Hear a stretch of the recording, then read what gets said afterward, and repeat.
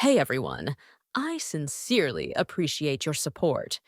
If you enjoy my audiobooks, I would be truly grateful if you could subscribe to the channel. And if you'd like to support even further, you're welcome to become a Patreon member, where you can access audiobooks of novels as long as they are freely available on the internet. Your kindness and support mean so much. Thank you. Emily was clearly delighted to reunite with Sandy, though Sandy's affectionate hug left her struggling to breathe. She quickly wriggled free from Sandy's arms. "Sandy, this time I brought my friends to see you.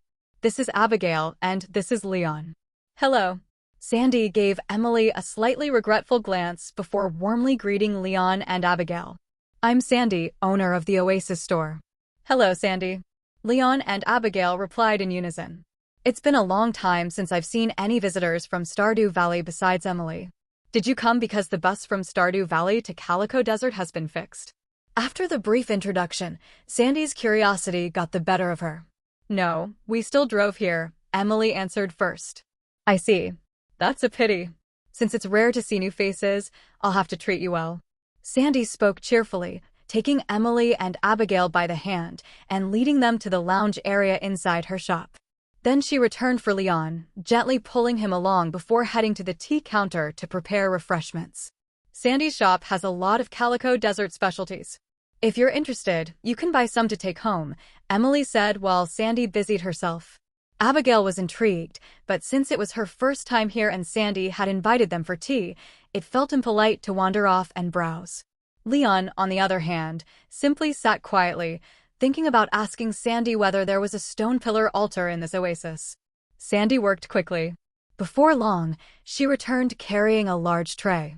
She set it down, dividing its contents into 3 portions and handing them to each of her guests. "This is iced camel milk, a signature drink of Calico Desert. This is coconut ice cream, made with the flesh and juice of an entire coconut. And these are fresh prickly pears. Please try them." She introduced the refreshments enthusiastically, her eyes full of expectation as she waited for Leon and Abigail's reactions. Abigail never said no to good food, and she eagerly dug into the desert-themed treats. Leon, however, only took the iced camel milk and pushed the coconut ice cream and prickly pear toward Abigail and Emily.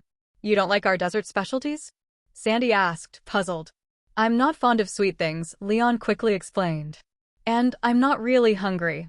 I think it's better if Emily and Abigail enjoy them." "I see." Sandy let out a small sigh of relief. So it was just a matter of taste, not dislike. Emily chuckled and passed Leon's coconut ice cream to Abigail. She wasn't very hungry either, and Abigail was famous in Pelican Town for having a bottomless stomach. After a big gulp of camel milk, Abigail wiped her mouth and sighed in delight. "This is delicious. I didn't expect Calico Desert to have such unique food. Looks like I'll be coming here more often." "As long as you enjoy it." Sandy nodded with a smile, clearly pleased. Seeing Sandy wasn't upset about him skipping the snacks, Leon took a sip of the chilled, creamy camel milk before speaking. "Sandy, this is my first time in the Calico Desert Oasis, so I have a question for you." "What is it?" Sandy turned toward him. "Is there a set of 3 stone pillars arranged in a triangle here?" "There is." Across the lake to the northeast of the shop, Sandy answered without hesitation. "I see, thank you." Leon let out a breath of relief. If they existed, his trip wasn't in vain. "So that's why you came to Calico Desert?" "Leon, is there something special about these pillars?" Emily asked curiously. "I read in some old texts about such structures in Calico Desert. I'm interested in ancient relics, so I wanted to take a look." Leon gave a casual, half-true answer. "Speaking of relics, Calico Desert is a great place to find them. Quite a few treasure hunters and explorers have unearthed artifacts from the ancient desert kingdoms, mostly gold items worth a fortune," Sandy added. "You can find treasure here?" Abigail's eyes lit up, and she set her food aside. "Of course. But those treasures buried in the sands aren't easy to find," Sandy said. "I want to go treasure hunting." "Leon, let's go together. If we find something, I don't need to keep it. I just want the thrill of digging up treasure." Abigail's love for adventure burned bright. The moment she heard there was treasure to be found, even the delicious food in front of her lost its charm. Leon sighed. "All right, but I need to see the 3 stone pillars first." How about you rest here, and once I'm done, I'll come back for you. I want to go too, Abigail said, raising her hand. That makes me want to go as well, Emily added. I've been to Calico Desert so many times, yet I've never noticed anything like that. Sandy clapped her hands. In that case, I'll lead the way. Leon was speechless. He had planned to sneak over alone and see if he could offer the prismatic shard at the center of the pillars to obtain the galaxy sword. Now, with the group growing, things were going to be more complicated. But when he saw Abigail and Emily's eager faces, he couldn't bring himself to refuse. All right, let's all go. The more, the merrier. As for how to discreetly offer the prismatic shard with so many people around, Leon decided not to overthink it. If they saw, they saw. It wasn't exactly a shameful secret. After all, this special event wouldn't expose his core secret of having the system. When the time came for him to obtain the galaxy sword in front of others, Leon could always make up some other excuse. As long as his unique abilities remained hidden, he didn't care if people learned that a prismatic shard could be transformed into a galaxy sword at the stone pillar altar. After deciding to go see the stone pillar altar together, the four of them prepared to set out. Having lived in the oasis for many years, Sandy naturally knew the preparations needed for traveling in the desert. Before leaving the store, she specially handed each of them a 500 milliliters bottle of purified water. Sandy, you're coming out with us, aren't you going to lock the door? Once they had stepped out of the oasis store, Abigail, noticing Sandy's casual departure without locking up, asked curiously. No need. I'm not the only one in the store. When I'm out, there's always someone else to look after it. Besides, this time of year, there are hardly any customers in the desert, Sandy explained. Hearing this, Abigail stopped worrying. Leon, however, instinctively glanced up at the second floor of the building, thinking of the casino run by Mr. Chi above Sandy's shop. Perhaps Mr. Chi's employees were the ones helping to watch the place. As for Mr. Chi himself, the very man Leon was thinking of, he was currently standing behind the second-floor window, observing the four of them below, his gaze fixed entirely on Leon. A new generation of farmer, I'm looking forward to the day we meet. Leon had no idea Mr. Chi had already taken notice of him. Guided by Sandy, the group started heading toward the 3 stone pillars. Since there was no proper road leading to that area, they chose to travel on foot.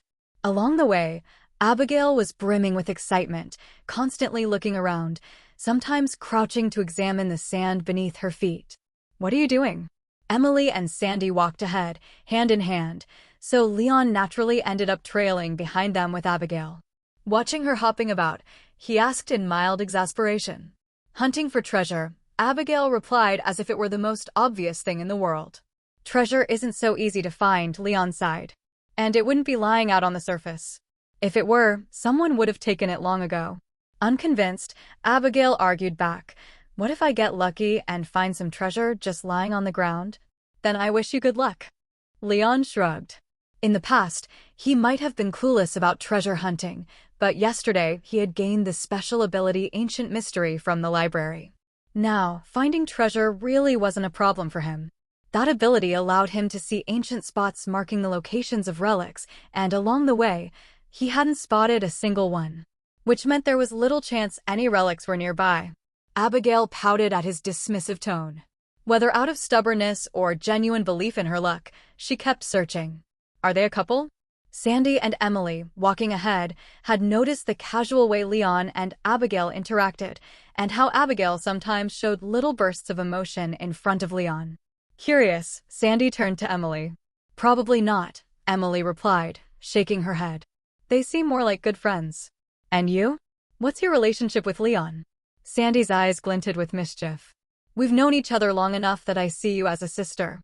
You think I can't tell that the way you look at him is different? No, yes. What are you talking about? I just think Leon and I get along really well. We're like-minded friends, that's all. Emily stopped in her tracks, flustered. A faint blush spread across her cheeks. Sandy chuckled quietly and let it drop, but she felt her guess was right. Then she glanced back at Abigail, still lively and bouncing around, though occasionally stealing glances at Leon. Sandy sighed to herself. If Emily really wants to win that handsome guy's heart, she might have her hands full. But she kept that thought to herself. After all, it was Emily's business. Though the oasis covered a large area, Sandy's shop was at its center, so the journey to the stone pillars wasn't far. And Leon's trip wasn't without gain. His forest magic foraging radar still worked in the Calico Desert Oasis, guiding him to items worth collecting. Under one palm tree, he spotted a coconut lying in the sand, untouched by desert animals, the shell perfectly intact, likely freshly fallen. Coconut, fruit seed of the coconut tree, with many uses. The system's note was as brief as always. Leon hefted the heavy coconut, then quietly slipped it into his system backpack. Carrying something the size of a football while walking was just inconvenient. As he finished stowing it away, Abigail noticed him crouched under the palm and quickly pulled him aside. "Hey, Leon. Don't you know you shouldn't stand under a coconut tree? If one drops and hits you on the head, you'll be in big trouble. Can't you wish me something good?" Leon said, exasperated. "I'm just worried about you," Abigail replied, glaring at him. "Relax, I'm not that careless." Leon smiled. "So, did you find any relics?" "No. Feels like there's nothing here but sand, coconuts, and cacti." "Not exactly a place for relics," Abigail complained, clearly disappointed. "Maybe if you keep looking, you'll find one," Leon encouraged. "Hey, I doubt it. I bet those greedy prospectors and adventurers have already scoured this place clean," she said, puffing her cheeks and dragging Leon along. Just as Leon was about to comfort her, something caught his eye. Ahead, on a patch of sand, 3 twisted, half-transparent figures appeared out of nowhere, ancient spots. "There might still be something left. Try digging here." "Here." Abigail followed Leon's finger and looked over, but the spot he pointed to seemed no different from the rest of the sandy ground they'd passed. As for the ancient spot, she couldn't see it at all. "Yeah." Leon nodded, stepped forward, and crouched down. He reached out to touch the ancient spot, 3 twisted, worm-like translucent shapes on the sand, but his fingers went right through them, brushing the slightly damp sand beneath. "Just as I thought, an illusion." He was a little disappointed. If these worm-like ancient spots were real, he could dig for relics and pick up some bait on the side. Worms that appeared alongside ancient relics had to be special. Maybe they could even hook a mermaid or some sea monster. "What are we digging with?" Abigail crouched beside him, looking conflicted. "With our hands," Leon said, and began scooping away the sand. The sand here was soft and loose, and, because it was near the lake, the moisture made it slightly sticky. They didn't have the problem of dry sand collapsing back into the hole as fast as they dug it out. Handful after handful, Leon piled sand beside the hole. Abigail, feeling awkward just watching, joined in, helping to widen and deepen the pit. A little way off, Emily and Sandy noticed the two of them squatting like kids playing in a sandbox. Though curious, they didn't join in, merely stopping to watch until the two finished their little dig. "Leon, I've found something." After a short while, Abigail's hands hit something hard. In the soft sand, its texture stood out immediately, definitely not just more sand. "Let's dig it out and see." Leon smiled encouragingly and stopped digging. Now that they had something to aim for, he wanted to give Abigail the fun of unearthing it herself. She didn't waste time. A few quick scoops later, a slab of grayish-white stone, about 30 centimeters long, emerged from the sand. Etched into its surface was the image of a palm leaf. "So it's just a rock," Abigail said, a little disappointed. She'd hoped for some rare relic, not just a slab of stone, even if it did have a pattern. "It's not just any stone. It's a palm fossil." Palm fossil. Artifact palm fossils are relatively common, but this one happens to be quite well preserved. Leon traced the palm leaf etched into the stone as the system prompt gave its simple description. He could feel the faint ridges of the leaf's edges. There was no stem, but the leaf was intact, just as the prompt described. A fossil? I thought it was just a rock with a fancy pattern," Abigail said, now a little more interested. "Does it have any value?" "Not much. It's useful for research, but it doesn't have much market or collector's value." Palm fossils aren't exactly rare, Leon estimated. He wasn't too sure about fossil prices here, but palm fossils were common enough that they probably weren't worth much. Oh. The moment she heard it wasn't valuable, Abigail lost interest again, not because she wanted to get rich, but because digging up a cheap artifact didn't feel as rewarding. "We can take it back to the library for display."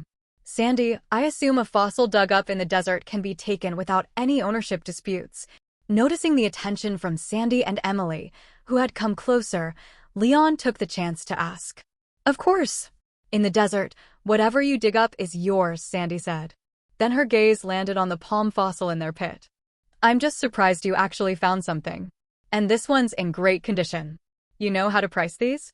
Leon asked, sensing some familiarity in her tone. Back in the day, gold prospectors and explorers used to rest in my shop and swap information. I picked up a few things from them. A fossil in this condition could sell for 300 to 400. She gave her estimate without hesitation. 300 or 400 isn't bad. Still, it's better off in the library. Its cultural value outweighs its economic worth, Leon said, a little surprised but firm in his decision. With his ability to detect ancient spots, finding artifacts wasn't hard. If he came across something truly valuable, maybe he'd consider selling it. But this one would go to Gunther as part of his promise to help fill the library's display cases, a fair exchange for the ability he'd been given. Either way's fine, Abigail said. She didn't care what Leon did with it, though she was curious about how he could point out exactly where artifacts were buried. That question, she decided, could wait until they were alone. I think Mr. Gunther will be very pleased, Emily said in agreement. The library used to be a must-see for visitors, full of fascinating things. But after the last curator ran off with the collection, hardly anyone goes there anymore. Wait here. Carrying a fossil this big isn't convenient. I'll put it in the car, Leon said. He could have put it straight into his system backpack, but with so many eyes on him, he wasn't about to reveal that ability.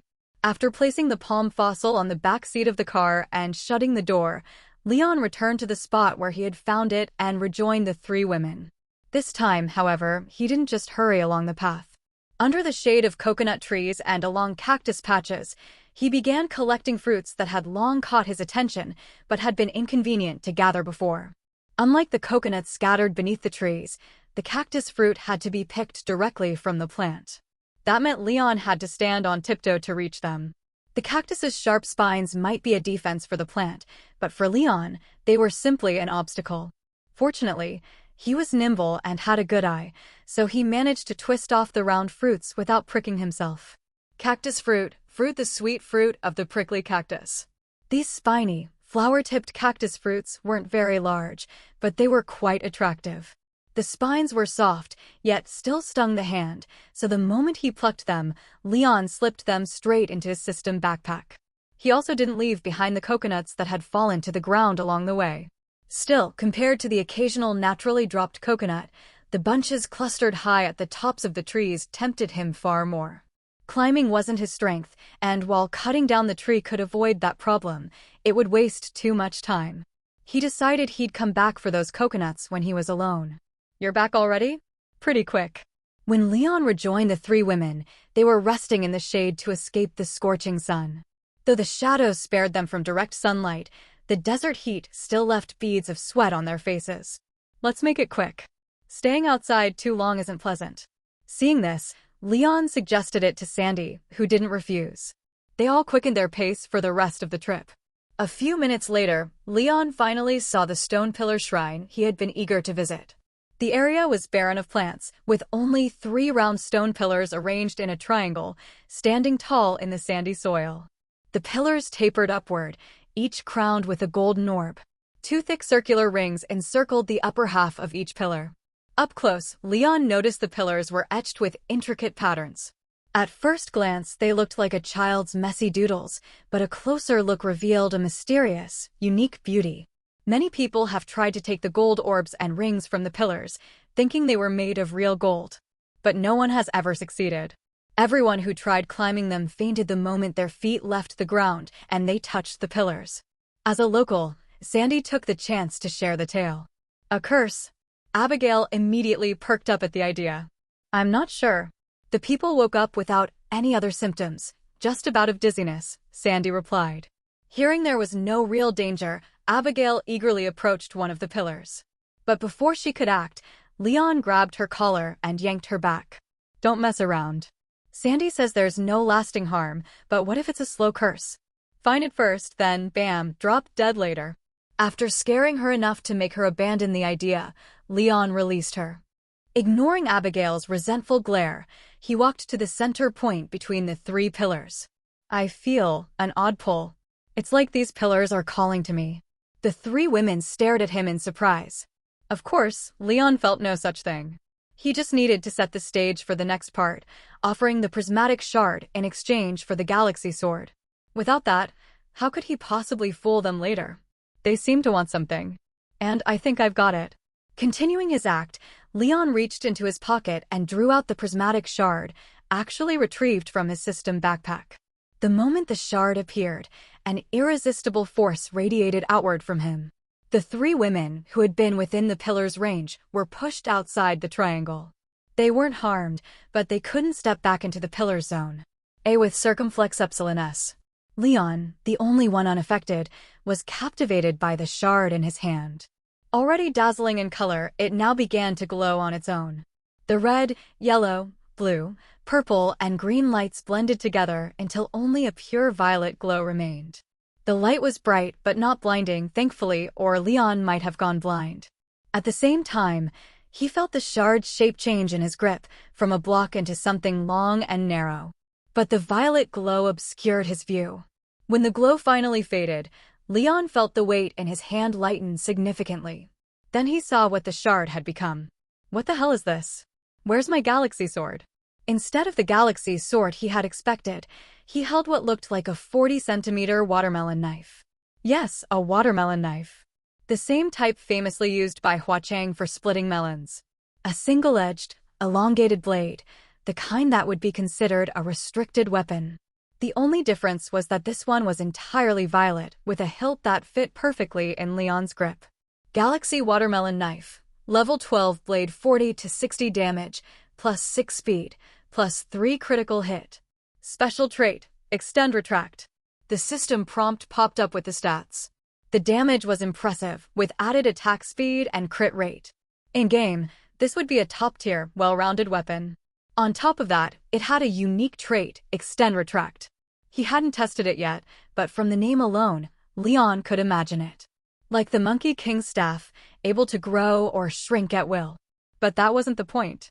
The point was the name, Galaxy Watermelon Knife.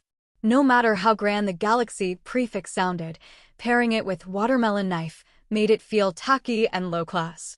Compared to the Galaxy Sword, Galaxy Dagger, or Galaxy Hammer proper, intimidating weapons, a watermelon knife felt like something for street brawls, not monster slaying. Holding it, Leon couldn't shake the feeling that he looked less like an adventurer and more like a thug out collecting protection fees.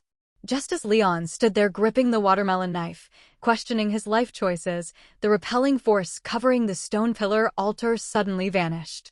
Abigail was the first to notice. She hurried over to Leon, scanning him up and down. "You okay?" "Nope," Leon replied grimly. "Huh? Then let's hurry back to Harvey. He's a great doctor. He should be able to help you." Abigail's face went pale. She grabbed Leon's arm, ready to pull him away. "It's not my body that's hurt, it's my pride." Seeing Abigail genuinely panicked, Leon quickly clarified. Abigail realized she'd been played. She gave Leon a light punch to the chest, not enough to hurt, but plenty to express her irritation. Only then did she notice the strange knife in Leon's hand. "What is this? And what just happened?" "I took out a prismatic shard. Then it turned into this. That's pretty much it." Leon looked bitterly at the watermelon knife as he answered. "I see. Well, that whole scene scared me. I thought you'd triggered some kind of trap. Still, these stone pillars are pretty amazing, having a function like that. Did you already know about it?"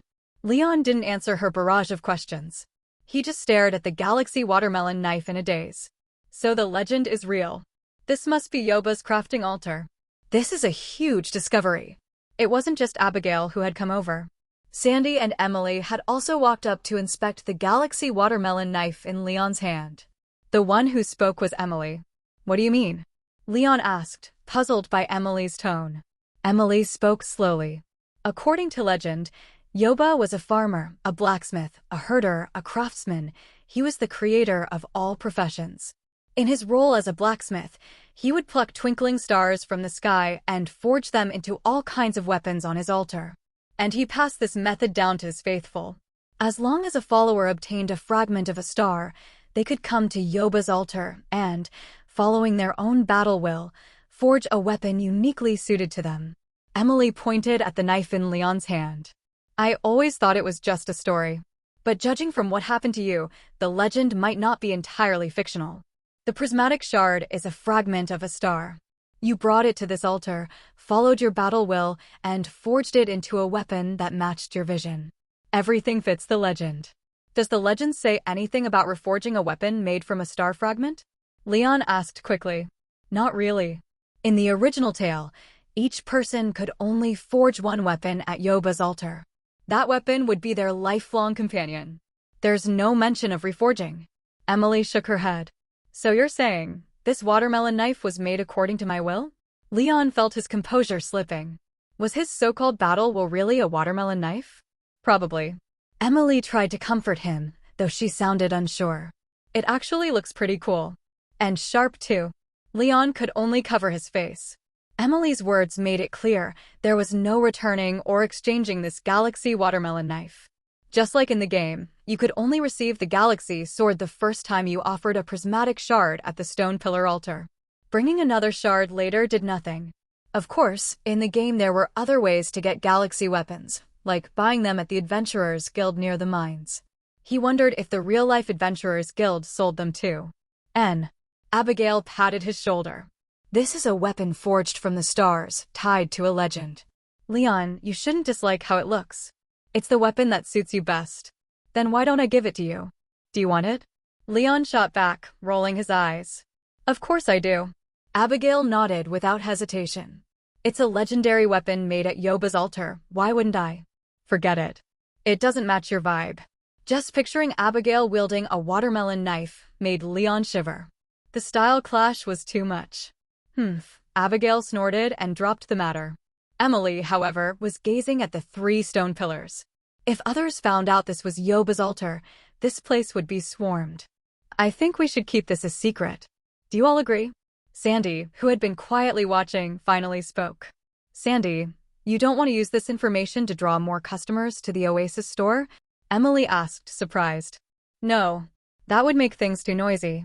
And, honestly, I like it the way it is now. This oasis is one of the few refuges in the Calico Desert. I'd rather have visitors who come to sightsee than greedy adventurers and zealous followers. If people knew this was Yoba's altar, I can't imagine what would happen to this peaceful place. Emily thought for a moment and nodded. True. If word got out, we might not get prosperity, we'd get disaster. I'm fine with that, Abigail said. She didn't fully grasp their concerns, but she didn't want the news spreading either. She planned to get a prismatic shard herself one day and forge her own weapon. If too many people knew, it wouldn't feel special. Same here, Leon agreed. He wasn't thinking about secrecy, he just didn't want to deal with the hassle. He was still reeling from the fact that his battle will had manifested as a watermelon knife. Seeing everyone in agreement, Sandy relaxed. She raised her hand with a smile. All right then. We've witnessed Yoba's miracle and learned more of the Oasis's secrets. This trip has been fruitful. To celebrate Leon's acquisition of a legendary weapon forged from a star fragment, let's go back and have a barbecue. Sounds good. Emily and Abigail had no objections, and Leon glanced at Sandy before giving a small nod. When Sandy had just spoken, Leon clearly noticed the unhidden look she shot his way, as if hinting there was something she wanted to discuss with him in private. Because there were many people around, Leon didn't put the Galaxy Melon blade into his system backpack. Instead, he kept it in his hand and returned to the Oasis store with the 3 women. Back in the store, Sandy immediately prepared chilled camel's milk and ice cream for everyone, helping to rehydrate them after the scorching heat outside. After the 4 of them had rested together for a while, Sandy suddenly said, Leon, want to take a look at some rare seeds I have here? You might find them interesting. Sure. Leon stood up at once. Sandy did the same, but first reassured Emily and Abigail, making sure they would stay seated and not come over to watch. Only then did she lead Leon to the store's counter. Once there, Sandy spoke first. Mr. Leon, what's your view on matters of faith? If you believe, it's real. If you don't, it's not. Leon froze for a moment, then gave his answer. An interesting perspective. Sandy smiled, then glanced at the blade in Leon's hand. And what about this galaxy weapon? What do you think of it? Oh? Sandy, you seem quite familiar with this kind of weapon. You even know its name. Leon didn't answer her question directly. Instead, he countered with one of his own. Well, the Oasis has been here for a long time. Even if I'm not interested, I've still picked up bits of information over time. Sandy didn't hide anything and spoke slowly. You're not the first to obtain a galaxy weapon, nor will you be the last. But what surprises me is that I've seen the galaxy sword, the galaxy dagger, and the galaxy hammer, yet never a weapon like yours. This is a brand new discovery. I'd like to report it to my boss, would you mind? I don't mind. But, can I meet your boss? Leon had already guessed who she meant. Mr. Cheese Club was right above Sandy's place, no way they had no connection. Now that she said she wanted to report to her boss, it was obvious she meant Mr. Chi. Sandy shrugged, propping her chin with one hand against the counter. If the boss wanted to meet you, he would have appeared the moment you set foot in the desert. Since he hasn't, well, that says it all. But I think you'll meet him someday. Leon felt she had a point. Sooner or later, he'd meet Mr. Chi, no need to rush. After all, the only reason Leon wanted to see him was to gather information. Stardew Valley held far too many secrets, especially the farm he had inherited. So, you invited me to a barbecue just for this? When Sandy didn't speak for a while, Leon asked, a bit speechless. The barbecue was because I wanted it. And since Emily brought a friend to visit me, of course I'd host them. But yes, that was the only question. By the way, do you have any questions for me? Sandy smiled and raised an eyebrow in teasing. Arbates. Like whether I'm single. Or if I've thought about finding a boyfriend. Sorry. Not interested. Leon rejected her without hesitation. Why? Am I not pretty? Sandy straightened up with a frown, deliberately puffing out her chest to show the confidence behind her words. You're pretty. But I'm not sure how old you are, and that makes me a little uneasy. Leon shook his head and said it bluntly. My age? How old do you think I am? Sandy bit her lip, glaring at him. Probably much older than me, Leon answered seriously. And where did you get that idea? Sandy quickly dropped her earlier expression, returning to a calm, casual demeanor. Your bracelet. Leon pointed at the silver wave cross bracelet on her arm. I've seen that design in the museum in Zuzu City. The description said it was a piece commonly worn by noblewomen 300 years ago, blessed by Yoba. Couldn't it be an heirloom? Or a replica? Sandy instinctively hid her hand behind her back, but a moment later she brought it out again, openly showing it to him. I thought that at first. But after what you just said, I'm certain it's genuine. What I'm curious about is, have you really lived for over 300 years? Leon glanced at the bracelet and pressed the question. No one lives that long. My mother left it to me when she passed away 40 years ago. I've worn it ever since. Sandy's gaze lingered on the bracelet as she spoke softly. Her words made Leon's expression complicated. If Sandy had worn it since her mother died 40 years ago, then she was at least 40 plus. As for how much older, only she knew. Noticing his expression, Sandy smiled. What is it? Do I look like a witch from a fairy tale ancient in years, yet still with the face of a young girl? I'm more curious about your secret for staying young. No one wants a shorter life, and Leon was no exception. A secret, huh? If you want to know, go find out for yourself.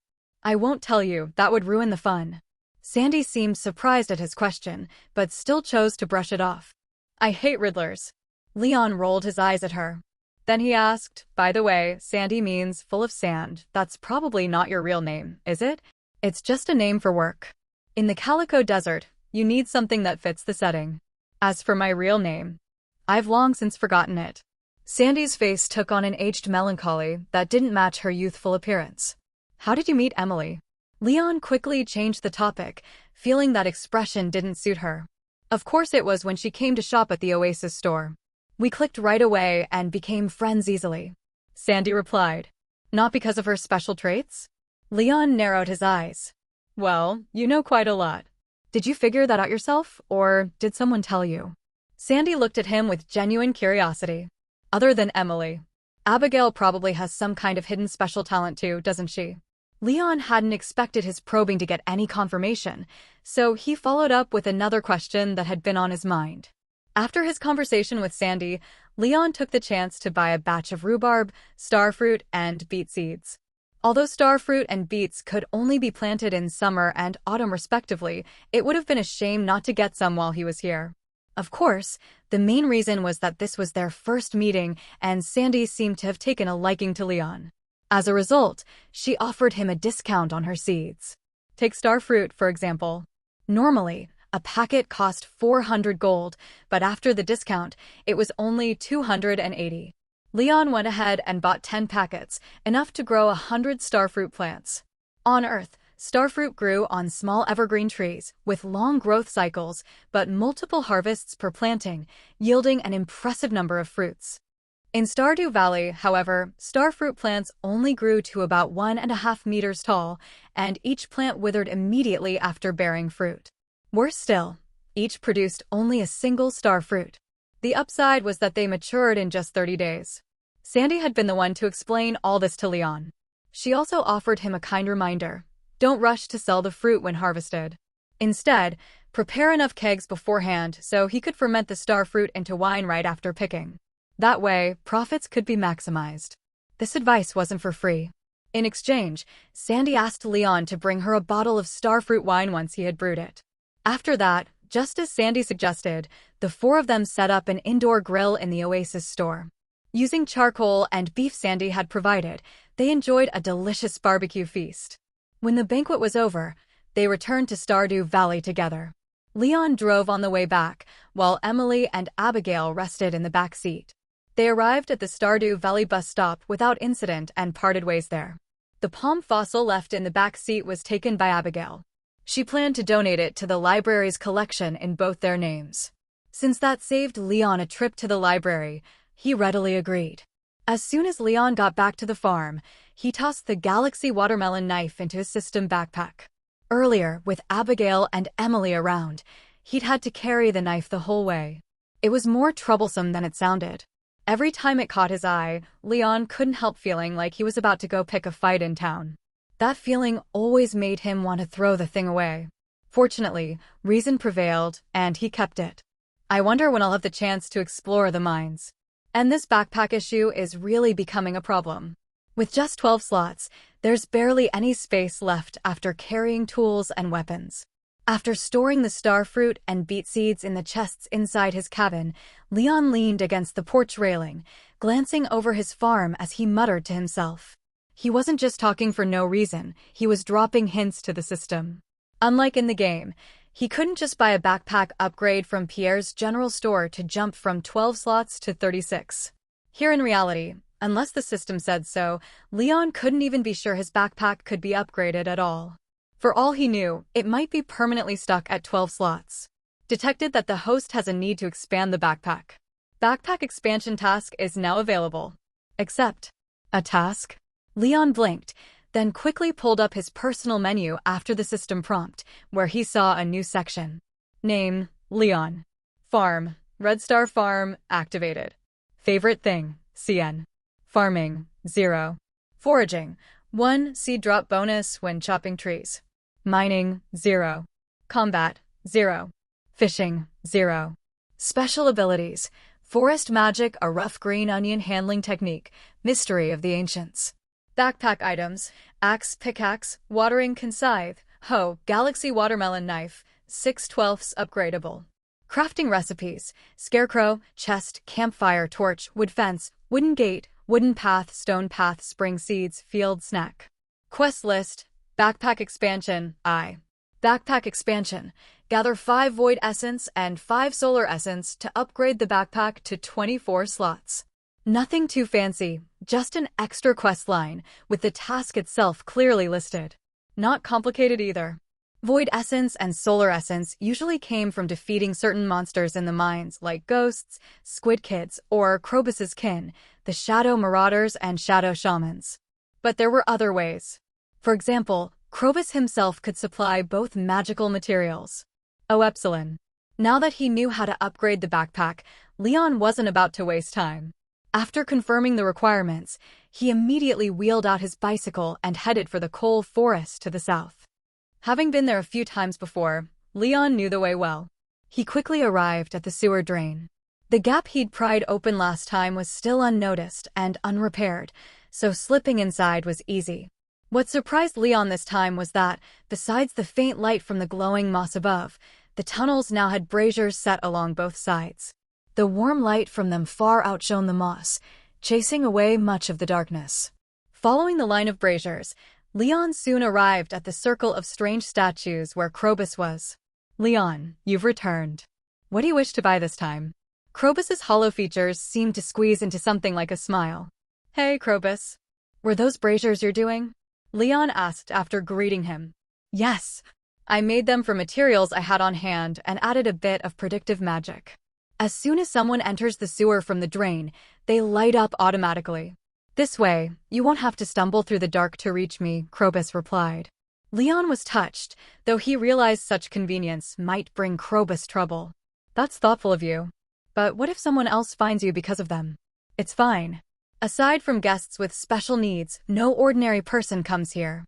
Even if someone does wander in, if I don't wish to meet them, they won't be able to find me. I'm perfectly safe here." Krobus clearly appreciated Leon's concern. His expression became more animated. Though his grin might look menacing to the uninitiated, Leon could tell from the curve of his mouth that Krobus was genuinely smiling. "So, my friend, what would you like to buy?" 5 Void Essence and 5 Solar Essence. Leon stated his request. Upon hearing his shopping list, Krobus began to wander among the surrounding statues. It was unclear where Krobus kept his goods, but after making a full loop, he returned carrying 2 cloth bags. 5 Void Essence for 500, 5 Solar Essence for 400. That's 900 in total, no bargaining. Friends were friends, business was business. Unlike Sandy, Krobus didn't offer Leon a friendly discount. He quoted the exact market price. Still, 900G was a pleasant surprise. In the game, upgrading the backpack from 12 slots to 24 slots cost 2000G. Now, he could complete the first upgrade for less than half that amount. Leon paid on the spot. Krobus counted the money, then handed over the 2 bags. Leon opened them to take a look. Void Essence was a pitch-black, spherical crystal with swirling patterns. Inside, a viscous, unknown liquid moved slowly.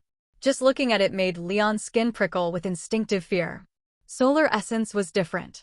These golden crystals resembled sun-shaped totems, radiating a warm and peaceful feeling. In the darkness, they emitted a soft orange glow. If the light had been stronger, Leon might have considered using them instead of a lamp, perhaps even saving on electricity. The power in these essences is strong. Don't hand them to ordinary people, or they may be corrupted by the energy and fall ill. Krobus offered a friendly warning when he saw Leon studying the contents. "What if I hold them in my hands?" Leon paused, his hand hovering above the bag. "You'll be fine. You have strong physical constitution, and you're under the protection of forest magic. The corruption won't affect you." Krobus then tilted his head in curiosity. "When the Guardian taught you forest magic, didn't he explain this to you?" "No. Could you explain it for me?" Leon shook his head. Not only had Wizard Rasmodius failed to explain it, even the system's description of forest magic had been useless. So far, Leon only knew it allowed him to use plant sensing to locate wild foraged items. Forest magic isn't part of the Shadow People's magic, but I do know a few things.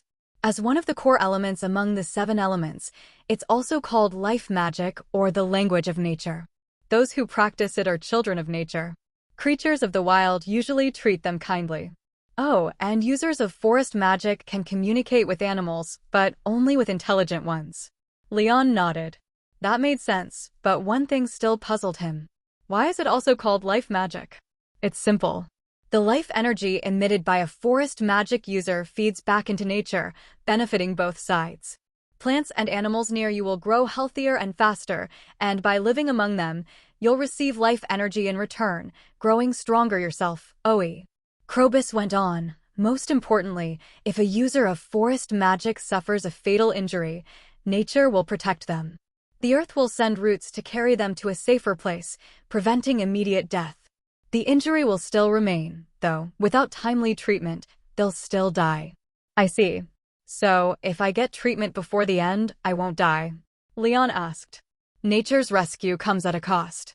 Every time you're at death's door, Forest magic forces your body to draw on its potential. You'll survive the moment, but you'll lose some of your lifespan. I hope you never have to rely on it. To avoid instant death at the cost of a little lifespan? Sounds like a bargain, Leon thought. Death meant nothingness. Trading the future to ensure the present was a rare gift. Yes, but it's not without remedies. If you're surrounded by vigorous life, the energy they feed back can replenish your lost lifespan. Your farm is special. If you master farming and use its fertile soil to grow high-quality crops, eating them will restore what you've lost. Krobus added, in theory, if you trigger the protection only once per month, then spend the following month avoiding danger and staying at least an hour a day near 20 or more individual plants, you can restore your lost life energy. Then if I avoid danger and use high-quality crops along with forest magic, could I live forever? Leon asked curiously. Live forever? No. Birth, aging, and death are part of nature's rules. Not even nature's children can escape them. But if you live healthily and eat well, living to 300 or 400 years is possible. I've met several forest magic users, and the record I've seen was 360 years, still healthy, still youthful. What about your kind, the shadow people? When it came to lifespans, what Leon was actually more curious about was the limits of other creatures in this world, especially the race that Krobus belonged to. We don't have a concept of lifespan. We are born of shadow and return to shadow. Most shadowy marauders are extremely warlike because we are products of the shadow element. Even if we are killed, the shadows will soon reshape our bodies. But whether the reshaped marauder is still the same one as before, that's something I can't say for sure, Krobus replied. Leon glanced at him. If he remembered correctly, Krobus was also a shadowy marauder, yet he didn't seem as aggressive as he was claiming. Krobus seemed to realize what Leon was thinking. You might wonder why a warlike marauder like me would hide in the sewers of a human town. To be honest, I'm not too sure either. All I know is that when I first coalesced in the shadows, I appeared here. There's no sunlight and no one bothers me. Later, I met the Guardian. He taught me human language and ways of living, and we made a pact that I would not disturb human life. So, from the moment you became self-aware, you've been living in the sewer? Yes, Krobus confirmed. I once discussed my origins with the Guardian, but he only told me I was special. I tried searching underground for my kind, but they didn't like me. One of the elders even told me to never approach the underground or our kin again. They didn't accept me, but they told me to remember the meaning of my name. Krobus? What does it mean in your language? Bridge crosser. It means one who crosses bridges, or one who travels between two worlds. This is a special gift that other shadow people don't have. I can freely enter the spirit realm and the city of elements. That's my edge as a merchant. Krobus didn't seem to mind sharing these details. In fact, he looked happy to have someone to chat with. You know about the spirit realm? It's beautiful there. They say all who've mastered forest magic go there after death to wait for their next reincarnation. There are also native beings like fairies and junimos. You might meet them one day. They're all friendly. The city of elements, though, isn't so welcoming. Once, I was almost captured by a smuggler there, since I was the first shadowy marauder to appear in that city.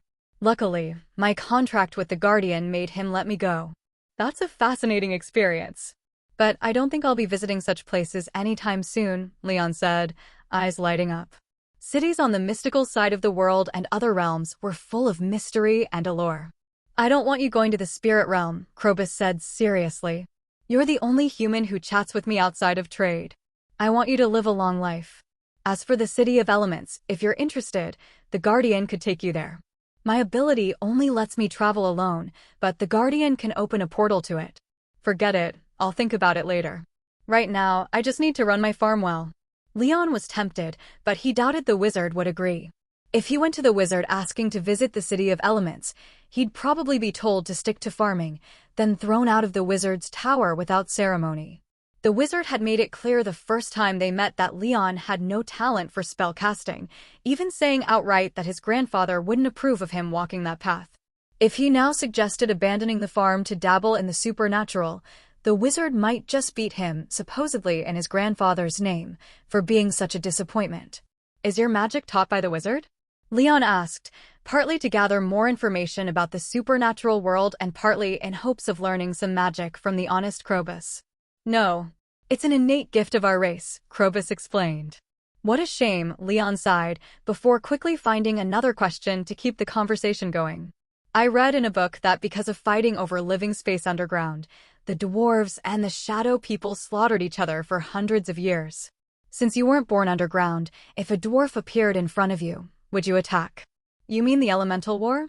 That's over now. Under the mediation of multiple guardians, we signed a treaty. But I still dislike dwarves. It's an instinctive aversion. They want to build a brightly lit city underground, and we shadow people hate strong light the most. Krobus paused, then eyed Leon warily. You're not going to team up with a dwarf to kill me, are you? I've never even met a dwarf, Leon said, exasperated. Oh, right. And you don't speak dwarvish either, Krobus muttered, scratching the back of his head with his beansprout-like fingers in embarrassment. But I don't hate them that much either. I've never fought a dwarf. It's just that they have an intense hatred for shadowy marauders. In their eyes, I'm no different from the underground ones. I'm worried that if my location is exposed, they might hire an assassin to kill me. That's unlikely. Rasmodius is still in Stardew Valley. He wouldn't just stand by and let you get hurt, Leon reassured him. But the Guardian is a big figure. Why would he care about little nobodies like us? Krobus said, looking downcast. As you said yourself, you're special. There's no way the wizard wouldn't notice you. Besides, a dwarf appearing in a human town would be a big deal, even if it's an assassin hired by them. You have a residence permit, they don't. Do you really think the wizard would allow such a threat in town? Leon reasoned. With grave new. Krobus brightened after hearing that. Thank you, Leon. I'm always happy to chat with you. As long as you want to visit me, my door is always open. Does that mean I get a discount? Leon asked hopefully. No, Krobus shook his head, looking troubled. The prices are fixed. I have to follow the contract, and that includes the prices. Then, as if remembering something, he added quickly, but sometimes, as a friend, I can throw in a small gift after the deal. That's not covered by the contract. Thanks for reading. If you enjoyed the chapter, please consider subscribing to me on www.patreon.com/romestories so I can keep bringing you more of Leon's adventures in Stardew Valley. Your support means more stories, faster releases, and better coffee for late-night translations. With that, Krobus pulled out a small pouch from who knows where. For example, something like this. If it's too valuable, I can't accept it. Leon didn't rush to take it. Friendship was both priceless and measurable. If it was an expensive gift, there was no way he would accept it. It's nothing precious, just some unknown seeds washed down by the rain. Don't you have a farm? You could plant them and see what grows. Krobus explained. Let me take a look. Leon took the pouch, opened it, and immediately recognized the seeds inside. They were mixed seeds, about 8 of them. Definitely not an expensive item. So Leon accepted the gift with a smile. Then I'll take it. Thank you, Krobus. Next time I come by, I'll bring you a gift too. All right. Krobus didn't refuse Leon's kindness. In fact, he looked forward to Leon's gift. It meant Leon truly considered him a friend. And having a friend who gives gifts felt wonderful. After chatting a bit more, Leon bid Krobus farewell and retraced his steps back to the sewer drain. There, he retrieved his bicycle and rode home. Along the way, he didn't see any wild plants worth foraging. But he did notice that the small animals in the coal forest were becoming more active. He even saw a squirrel hop onto his bicycle handlebar and hitch a short ride before leaping off near a pine tree. Just like Krobus had said, those who possessed forest magic would always be liked and trusted by the creatures of nature. This squirrel, for example, showed no fear of him. Watching the squirrel leave, Leon found himself wondering, if he were a die-hard foodie, curious to try squirrel meat, would this little creature still willingly sacrifice itself to satisfy his appetite? Not that he had any interest in squirrel meat, it was too scrawny, and probably carried all sorts of dangerous bacteria or viruses. Cherish life. Stay away from wild game.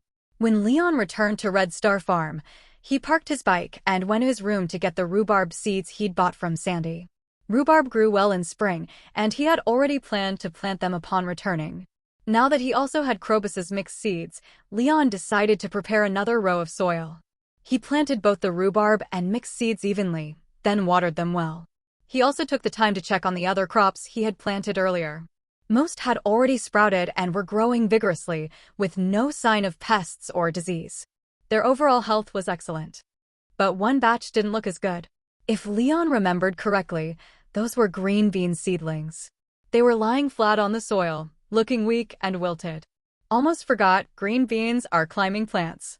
They need something to climb on to grow well. Realizing his mistake, Leon chuckled at himself. Once again, he had treated real life like the game.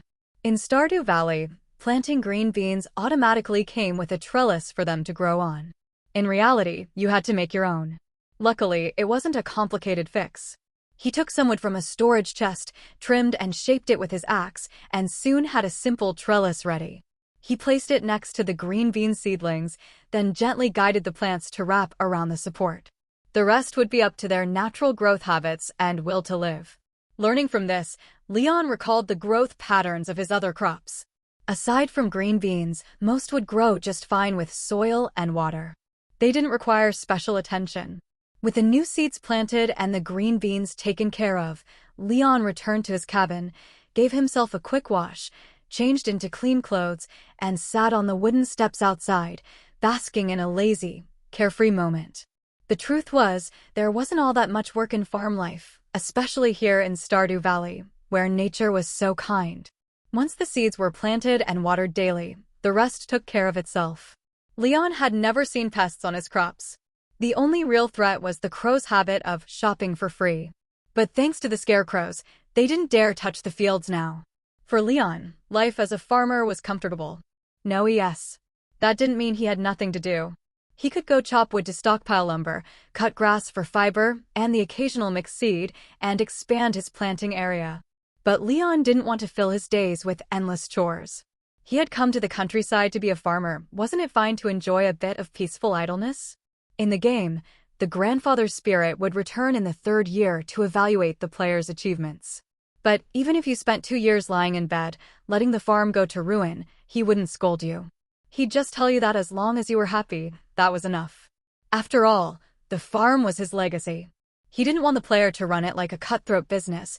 He wanted to offer them a new choice in life. A safe harbor away from the noise and pressure of the world. That's why, in the letter he left, he told the player only to open it when they felt crushed by the burdens of modern life, when emptiness filled their heart. He didn't tell them to rush to the farm the moment he passed. In other words, if someone was living happily, light work, a loving family, a comfortable life, they might never open that letter at all. In Leon's case, if he hadn't already known the secret of the farm and the beauty of Stardew Valley, he probably wouldn't have opened it either. After all, he was used to the grind of 9 to 9, 6 days a week. Joja Corporation's work environment wasn't all that different from his old job. 2,000 gold a month was enough for him to live comfortably in Zuzu City. Life wasn't much different than before, just a bit duller. But Leon understood what this farm truly represented. That's why he chose to leave Joja, come to Stardew Valley, and take over the long-abandoned Red Star farm. To live a life he'd never experienced before. A life with good food and drink. With friends to chat with. Where he could play with a dog, ride the horse, rest in the shade on sunny days, and follow only his own heart. A life to long for. Once his freshly washed hair had been dried by the breeze, Leon got to his feet, patted the dust off his pants, and glanced around. After confirming there was no one else nearby, he pulled from his system backpack the Galaxy watermelon knife, a weapon he had endlessly complained about. Holding it in his hand, Leon felt an almost irresistible urge to slice open a watermelon. Shaking his head to drive away that ridiculous thought, he took a closer look at this peculiar Galaxy weapon. Its lightweight and ergonomically designed blade, paired with an edge that gleamed with cold light, gave it an intimidating presence. The deep purple finish even lent it a touch of elegance. Looking closely at that purple coating, Leon could make out faint specks of starlight hidden along the blade. Gripping the knife tightly, he swung it twice through the air. A faint whooshing sound followed each strike. Next, he pulled out a piece of wood and pushed it into the soil just deep enough so it would stand, but tip over with little force, perfect for testing the knife's sharpness. If he could slice through the wood cleanly without knocking it over, it would prove the knife's edge was razor sharp. But if it merely toppled, Leon would have to consider other uses for this weapon. Once everything was ready, Leon positioned the blade horizontally, stepped forward in a reverse lunge, and slashed with a flick of his wrist. The resistance was so minimal that cutting through felt like slicing tofu. What delighted him even more was the sudden speed boost he felt. His strikes came faster, sharper, almost like someone was pushing him from behind. Yet the control remained entirely in his hands, both when unleashing power and pulling back. This was clearly the +6 speed bonus listed in the knife's attributes. The wooden post was now in two pieces. One half still stood in the soil, slightly tilted, while the other had fallen to the ground. The cut surface was smooth as glass. Inspecting the blade, Leon saw it was spotless, not even a speck of sawdust clung to it. This sharpness, not bad. At last, Leon felt a flicker of appreciation for the Galaxy watermelon knife, whose unimpressive appearance had long disappointed him. After all, a weapon without sharpness, no matter how pretty, was nothing more than a decorative piece. But how do I trigger the extending and retracting feature? Having tested its sharpness, Leon now pondered how to use its special ability. It was his first time encountering a weapon with such a function, so he had no clue where to start. However, the moment he thought about extending it, the blade began to grow, shooting out like bamboo after rain. In the blink of an eye, the once forearm-length knife had stretched to over a meter. Its transformation was more than just a change in length. Its weight increased, and its attributes shifted. Galaxy Watermelon Knife. Level 12 knife 50 to 70 damage, +2 speed, +1 crit, +10 weight, trait, extend/retract. So that's it, controlled by the wielder's will. Extend or retract, and the weapon stats adjust accordingly. Interesting. Excited, Leon redefined its form again. At his command, the blade kept extending, its weight pressing harder and harder on his wrist. Finally, he could no longer hold it with one hand and had to grip it with both. By then, the handle was long enough for 4 or 5 hands, and the blade stretched over 4 meters, its width also increased. Apart from its basic elongated shape, it now looked less like a knife and more like a giant galaxy-colored door plank. A with ring above yes. Galaxy Watermelon Knife. Level 12 knife 110 to 150 damage, -5 speed, +200 crit power, +100 weight, trait, extend/retract. Leon sucked in a breath. That damage alone crushed the stats of other Galaxy weapons, and the +200 crit power meant any critical hit would deal a terrifying 7 times normal damage, truly monstrous. Of course, such extreme power came with drawbacks. The sheer weight and reduced speed made it almost impossible for him to swing the door plank effectively. It was well beyond the limits of normal human use. Fortunately, the knife could shift forms at will. At Leon's command, it shrank until it resembled a medium-sized Chinese cleaver used in kitchens. Galaxy Watermelon Knife. Level 12 knife 30 to 50 damage, +8 speed, +20 crit, +50 crit power, trait, extend/retract. This cleaver form was Leon's favorite. In Pelican Town, most kitchen knives were narrow-bladed Western styles, each designed for a specific type of food, troublesome and inconvenient. Leon was used to the versatility of a Chinese cleaver, which could handle nearly everything. Now, with this shape-shifting Galaxy weapon, he had the perfect all-purpose tool. As for whether using such a rare weapon in the kitchen diminished its prestige, Leon didn't care.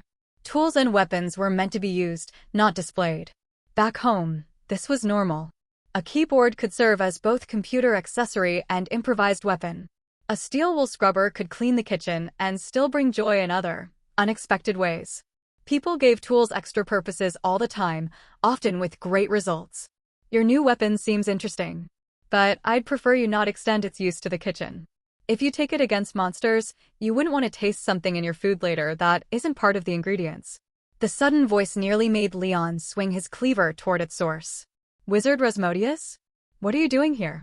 Thankfully, he suppressed the instinct and, recognizing the face, asked instead. Checking in on you. And reminding you of something, Rasmodius replied, still wearing his wizard's robe and hat. Compared to when Leon first met him in the wizard's tower, he now also sported high boots. What is it? Leon asked, puzzled. I discovered that the sewer drain was deliberately damaged. I'm not here to accuse you. I just want to confirm, was it you who got in that way? It was me, Leon admitted without hesitation. Even if he lied, Rasmodius could simply ask Krobus and learn the truth. Lying over something so trivial would only offend a powerful figure like him. That's good. The wizard let out a breath of relief before adding, you should already know Krobus. I hope you continue to treat him kindly. He's a rather unique shadow marauder, but he won't pose any threat to you or the townsfolk. Of course, we're already friends, Leon nodded. So you came here just for this, wizard? That was just something I asked in passing. The main reason I came was to handle a request from an old friend. The wizard extended his palm downward. The ground beneath their feet began to ripple and churn. Clumps of soil rolled together into a smooth, square model. More earth gathered onto it, slowly forming a small house and a miniature vegetable garden in the style of a sandbox model. Leon recognized it at a glance. It was a perfect likeness of his Red Star farm. While impressed by the wizard's craftsmanship, he couldn't help but wonder why he'd gone through the trouble. Surely it wasn't just to show off. When your grandfather passed away, he sent me a letter. As he instructed, I cremated his remains and buried them near my wizard's tower. Now that you've inherited this farm, I intend to return his shrine to the land he loved most. Having finished shaping the farm model, the wizard explained himself. I need you to decide where on the farm he should rest. Leon's head began to ache at the explanation. Forget the fact that his grandfather's affairs had been handled by the wizard. The idea of casually relocating a grave was jarring. To someone like Leon, born in the East, the belief that the dead should rest undisturbed was ingrained in his very bones. Moving a grave was a monumental affair.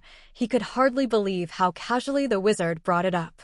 The wizard, oblivious to Leon's thoughts, assumed he was hesitating for another reason.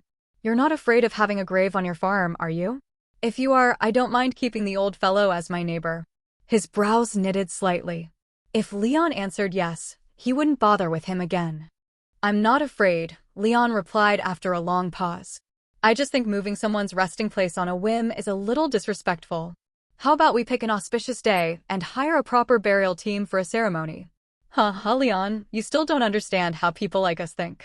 To us, the body is just a vessel for living in the material world. The soul is what matters. Still, I'm glad you respect your grandfather. The wizard's expression softened, his eyes warm. Even though your grandfather has passed, his soul still shines brightly. He wouldn't care how I handled his remains because he and I are the same kind of people. The wizard pulled a letter from his robes and handed it to Leon. This is from him. Surprised? A man dead for years can still write letters. Just as I said, his soul still shines, and he's watching over you from the spirit realm. Don't worry, it's only a senior's care for his junior, nothing frightening. Leon's expression turned a bit odd. He wasn't scared, he already knew his grandfather's spirit sometimes visited him, but this was far beyond a casual visit. He accepted the letter, but before he could open it, the wizard urged him, choose a spot for the shrine that won't interfere with your future farm plans. I can't be away from the wizard's tower for long. You can read the letter later. Here. Leon put the letter away and pointed to a spot on the model, the same location as in the game, on the northwest edge of the farm near the mountain wall. Here? Understood. The wizard tapped the chosen spot on the model. A tiny earthen shrine appeared there. All right, my work is done. I'll leave you to it. With that, he vanished and the farm model crumbled back into the soil. If not for the letter in his hand, Leon could almost believe it had been an illusion. In such a rush. Ever heard of property rights? He muttered, then headed northwest. There, he found his grandfather's shrine. The ground around it was paved with bluish-gray stone, and the shrine itself was set into the mountain. The altar, made from the same stone, was shaped in rough waves, somehow reminding Leon of Yoba's symbol. Behind the altar stood a gravestone, bearing no name or date, only a simple epitaph, standing on nature's shoulders, seeking the shining sun from the earth. On either side of the stone were 4 unlit stone lanterns. Leon stood in silence before the shrine for a long time before bowing deeply. No matter what, he owed the old man thanks. Without that letter, he wouldn't have inherited this farm. Even as a transmigrator, he recognized the bond. After all, the grandfather in the game had encouraged and accompanied him. And really, wasn't a game character just another version of oneself? Every choice they made was yours. After bowing, Leon sat cross-legged on the stone floor and opened the letter written by his grandfather's soul. My dear Leon, it's been a long time. You've grown and you've opened this letter. That makes me both sad and glad. Sad for the burdens modern life has placed on you. Glad you chose the same path I once walked. I was once as lost as you, so I left the city. On my travels, I found the magical Stardew Valley. You've already learned about that from my previous letter, so I won't repeat myself. This time, I'm writing because I've noticed something unusual happening to you. I don't think it's bad, but no matter what, you'll always be my grandson. That will never change. I truly hope you live well on the Red Star farm. I built this farm plot by plot, pouring in half my life's sweat. It would be a shame to see it abandoned. But I don't want it to become a burden. Just live the farm life you want. Your own happiness is always the most important thing. Remember that. Also, when your third year here comes, I'll find a way to visit. I hope you won't be too scared. I'm not that frightening, am I? I'll assess your progress over these 2 years. If you earn a score I'm satisfied with, I'll have a special gift for you. Work hard. With love, Grandpa. After reading the letter, Leon carefully folded it and tucked it into his pocket. The contents weren't long, but the hidden implications made him pause in thought. It seemed the old man had realized he wasn't the same grandson he had once known. Yet, he didn't seem to care. In fact, he emphasized that he would still treat Leon as his own. Leon couldn't figure out why. From what little the wizard Rasmodius had mentioned when they last met, Leon gathered that the old man's soul now resided in the spirit realm and was watching over him. That alone was intriguing. According to what Krobus had once told him, the spirit realm was where the souls of forest magic holders went after death. If the old man was living there, it meant he, too, possessed forest magic.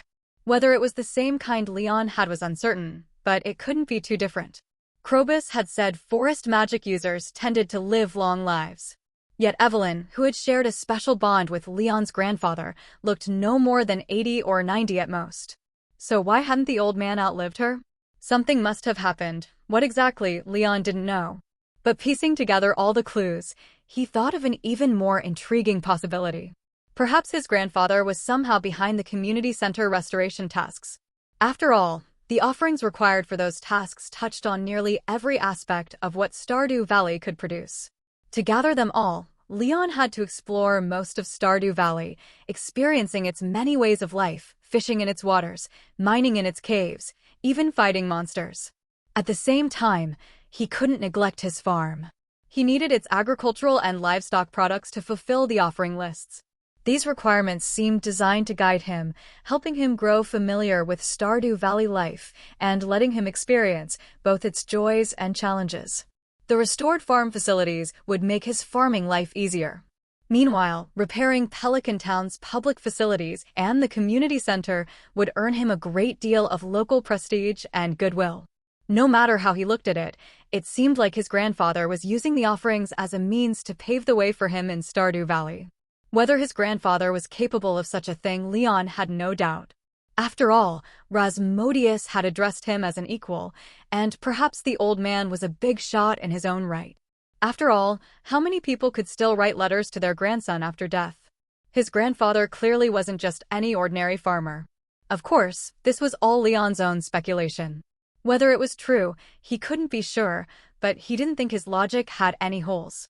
All the pieces fit together too well to be coincidence. It was a pity he couldn't speak to his grandfather directly to confirm it. Still, it was clear the old man cared deeply about him. Wishing him a good life on the farm seemed to be a genuine hope from the heart. With that thought, Leon once again stood before his grandfather's shrine and bowed deeply, before returning to the cabin. He carefully stored the letter away. After a short rest in his chair, he pulled out the 10 portions of magic essence he had bought from Krobus. He poured them out of their small pouch. They rolled across the table, making Leon tense for a moment, only to relax when nothing happened. Almost forgot light and shadow are opposites. Good thing they didn't react and blow up or something. Otherwise, I'd be stuck in a hospital bed for days. When he first poured out the solar essence and void essence, the risk had crossed his mind. His brain realized it, but his hands had already moved. Thankfully, no disaster occurred. Even if it had, Leon wasn't afraid of instant death anymore. Forest magic would protect him from fatal blows, keeping him in a gravely injured state instead. Knowing this had dulled his fear of death considerably. Still, the incident was a reminder to always keep a cautious, respectful attitude toward the unknown. Even if death wasn't on the table, the price for carelessness still had to be paid. Leon wasn't a masochist, nor did he enjoy suffering. The ancestors had a saying, reflect on yourself 3 times a day. They weren't wrong. System, I've got the materials. Let's upgrade the backpack.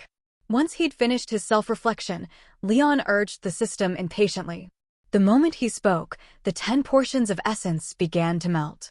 Gold and black liquid merged into one and flowed toward him with purpose.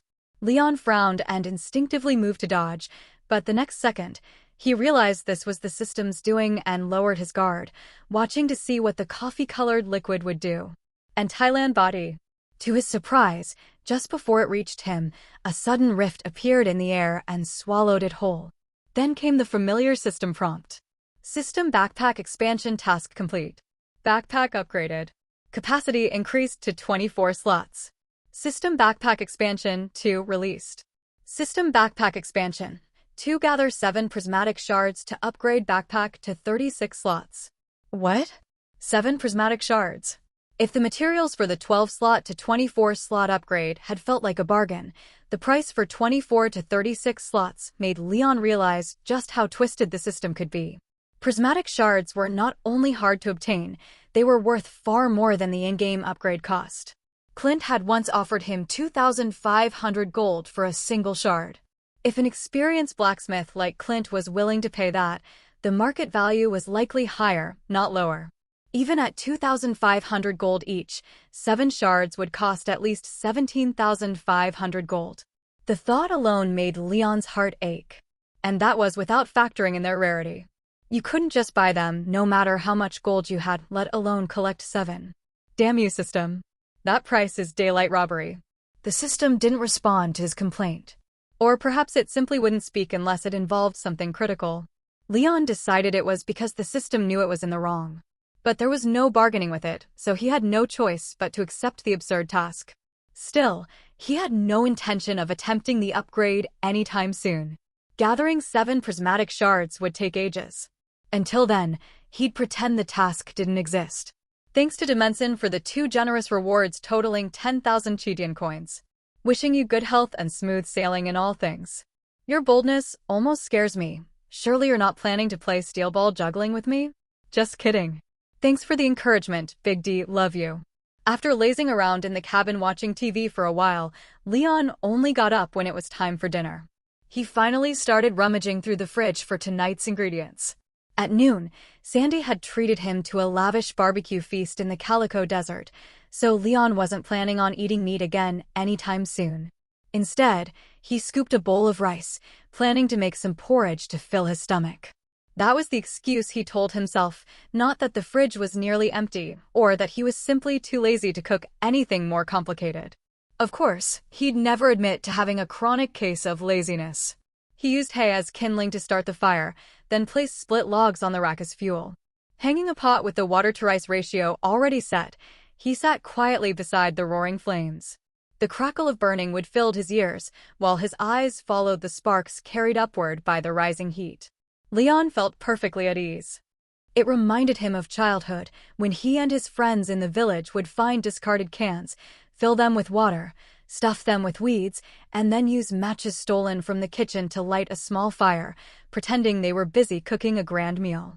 Even better now, if he just lifted his head, he could see the stars scattered across the sky.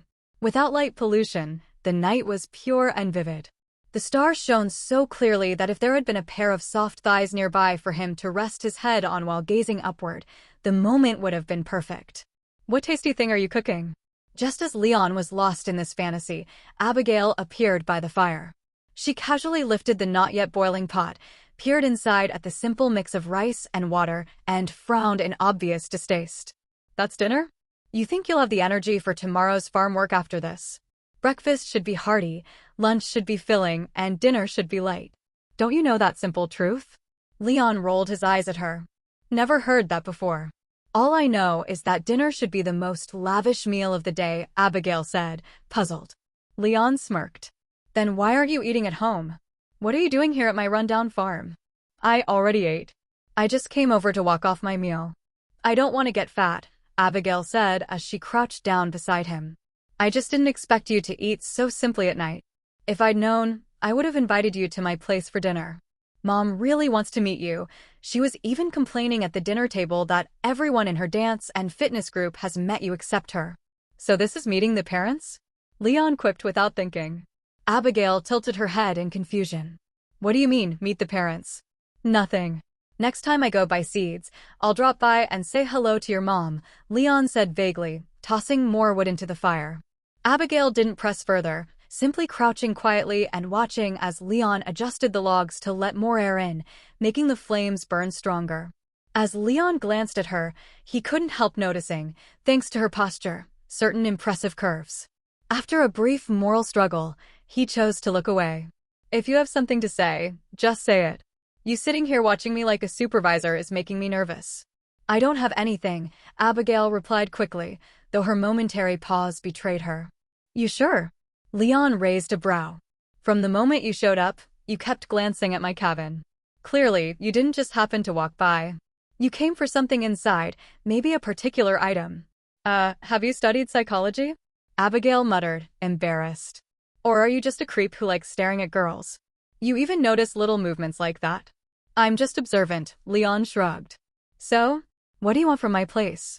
As long as it's not too much, I can probably help you, but you'll have to pay. I'm broke and could use some funds. In that case, could you sell me the longsword we practiced with yesterday? I can pay for it, Abigail finally admitted. Oh, so you came for the longsword. Why didn't you say so yesterday instead of making a second trip? Leon wasn't surprised. She was into adventuring and had secretly practiced swordsmanship, so her interest made sense. NOE. It was your only weapon yesterday. How could I ask for it then? She explained. So you saw me get a new weapon today and decided to ask? Leon chuckled. For all her rough edges, Abigail could be thoughtful. Yeah, a weapon forged on Yoba's crafting altar is definitely better than a plain iron sword. Since you have something better now, I figured you wouldn't need it anymore, she said. Name your price. I can pay extra. How much? Let me think, Leon said, pretending to ponder. Under her expectant gaze, he went inside, came back with Clint's gifted longsword, and grinned. How about 10,000? Reasonable, right? Sure, it's an iron weapon, but it's a master's work. I'm not selling a weapon, I'm selling art. And art has a price. You're insane. 10,000 for a sword? Why not just rob me? Abigail rolled her eyes, knowing full well he was joking. Robbery's illegal. 10,000, take it or leave it, Leon said as he set the sword beside her. Forget it. I can't afford it. Keep it, Abigail said, shaking her head. Then how about this, trade me for a kiss? Leon teased. You serious? She asked, her face slightly red, whether from the firelight or something else. Just kidding. It's yours, no charge. We're friends, talking money would spoil that, Leon said quickly, noticing her reaction and snuffing out the budding awkwardness. And girls should protect themselves. With this sword, I'm sure you could keep 3 or 5 thugs from even getting close. Take it and go seek your hidden treasures, adventurer. What nonsense, Abigail rolled her eyes at Leon, but still reached out to take the straight sword he handed her. When Abigail's fingers closed around the hilt, Leon couldn't help but glance sideways at her. Under the flickering firelight and the glow of the moon, she looked, for a moment, like a Valkyrie from the north, radiant and commanding. It's a gift for you, but try not to wave it around recklessly. At the very least, don't take it out in town unless necessary. Leon, his voice calm again, poked at the campfire while reminding her to be careful. I'm not a kid. Of course I know how to behave. Abigail made a face at him, then held the sword across her palms. By the way, this isn't some family heirloom of yours, is it? How could a family heirloom look so new? I got it from Clint when I visited him last time. Leon waved his hand. So you don't need to thank me. If anyone deserves thanks, it's Clint. He's the one who forged it. Clint, huh? I don't talk to him much. Abigail tilted her head, thinking for a moment before muttering awkwardly. Forget it. I'll tell him next time I see him. Leon didn't expect Abigail to track Clint down herself. Knowing Clint's homebuddy ways, he'd probably bolt if Abigail showed up. Thanks, Leon. Abigail grinned and clapped him on the shoulder. I knew you were the most reliable, my best friend. Yeah. Leon nodded half-heartedly, then noticed white foam beginning to bubble in the pot over the fire. He quickly pulled it away. Want some? Lifting the lid, he revealed the plain white porridge, water and rice blended into one. He held it toward Abigail. Are you living that rough? Can you even fill your stomach with this at night? Abigail shook her head, then glanced at him with a hint of worry. If Leon admitted he was struggling, she was ready to crack open her piggy bank and hand over some private savings under the guise of a loan. She wouldn't even think about when he might repay it. No, I'm just too lazy to cook. Leon waited for the porridge to cool, answering casually. I see. Abigail let out a sigh of relief and sat down beside him. For a moment, I thought you'd gone broke and couldn't afford food. Not that bad. Leon thought about the money he had left. Even after today's expenses, he still had over 1,800 on hand, enough to get by until his crops matured. And the money from selling green onions and other spring forage should be coming in soon. When the porridge had cooled enough, Leon fetched a spoon and began his simple dinner. Abigail sat beside him, chatting idly. Since Leon was eating, it was mostly her talking and him listening. As a listener, Leon heard a lot: family quarrels, strict parents, uncertainty about her future. He didn't offer advice. Household matters were tricky even for a wise judge, and as for her future, he had no good answers. Still, just having someone listen made Abigail's expression brighter. She didn't mind that he spoke little. In fact, she was grateful he lent an ear. It's getting late. You should head home before your parents start nagging you. Leon glanced at his watch. It was past 9. As he rinsed the pot, he reminded her again. Abigail knew she'd been out too long.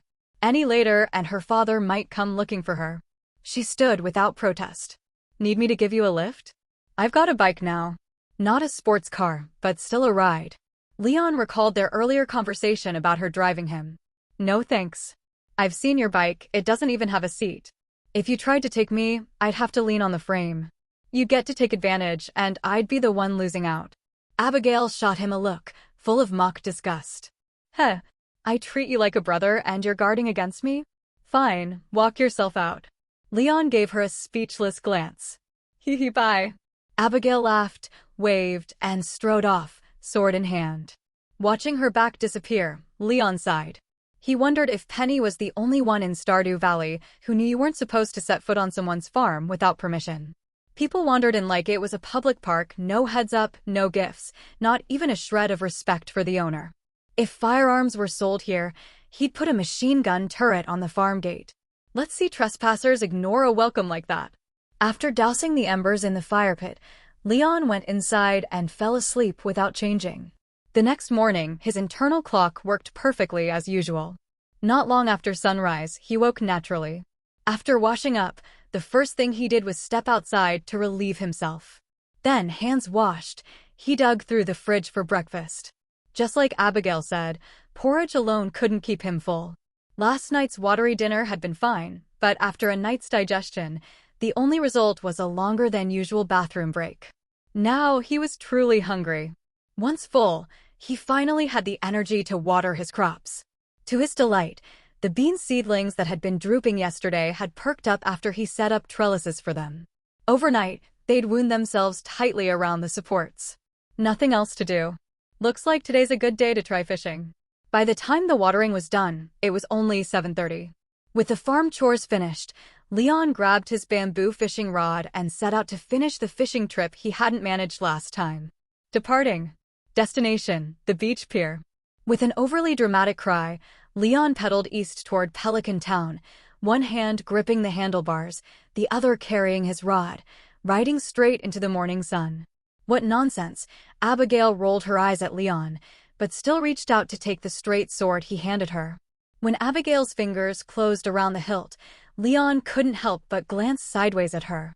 Under the flickering firelight and the glow of the moon, she looked, for a moment, like a Valkyrie from the north, radiant and commanding. It's a gift for you, but try not to wave it around recklessly. At the very least, Don't take it out in town unless necessary. Leon, his voice calm again, poked at the campfire while reminding her to be careful. I'm not a kid. Of course I know how to behave. Abigail made a face at him, then held the sword across her palms. By the way, this isn't some family heirloom of yours, is it? How could a family heirloom look so new? I got it from Clint when I visited him last time. Leon waved his hand. So you don't need to thank me. If anyone deserves thanks, it's Clint. He's the one who forged it. Clint, huh? I don't talk to him much. Abigail tilted her head, thinking for a moment before muttering awkwardly. Forget it. I'll tell him next time I see him. Leon didn't expect Abigail to track Clint down herself.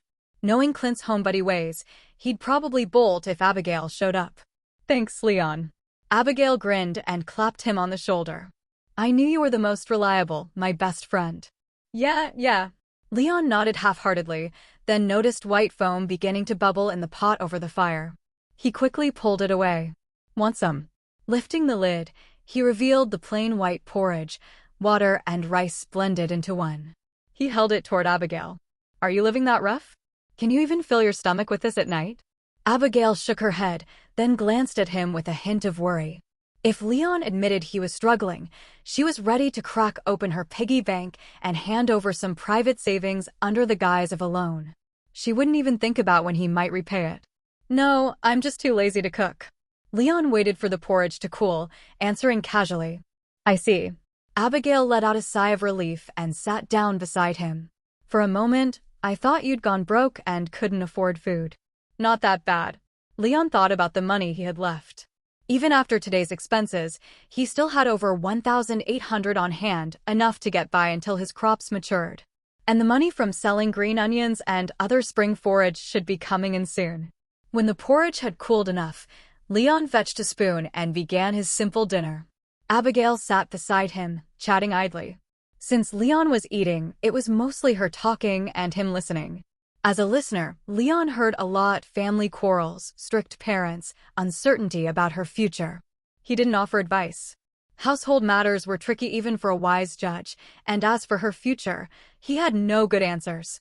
Still, just having someone listen made Abigail's expression brighter. She didn't mind that he spoke little. In fact, she was grateful he lent an ear. It's getting late. You should head home before your parents start nagging you. Leon glanced at his watch. It was past 9.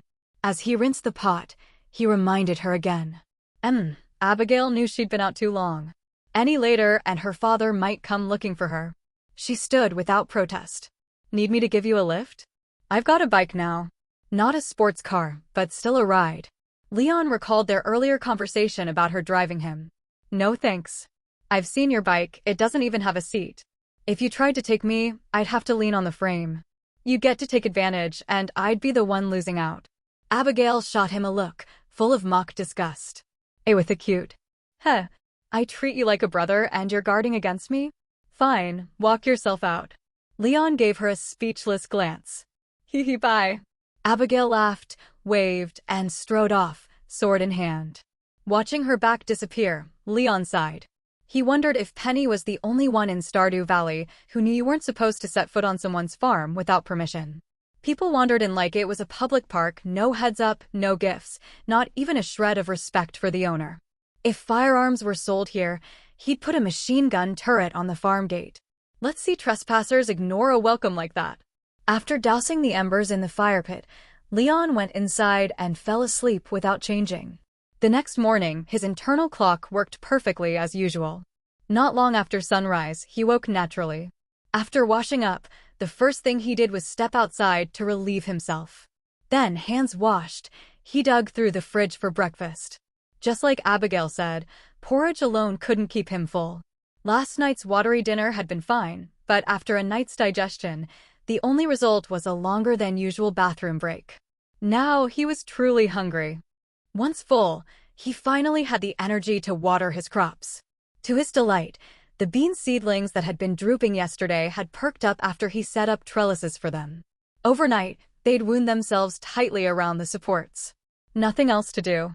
Looks like today's a good day to try fishing. By the time the watering was done, it was only 7:30. With the farm chores finished, Leon grabbed his bamboo fishing rod and set out to finish the fishing trip he hadn't managed last time. Departing. Destination, the beach pier. With an overly dramatic cry, Leon pedaled east toward Pelican Town, one hand gripping the handlebars, the other carrying his rod, riding straight into the morning sun. Early in the morning, Pelican Town was still quiet. Most folks hadn't stepped out yet, and those who had were hurrying to work. Leon didn't run into anyone familiar on his way. The ride to the beach was smooth and easy. Thanks to the portability of his bicycle, Leon even pedaled straight onto the pier. "Hey." "Morning, Willie."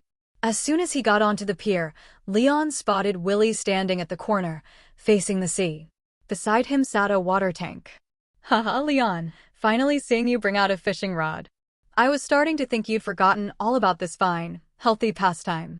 Willie turned at the sound of Leon's voice. His eyes lit up instantly when he noticed the rod slung over Leon's shoulder. "Come on, this is the best time for fishing. Get your rod ready and enjoy the thrill of battling with the fish." Without hesitation, Leon parked his bike next to Willie's seaside shack and joined him. The bamboo fishing rod Willie had given him looked simple, but the reel, line, float, and hook were already set up. All Leon needed to do was slip the hook from the notch at the rod's tip, release the reel's drag switch, bait the hook, and cast into the sea. "Here, use any bait you like from this box." Seeing Leon ready to cast, but without bait, Willie nudged a small box by his feet toward him. Inside were 3 kinds of bait: soft, pinkish worms, thumb-sized shrimp, and shucked oyster meat. "They all work about the same for attracting fish," Willie said as Leon eyed them, clearly struggling to choose. "But if you're after big ones, I'd go with the worms." "And which one are you using?" Leon asked. He picked up a worm, hooked it on, and cast into the sea. The sinker carried the hook down until the buoyant floats stopped it from sinking further. "Gus ordered 20 anchovies from me, so I'm using oyster meat," Willie replied. "And the worms? What do they target?" Leon asked, glancing at the bobbing float before looking back. "Halibut, herring, big carnivorous fish like that. First time out, you should aim for a big one. Makes for a more memorable first experience." Willie grinned. "Big fish must be tricky to reel in, right?" Leon felt a little uneasy. He remembered struggling badly the first time he tried fishing in Stardew Valley. "Nope, it's all about strength. Remember what I told you before, if you don't get your line snagged, you'll have no trouble hauling up these treasures of the sea," Willie said encouragingly. Leon nodded, recalling Willie's tips from their last trip out to sea. It gave him some confidence, though he knew real experience was the real test. Fishing wasn't just about tricking the fish, it was a test of patience. Unlike freshwater fishing, where you mostly waited, sea fishing meant moving the bait to stir the predator instinct of carnivorous fish. Since sea fish were more aggressive, Leon had to keep twitching the line to make the bait move, though not too often, or the fish might miss the hook. Willie kept an eye on Leon's float. He knew Leon was still new to this, and didn't want him to get discouraged. For Willie, making a fishing buddy was worth the effort. "New yes. There we go." Seeing the float pulled halfway under, Willie alerted him. Leon had already noticed. Before Willie even spoke, he yanked the rod up. The taut line and the pull on the other end told him he had a bite. Even small fish could pull 2 or 3 times their weight underwater. The moment the hook set, Leon saw his reel spinning as the line was stripped away. "Reel it in. Don't let it run all the way out. Keep your rod angled against its escape direction," Willie called out. Leon gripped the rod with his right hand and cranked the reel clockwise with his left. The fish's frantic struggle made it hard work, but the quality of the line let him muscle through. Bit by bit, the fish came closer until the high-held rod lifted it from the water. Sunlight glinted off its flailing scales amid the spray. "Nice size halibut," Willie said instantly. Leon didn't have the breath to answer. The fish fought like a wild dog, but his growing strength helped him hold on. "Up you go."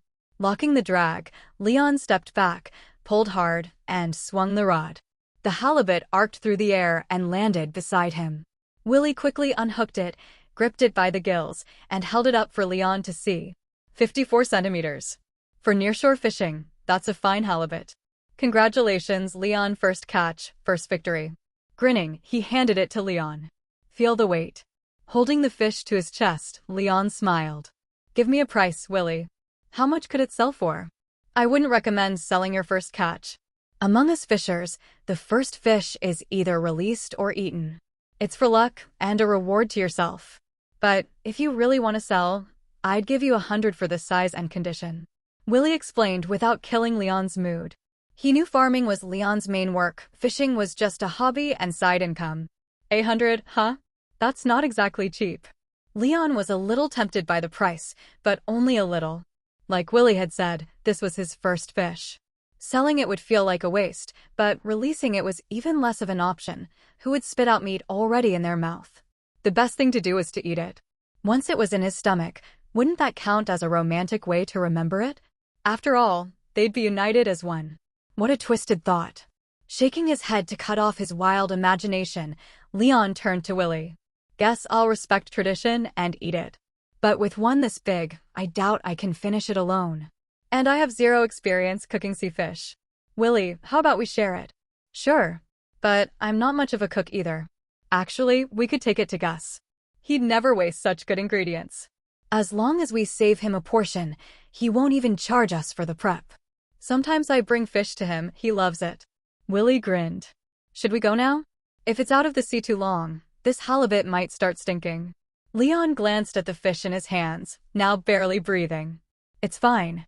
Willie took the halibut and tossed it into a water tank. To Leon's surprise, the basin-sized tank somehow swallowed the much longer fish whole, and even stranger, once inside, the halibut shrank from nearly half Leon's height to a palm-sized miniature. Amazing, isn't it? This is the Willie family's secret fishing chest. My grandfather's grandfather learned the craft from the mermaids, Willie said with obvious pride. Incredible. Leon's praise was genuine. He'd thought himself special, but it seemed Willie had his own unique skills too. Pelican Town really did hide many talents. But making one of these is a real hassle. Otherwise, I'd make you one right now. Still, if you can gather the materials, I could help you assemble it, Willie offered, not treating Leon like an outsider. Even for this family heirloom, he was willing to help. What materials do I need? Leon was intrigued. Sure, his system backpack could store live fish the same way, but mystical tools like this always fascinated him. You'll need cave jelly, sea jelly, and river jelly, each from fishing in their respective waters. Jelly is the water's essence, with special properties.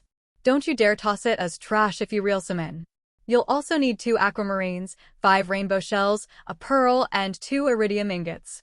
The rest I can provide, but you'll have to gather these yourself. You're telling me all this, and you're not worried I'll just steal the design? Leon was touched by Willie's openness and teased him to lighten the mood. Haha, even without the rest of the materials, you couldn't make one. The crafting techniques alone are beyond you, unless you can get close with the mermaids. Willie laughed. Mermaids, huh?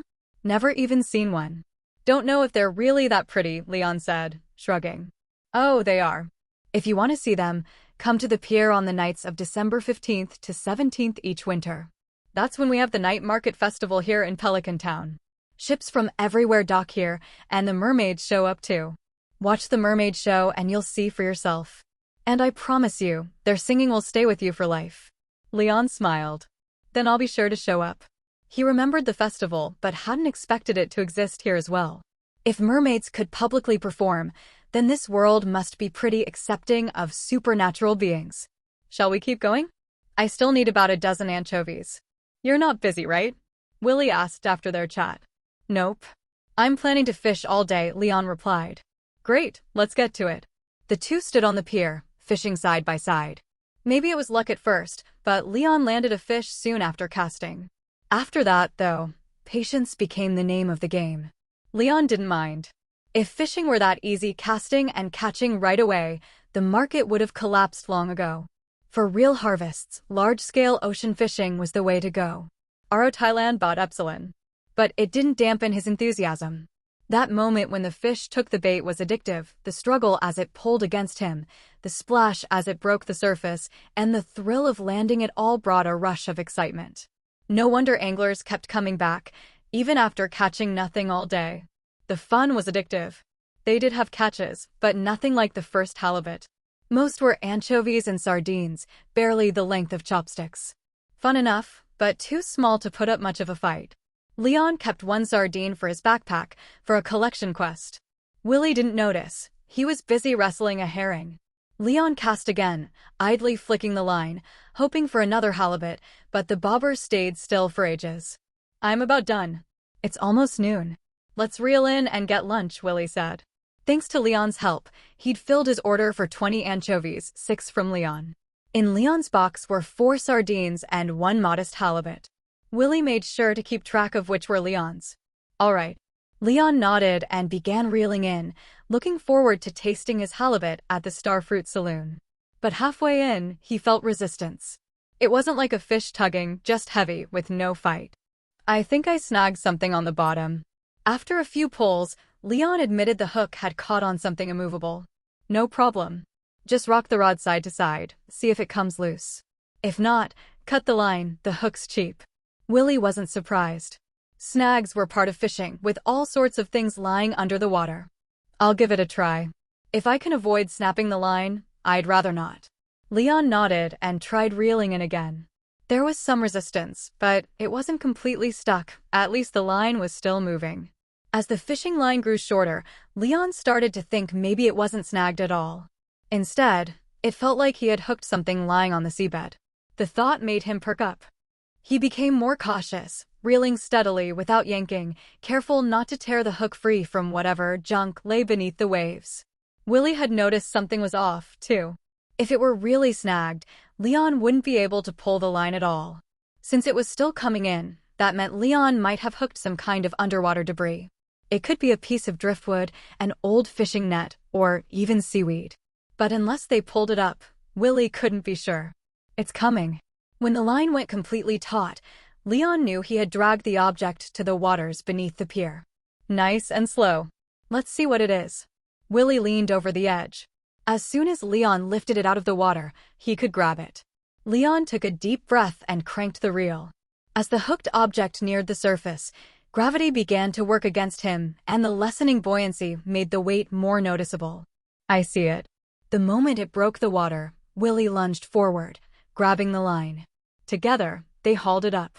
When it was close enough, Willie didn't hesitate. He seized the object and pulled it onto the pier. It's a treasure chest. Now that's a good find. Once it was on land, both of them crowded around the thing dangling from the hook. Though the surface wood had rotted from seawater and was crusted with barnacles, starfish, and strands of seaweed, it was clearly a wooden chest. The Gem Sea is the largest ocean on this planet. It spans 2 countries and countless islands. Ships sail back and forth every day, ferries, merchant vessels from centuries past, even pirate ships. Ever since humans first took to the waves, countless ships have sunk to storms, reefs, and other hazards. This chest likely came from one of those wrecks. Willie smirked and said, I've hooked up a few like this myself, pulled out some interesting things.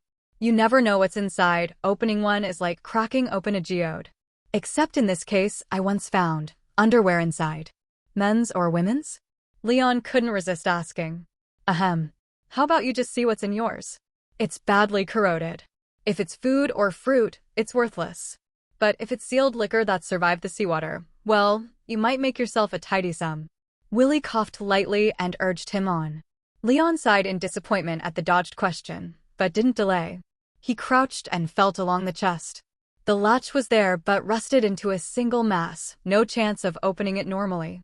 So, he resorted to prying it open by force. When the lid finally gave way, both he and Willie froze. The pumpkin-sized chest contained only a palm-sized woven pouch. The pouch was sealed inside a waterproof plastic box, so no water had gotten in. Opening the box and removing the pouch, Leon found 5 walnut-sized spheres inside. The system was kind enough to label them for him. Ancient seeds, artifact the dried, withered seeds of some ancient plant. They appear to be long dead. Never seen these before, Willie said, peering inside the pouch. Some kind of plant seed, maybe? But seeds this big, I've never come across them. After a long look, he patted Leon's shoulder. That's how treasure chests from the sea are, completely unpredictable. This time it's some unknown seeds, but next time, you might find something better. Leon didn't explain. Willie was a master fisherman, not a farming expert. It was normal he wouldn't recognize them, and even if Leon told him, he probably wouldn't care. But to Leon, these 5 ancient seeds were an incredible find, worth at least as much as pulling a prismatic shard from a geode. After all, even if the system declared them dead, perhaps if he handed them to Gunther at the museum, Gunther might, just like in the game, give him the recipe for reviving them into ancient seeds. He carefully put away the pouch. Willie didn't think much of it, worthless looking or not. It was Leon's own catch, and it made sense he'd keep it as a memento. Let's head to the Starfruit Saloon. Gus can cook up your first big fish for us. I'm starving. Leon, still in high spirits, readily agreed. They walked toward Pelican Town, arms slung over each other's shoulders. Age difference aside, men who got along well rarely had any real barriers. Alpha Thailand body yes. I've tallied your catch, Willie said as they went. Want to take it home or sell it to me? Sell it. No point in keeping it. If I took it home, I'd sell it anyway. The sardine he needed for the offering was already in his system backpack. The rest had no reason to be kept. I'll give you 300 G for the lot. It's a bit low, but you get the cash right away. 300 it is. I know you wouldn't cheat me. Leon didn't mind. Sardines and anchovies were small, abundant fish. This price was only propped up by the one halibut in the mix. It's only a difference of maybe a dozen G or so. But if you took them home, you'd need to keep them cold. Dead fish don't fetch much, and I figured you don't have the gear for it. Better to avoid any loss, Willie explained. Haha, you don't need to spell it out, Willie. Even if it was a few hundred G less, it's fine. You gave me bait, taught me how to fish. Knowledge like that isn't something you can put a price on. Leon clapped him on the shoulder with a grin. Willie just smiled back at him, warm and bright. Though you all guessed it was a treasure chest, can't you be a bit more imaginative? Neptune's big sword? What junk is that? Since the bicycle didn't have a second seat, there was no way Leon could let Willie sit on the frame. The sight of 2 men squeezed together might be romantic to some, maybe only to Brother Jia, but certainly not to them. So Leon ended up pushing the bike along instead. Fortunately, the beach wasn't too far from Pelican Town. With Willie to chat with along the way, the trip wasn't boring at all. By the time they reached the Starfruit Saloon, Gus was in his usual spot behind the bar, polishing a glass. Oh, Willie. And Leon too. I'm glad to see you two together. Did you go out to sea again today? The jingling bell over the door caught Gus's attention as the two walked in. When he saw who it was, he set down his glass and came over with a smile. I came to deliver your order, Willie said, holding up the tackle box. We didn't go to sea, but Leon and I spent the morning fishing. This guy caught a halibut on his very first cast. We figured we'd celebrate by letting you cook it. That so? Let me see the quality, Gus said, rubbing his hands together. If it's a good size, I'll make you both a feast. Better take it to the kitchen first, Willie reminded him. Otherwise, you'll be mopping the floor again. Leon, grab us a table. I'll be right back. All right, Leon replied, choosing a 4-person table and waiting. Soon, Willie returned and dropped into the seat across from Leon. Your halibut was top quality. Gus is pleased, so we're in for a treat. Did you invite Gus to join us? Leon asked. That was why he'd chosen a larger table. Of course. I'm not paying a cooking fee, Willie joked. The two chatted about fishing for a bit, mostly Willie talking and Leon listening. Before long, Gus appeared with a tray. Halibut sashimi, halibut sushi, pan-seared halibut steak, spicy halibut chunks, and halibut bone soup. I've used every edible part of the fish, now, eat while it's hot. Setting each dish on the table, Gus named them one by one, then sat down beside Willie. Better eat first, Gus. If customers come in, you won't get the chance, Leon said. Gus and Willie exchanged a knowing smile, leaving Leon puzzled until Gus explained. The Starfruit's business hours start at 4 in the afternoon. Around noon, we rarely have any customers. Then I must have been bothering you the other day when I came for lunch, Leon said, thinking of when he'd brought Penny here. Not at all. I open at noon so that anyone who drops by can enjoy a hot meal, Gus reassured him. Though hardly anyone comes at noon, Willie added. But this guy insists it's disrespectful to turn away a hungry guest, so he's kept the habit for years. You're one to talk, Gus retorted with a laugh. You're here at noon more often than anyone. The banter continued as Gus urged them to try the food. Gus's cooking was as masterful as ever. Every dish had a distinct flavor despite all being from the same fish, and each still carried halibut's natural sweetness. His skill at seasoning and preparation was nothing short of perfect. "This is incredible, Gus. Your talent's wasted here in Pelican Town," Leon said after eating his fill. "Not wasted at all.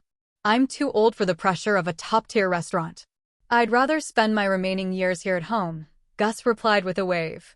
"Besides, you can't get fresh sea fish in the city," Willie added. "You just don't want to lose your free chef," Gus teased. "And you're my biggest customer," Willie shot back. "No one else makes me deliver fish personally." Gus only laughed. They'd been friends and partners for years. Their jabs carried no malice. "That might change. Leon's fishing skills are shaping up nicely," Gus said. "Next time, I might give him my order." "That's fine by me," Willie said cheerfully. "Less work for me, extra income for him." "No need," Leon said quickly. "I'm a farmer first. Fishing's just a hobby. Better to leave the orders with Willie." "That's true," Gus agreed. "Can't let fishing cut into your farm work." The talk of orders made Willie remember something. "Leon, you've been to Pierre's general store, right? Have you noticed the bulletin board by the door?" "Not really."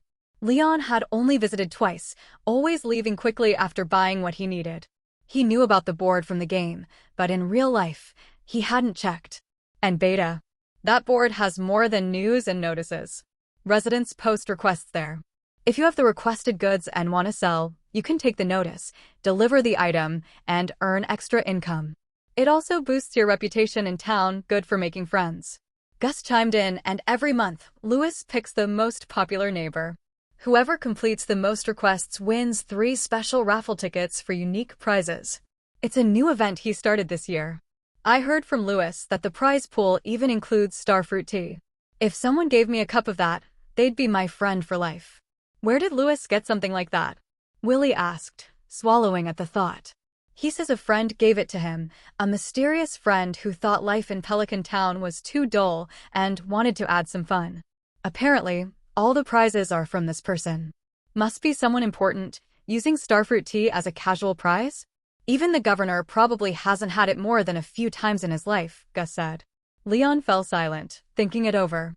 This was all news to him. The raffle machine, the starfruit tea, none of it existed in the game he knew. If the tea was really made from starfruit, then it must be incredibly luxurious. Even he was tempted to try it. In the game, starfruit is a top-tier fruit that boosts the player's stats. It can only be obtained through various means, and only 7 exist in total. The ways to get them are: 1 from the treasure chest on the 100th floor of the mine, 1 from your spouse after reaching 14 hearts of affection post-marriage, 1 from planting a rare seed bought from the traveling merchant on the first day of fall, harvesting the gem berry on the last day of fall, then offering it to the old man statue in the secret woods, 1 from Willie after catching every type of fish in the game, 1 as a reward for completing the library's collection room, 1 purchased from the special merchant at the Stardew Valley Fair in fall, and the last one from Krobus in the sewer. In real-life Stardew Valley, Leon wasn't sure how many starfruit could actually be obtained, or whether the methods matched those in the game. The only confirmed one was the starfruit in Krobus's possession. As for the others, Leon had no way to verify them for now. But starfruit tea was a different story. There were clues. Leon trusted Gus's words, and so Lewis having one as a raffle prize intrigued him. After all, it was a new thing he had never heard of. Something this good, with only one character different from starfruit, was worth trying. Are there requests on the notice board every day? Leon knew how the board worked in the game, but wasn't sure if it was just as frequent in real life. Of course not, but you'll see 2 or 3 a week. Just keep an eye on it when you pass Pierre's general store, said Gus, who shopped there daily for his saloon supplies and knew the board well. I see. Leon wasn't surprised. It matched the game's refresh rate. He just didn't know if the reward formula was the same, 3 times the item's selling price. But since Willie had said it was good money and came with raffle tickets, Leon wasn't going to skip them. A side hustle was nothing to be ashamed of. Who would turn down extra cash? They ate and chatted without interruption, enjoying a rich spread. Willie and Gus were talkative, easygoing men, so lunch stretched past an hour. Only when the plates were nearly cleared did Gus stand to tidy up. Leon and Willie helped, and when all was done, they bid Gus farewell and stepped out of the Starfruit Saloon. At the door, Willie didn't leave right away. He pulled out a pack of cigarettes, lit one, and asked, "Want one?" Sure." In his past life, Leon had been a smoker. In this life, with a new body, he hadn't developed the habit and hadn't thought to buy any. Now that Willie offered, he couldn't resist trying. Willie handed him one and lit it for him. Leon took a deep drag out of habit and instantly coughed hard. Ha ha, with the way you held it, I thought you were a pro. What's with all the coughing? Willie chuckled at the sight of Leon looking like a newbie. It's been a long time, Leon said with a bitter smile, waving his hand. His mind remembered, but his body resisted. Better not, then. It's bad for you, Willie advised. Yeah. Leon stubbed out the cigarette and tossed it into the bin outside the saloon. No addiction meant no reason to pick up a bad habit again. Coming to fish with me at the beach? No merchant ships today, so I'll be fishing all day, Willie asked, exhaling a cloud of smoke. Not this time. I've got other things to do. But thanks for the morning's guidance. Leon thought of the ancient seeds in his bag and declined. Fair enough. You've still got a farm to run. Fishing's fun, but work comes first. Willie didn't mind. He handed Leon 300 G. Your fish money. Then I'll take it, Leon said without hesitation. Haha, you earned it. Willie patted Leon's shoulder. Come by my fish shop sometime. I buy fish, but I also sell fishing gear, lines, bait, floats, the works, I will. See you next time. Leon nodded, said his goodbyes, and cycled straight toward the library. When he parked outside and stepped inside, Gunther walked right up to greet him. Mr. Leon, good to see you. The palm fossil Miss Abigail brought yesterday is already in the collection room. A fine start, and I appreciate your help. Gunther clasped Leon's hand warmly. That fossil is in excellent condition, with great research and display value. A fine piece indeed. No need to be so polite, Leon said quickly, pulling back. If not for Gunther's gloves, he might have avoided the handshake altogether. After all, you never knew with overly friendly men. Better safe than sorry. Are you here to read today? Gunther asked, unfazed by Leon's reserve. If so, tell me what you're looking for. I know where every book in the library is and can save you some time.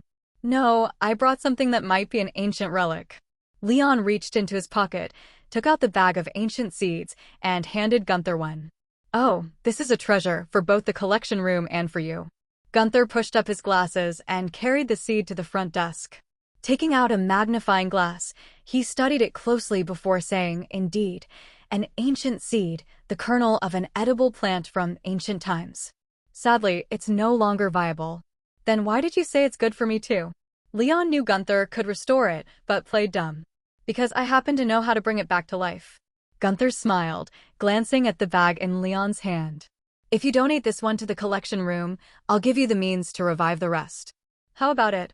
It was meant for the collection room anyway, Leon replied with a smile. Then I thank you for your support and donation. I'll take this ancient seed, and as promised, the revival method is yours. I've no use for it myself, so I'll pass it on to you. After speaking, Gunther reached under the counter and pulled out a dark green strip-shaped object. It seemed like stone, yet also resembled some kind of gemstone. Leon couldn't tell what material it was. Take this. It's the key to giving the ancient seed its vitality, Gunther said, handing it to Leon. Leon accepted it with curiosity. It felt smooth, like a piece of jade that had been polished for many years, and it was heavy, clearly very dense. Just like when he had received the bone fragment from Gunther last time, the moment Leon took the object, the system prompt appeared. Yoba's blessing? A gift from the most ancient god. The bearer can draw upon the power of nature to awaken the vitality of life. Only effective on non-sentient beings. As before with the ancient mystery, the dark green object crumbled into powder after the system prompt appeared, transforming into a special ability on Leon's personal panel. Gunther wasn't surprised. Instead, he urged Leon, try it on the other seeds. I'm curious to see what an ancient seed will look like once it regains its vitality. Leon nodded and took out another seed. The moment it touched his hand, he felt a faint sense of longing from it. Almost by instinct, Leon gripped the ancient seed tightly. In the next moment, a bright green glow surged from his palm. Wrapped in the light, the ancient seed radiated joy toward him. When the glow faded, Leon opened his hand and saw that the once dry husk of the seed had cracked and a delicate sprout had emerged. Ancient seed, an ancient seed that has sprouted. But can it really grow? The system promptly changed its classification from an artifact to a seed. This is a miracle, like a phoenix reborn from the ashes, Gunther said, gazing at the ancient seed in Leon's hand, clearly delighted. I wonder if it can actually grow, Leon said with a wry smile. The system's description was not exactly reassuring. Why not try and see? You own the most fertile land in Stardew Valley, Mr. Leon. I believe that in your care, these plants from an ancient era will regain their former glory, Gunther encouraged. More than the seed, I'm curious, do you know where the item you gave me came from? Leon smiled, putting the revived ancient seed into his system backpack, making it vanish into thin air while watching Gunther's reaction. But Gunther simply shook his head as if nothing unusual had happened. I only know it holds great vitality. I don't know the specifics. It was given to me by a friend. It doesn't belong to me. I see. Well, I won't trouble you further. Just as you said, I should head back and plant these ancient seeds to see if they can have a second spring on my farm. Goodbye. Leon didn't take Gunther's evasiveness to heart. There were no such coincidences in the world. He showed an ancient seed, and Gunther just happened to have Yoba's blessing to revive it. But if Gunther didn't want to say more, Leon had no way to force it. In the end, he was the one benefiting. As for the truth, who really cared? When smart people dealt with each other, it was better to see through without speaking up. That avoided many unnecessary problems. Goodbye, Mr. Leon. I wish you success in your work, Gunther said, removing his hat, placing it over his chest, and giving a slight bow. Leaving the library, Leon rode back to the farm, reviving each ancient seed in his bag and planting them in a separate plot. He even made a scarecrow just for them. Compared to his other crops, these 4 ancient seeds were far too valuable. Leon didn't want some brainless crow eating them. Otherwise, he might just decide to wipe out every crow in Stardew Valley. After planting them, Leon opened his panel and checked Yoba's blessing under the Special Abilities tab. The description was the same as when the system first announced it. The note about it only affecting non-sentient beings left him a little disappointed. Without that restriction, could he use this power to resurrect the dead? After all, this ability was connected to Yoba, the creator god of this world. It should be possible. But with the restriction in place, he wasn't sure how far non-sentient extended. Humans obviously counted as sentient, but many animals also had some intelligence. Did that mean it wouldn't work on them either? Although curious, Leon wasn't cruel enough to catch a small animal and kill it just to test the range. He decided to set the thought aside until an opportunity arose naturally. With the ancient seeds planted, Leon found himself idle again. Seeing there was still time before nightfall, and with nothing better to do, he grabbed his fishing rod, got on his bicycle, and headed for the coal forest. That morning's fishing trip had been fun. He might even be getting addicted. With nothing urgent to do, why not cast a few lines? If he caught something, it would mean a better dinner and some extra income. Win-win. When Leon arrived at the pier on the lake in the southern part of Coal Forest, he awkwardly realized he had forgotten to bring bait. That morning's bait had all come from Willie. Leon himself had none. He stared at the empty hook, wondering if the fish in Stardew Valley would bite without bait, when he heard someone calling him. Hey, Leon. He turned toward the northwest side of the lake and saw Leah sitting by the shore with an easel in front of her, waving a paintbrush in greeting. Oh, it's Miss Leah. Good afternoon. Leon called across the lake, raising his voice because of the distance. Good afternoon. Leah shouted back, then realized how tiring it was to talk like that. She tucked her easel under her arm and began walking toward him. When Leah arrived at the pier, Leon was puzzled. They barely interacted before, so why was she in such a rush to approach him? Leah spoke first. Are you here to fish? Yes. Leon answered, knowing it was polite to respond first in a conversation. Stardew Valley has beautiful scenery. The lake is so clean. I bet the fish here are plump and delicious. Leah smiled, then glanced at the fishing rod in Leon's hand and the empty space beside him. But why didn't you bring a tackle box? I'm just here to take a look, not really planning to fish. Leon couldn't exactly tell her that the fish he caught went straight into his system backpack, so a tackle box wasn't necessary. I see. Leah looked a bit embarrassed and fell silent, unsure what else to say. The awkwardness made Leon uncomfortable, so he decided to break it. Are you here to paint by the lake? You might find it strange, but I'm an art enthusiast. Leah seemed relieved that Leon had started the conversation. She had been wondering how to ease the awkwardness herself. An artist, huh? That's pretty cool. Leon said sincerely. The idea of pursuing art always sounded impressive. I wouldn't call myself an artist. I have no notable works or fame. It's just a personal hobby. Leah lowered her head in slight embarrassment.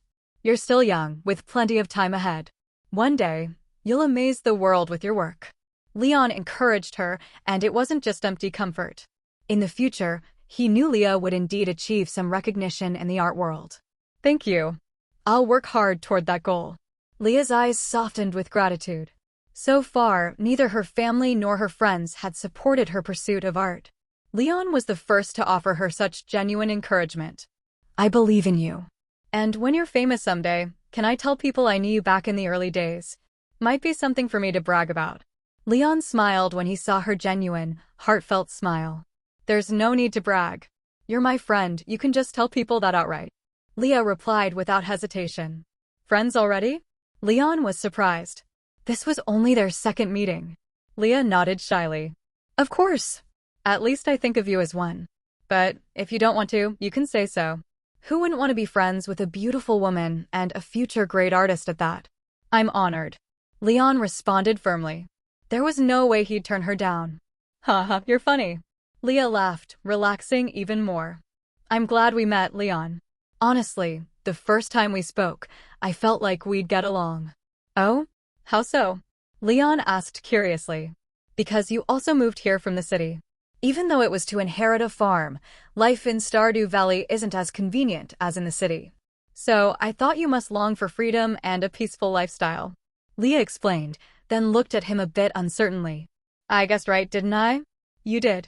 I like living for myself. Leon nodded. City life might be convenient, but it moved too fast, with crushing work pressure. Too often, he was swept along by the demands of life and money, not by his own will. I feel the same. Skyscrapers are cages to me, restricting thoughts and actions. Only here in Stardew Valley did I find peace again, my shackled soul finally freed. Leah sighed. Leon chuckled and sat down on the pier's edge, his legs dangling over the water. So, you're planning to settle down in Pelican Town? Yes. The scenery here is lovely, and there are so many wild plants to forage for making salads. Living in harmony with nature is my dream. Leah set her sketch pad aside and sat beside Leon with her legs dangling, though she left half a meter of space between them. That's great, Leon said, then found he had nothing else to add. Not wanting the silence to grow awkward, he cast his hook into the lake, without any bait, pretending to fish. Nupsilines. But Leah had already noticed the lack of bait. Seeing him fish like that, she couldn't help but laugh. What's so funny? Leon looked over in confusion. You didn't put on any bait. Leah pointed out, covering her mouth so he wouldn't see her smile. Ahem. I'm just testing the water depth. Leon coughed, making up an excuse to cover the rather silly scene. Oh, I see. I'm not fond of fish, so I don't know much about fishing. Sorry. Leah believed him and even apologized for her ignorance. It's fine. Leon breathed a quiet sigh of relief. As he reeled in the line, he noticed something had snagged on the hook. It wasn't a fish, there was no tugging like before. It felt more like the time he'd caught a treasure chest that morning, except this was heavier, making it a real struggle to pull in. Wow, you actually caught something with no bait? Leah gasped when she saw the taut fishing line and bent rod. It's not a fish, just something caught on the hook. Leon explained as he carefully reeled it in. It definitely wasn't a treasure chest. Those weren't as common as weeds, and this was much heavier than the one he'd found earlier. He had to strain to pull it in. When the object finally broke the surface, Leon saw it was a thick, rounded black log, nearly as tall as an adult. Sunken wood.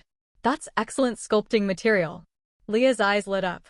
Even in the market, such wood was rare and expensive. Leon hauled the log out of the water with effort, and Leah quickly stepped in to help. Together, they pulled it onto the pier. Thank you for reading. If you enjoy the story, please consider subscribing to me on www.patreon.com/romestories. Your support lets me bring you more chapters faster and helps keep the series going strong. Sunken wood. Trash a piece of wood that has sunk to the bottom of the water. The system prompt popped up the moment this dark, heavy wood was dragged ashore. If Leah hadn't been standing right beside him, Leon would have definitely taken the system to task over it. Sunken wood, also known as ebony, carried both the elegance of wood and the charm of stone. It was formed when earthquakes, floods, or mudslides buried plants in ancient riverbeds or lowlands, with some trees getting trapped deep in the mud. Under conditions of low oxygen and high pressure, and with the work of bacteria and other microorganisms, it went through a carbonization process lasting tens of millions of years. It was often called a plant fossil. In his previous life, the value of such sunken wood had been hyped to rival gold and jade. Now, seeing the system slap it with a trash classification, if any of those rich folks who'd spent a fortune decking out their homes with ebony furniture saw this, they'd probably dig up your family registry in outrage. Still, if the system labeled it that way, Leon realized the wood might not be worth as much as he'd thought. He glanced at Leah's eyes, glistening with a kind of longing reserved for priceless jewels, and said, "It's just a useless chunk of wood. If you like it, take it."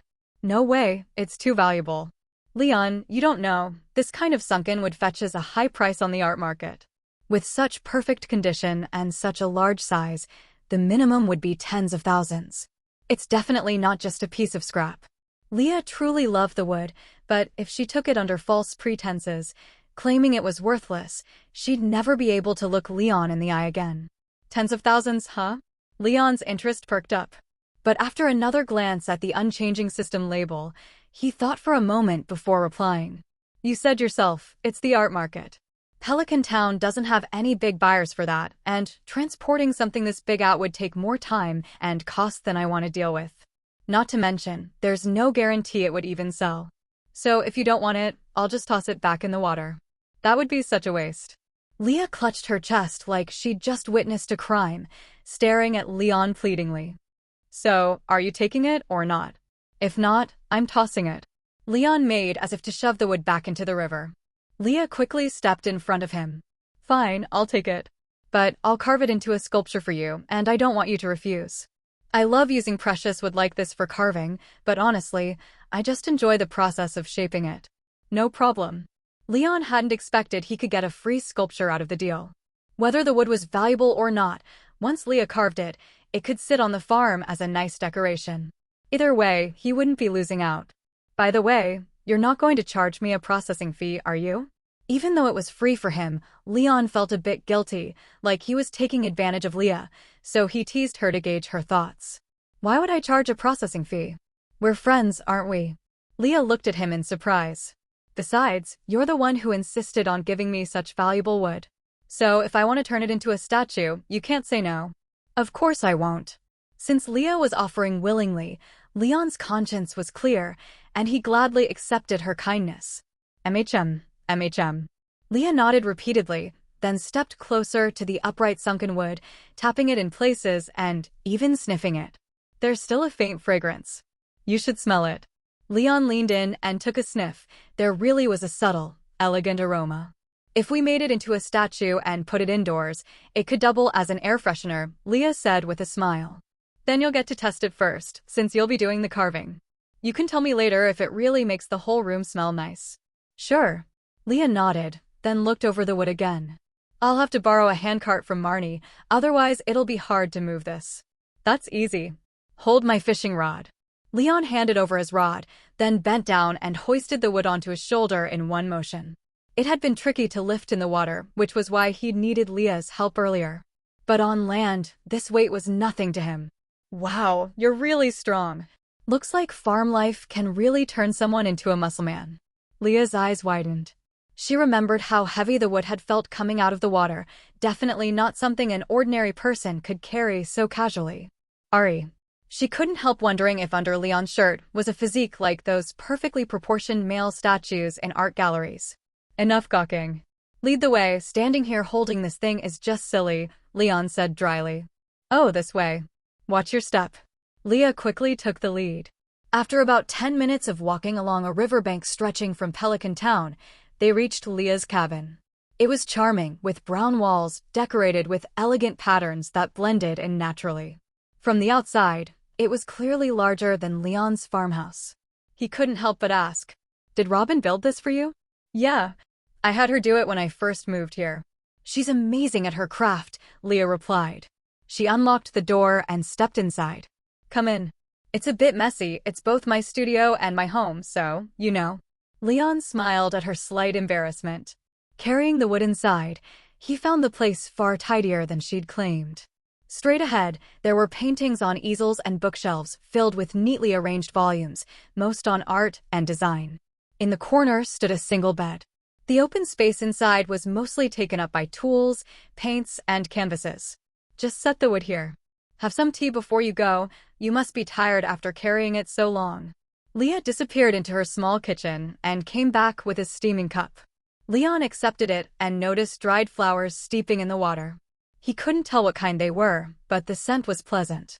Leah, meanwhile, noticed the damp spots and smudges on his shoulder, no doubt from carrying the waterlogged wood. Why don't you take off your shirt? Hearing Leah's bold words, even Leon, a seasoned veteran in such matters, froze. This was only their second meeting. Wasn't this moving a little too fast? That's not what I meant. I'm saying your clothes are wet and dirty. Take them off so I can clean them for you. Just your shirt. Leah quickly realized the ambiguity in her words and rushed to clarify. Oh, that's what you meant. It's fine.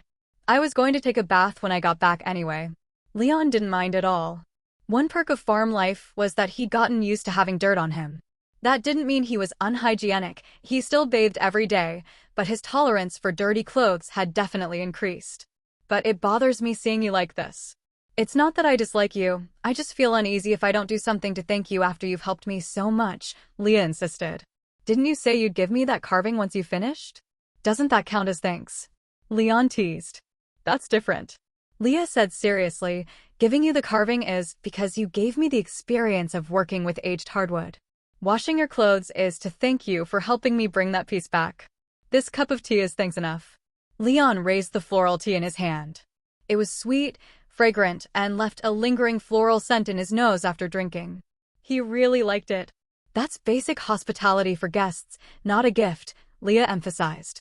Leah, don't you think you're being a bit too serious? We're friends, aren't we? Do friends really need to keep score like this? Doesn't that make it feel more like a transaction? Leon said, a bit exasperated. Leah froze, thought it over, and realized she was indeed being stubborn.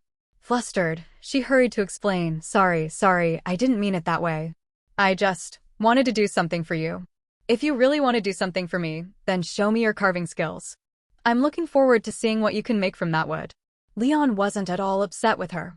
After all, it was far more pleasant to be around someone who knew gratitude than someone who held grudges. I will, Leah nodded, relieved to see Leon wasn't angry with her awkward personality. Seeing her obvious relief, Leon couldn't help teasing, so, when you told me to take off my clothes, it wasn't just to wash them, right? Didn't you also want to see what's underneath? Of course not. Leah denied quickly, though the blush spreading across her fair cheeks betrayed her. Leon wasn't making baseless claims. On the way back carrying the wood, he had noticed Leah sneaking glances at him, especially at his chest, stomach, and arms. Men looked at women's faces, chests, legs, and hips. Women weren't so different. Aside from the face, the body was also a prime scoring category. Desire was part of human nature, perfectly understandable. All right, the tea was great, the delivery's done, and I've had a nice rest. Time for me to head back. Having teased her enough, Leon figured he should go. It was getting late, and he needed to prepare dinner. This time, Leah didn't try to make him stay. Leon's teasing still had her flustered, and she was feeling a little dizzy from the lingering embarrassment. With tilde Thailand bot. Seeing she was distracted, Leon didn't say more. He waved goodbye, picked up his bamboo fishing rod from her door, and left. He didn't go straight back to the farm, though. Instead, he headed to the pier to retrieve his bicycle, then pedaled leisurely home. The first thing Leon did upon returning to the farm was take a shower and change clothes. Seeing his makeshift clothesline already full of laundry, he shook his head. Still need to make more money and renovate the place, at least get a kitchen and bathroom. Right now, this feels like wilderness survival. Shaking off his musings, Leon went inside to find ingredients for dinner. He wasn't about to make that thin porridge again. Once was enough. Sure, it was easy, but it was the kind of watery gruel that, in famine years, would get you executed for serving to officials.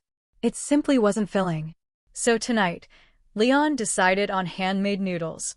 He even used the retractable feature of the Galaxy watermelon knife as a rolling pin. It might be a bit of an indignity for a Galaxy weapon, but it worked beautifully.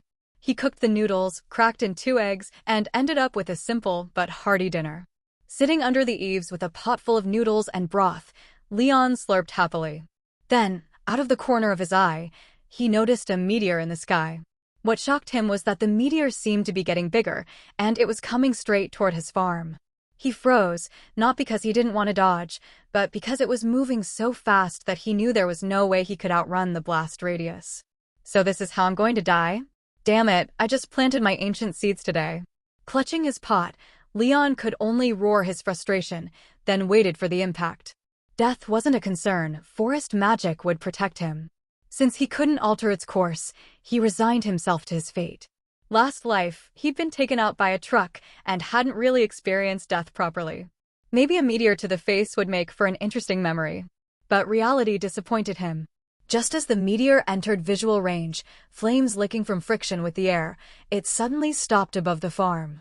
Yes, stopped. With no warning at all, it froze in midair, as if caught by an invisible hand. The flame snuffed out, and it simply hovered there like an ordinary rock. 3 seconds later, it began to descend again, but much slower this time. Even so, gravity brought it down fast enough to thud into the ground and leave a shallow crater. Putting down his pot, Leon walked over to where it had landed, just west of the farm, near the greenhouse. What he saw was a 4-meter-long, oval-shaped meteorite, pale purple in color, with bright violet crystal-like streaks protruding from it. "You're really an embarrassment to the meteor family," Leon muttered. Of course, that was just Leon mouthing off. Moments ago, he'd actually been bracing himself for the worst. But nothing happened in the end, and the meteorite hadn't caused any economic damage. That, to Leon, was definitely good news. He recognized this meteorite, he'd seen it in the game before. A super rare event, a meteorite from the sky. Breaking it apart would yield iridium, ore, stone, and an infinity crystal orb. But because of how rare it was, unless it landed right where a breeding pen or planting area had been planned, most players would leave it untouched as a keepsake. The trouble was, breaking apart this rock, which had tumbled through the atmosphere for half the day without losing much volume, would take at least a gold pickaxe. With his ordinary pickaxe, Leon would have as much luck as a mayfly trying to shake a tree. Still, as the greats once said, practice is the only test of truth. Leon pulled out his pickaxe and swung at the meteorite. Clang, clang, clang, clang, clang. A string of sharp metallic notes rang out. The meteorite didn't so much as chip, there wasn't even a dent where the pickaxe had struck. Instead, the rebound made Leon's hands tingle painfully, numbing all 10 fingers. He put away the pickaxe, shook out his hands, and returned to the log cabin. Picking up the pot of noodles he'd set down earlier to check the commotion, he resumed slurping as if nothing had happened. Fortunately, there were no outsiders on the farm to witness this awkward scene. A pot of noodles later, his belly was round and full. Leon quickly washed the pot and was about to head to bed when he saw Louis walking in from the eastern entrance of the farm. "Louis? What brings you over so late at night?" Leon looked at the mayor, who stood in place scanning the farm, and asked in puzzlement. "When I came out of the Starfruit Saloon earlier, I saw fire in the sky. It looked like a meteorite, and the direction it fell was close to your farm, so I rushed over to check." Seeing that Leon was unharmed and that Red Star Farm was the same as before, just bigger in planting scale, Louis let out a sigh of relief. "Looks like the meteorite didn't hit your farm. That's something worth celebrating." "Oh, you mean the meteorite? It's over there." Leon was a bit touched. The fact that Louis had come immediately after realizing something might have happened meant the old man genuinely cared. "It really hit your farm?" Louis' eyes widened. He peered in the direction Leon pointed, but the darkness made it hard to see. Still, since Leon said so, he had to believe it. "Any damage to the farm?" Louis asked urgently. "None," Leon said, shaking his head. "That's good, very good." Calming down, Louis asked, "Can you take me to see it?" "This way." Leon led him toward the abandoned greenhouse.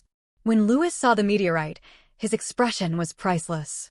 From Leon's words, he had thought the meteorite had burned up during re-entry into a small rock. But here was a 4-meter-wide monster. Even if it had fallen from the top of a tall building, it would have made a crater. Now it just lay there quietly on the farm soil. If it weren't so alien in appearance, Lewis might have believed it had always been here. NS. No wonder it's Red Star Farm. Lewis finally spoke after a long silence. It was a genuine sigh. He didn't even want to imagine the damage if such a meteorite had fallen in Pelican Town. It certainly wouldn't have been this calm. Heh, I'm flattered. Leon didn't know what to say, but since Lewis was praising the farm, he responded with modest courtesy. Lewis gave him a wordless look. As long as you're fine, I'll head back. Wait, Lewis, what about the shipment results for the green onions? Leon hurried forward to stop him, rubbing his hands in reminder. I didn't bring the money. Tomorrow. I'll send you the payment by mail. Lewis replied instantly.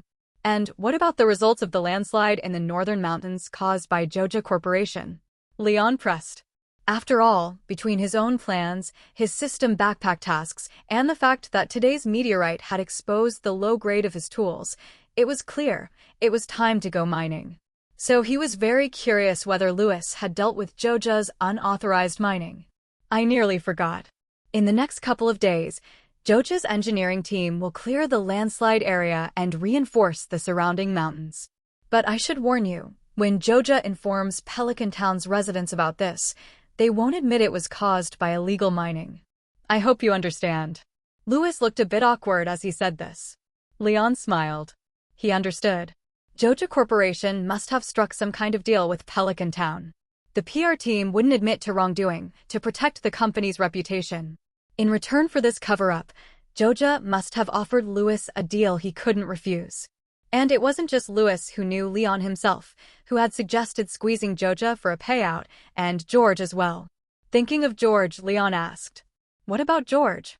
He's the one most sensitive to these things."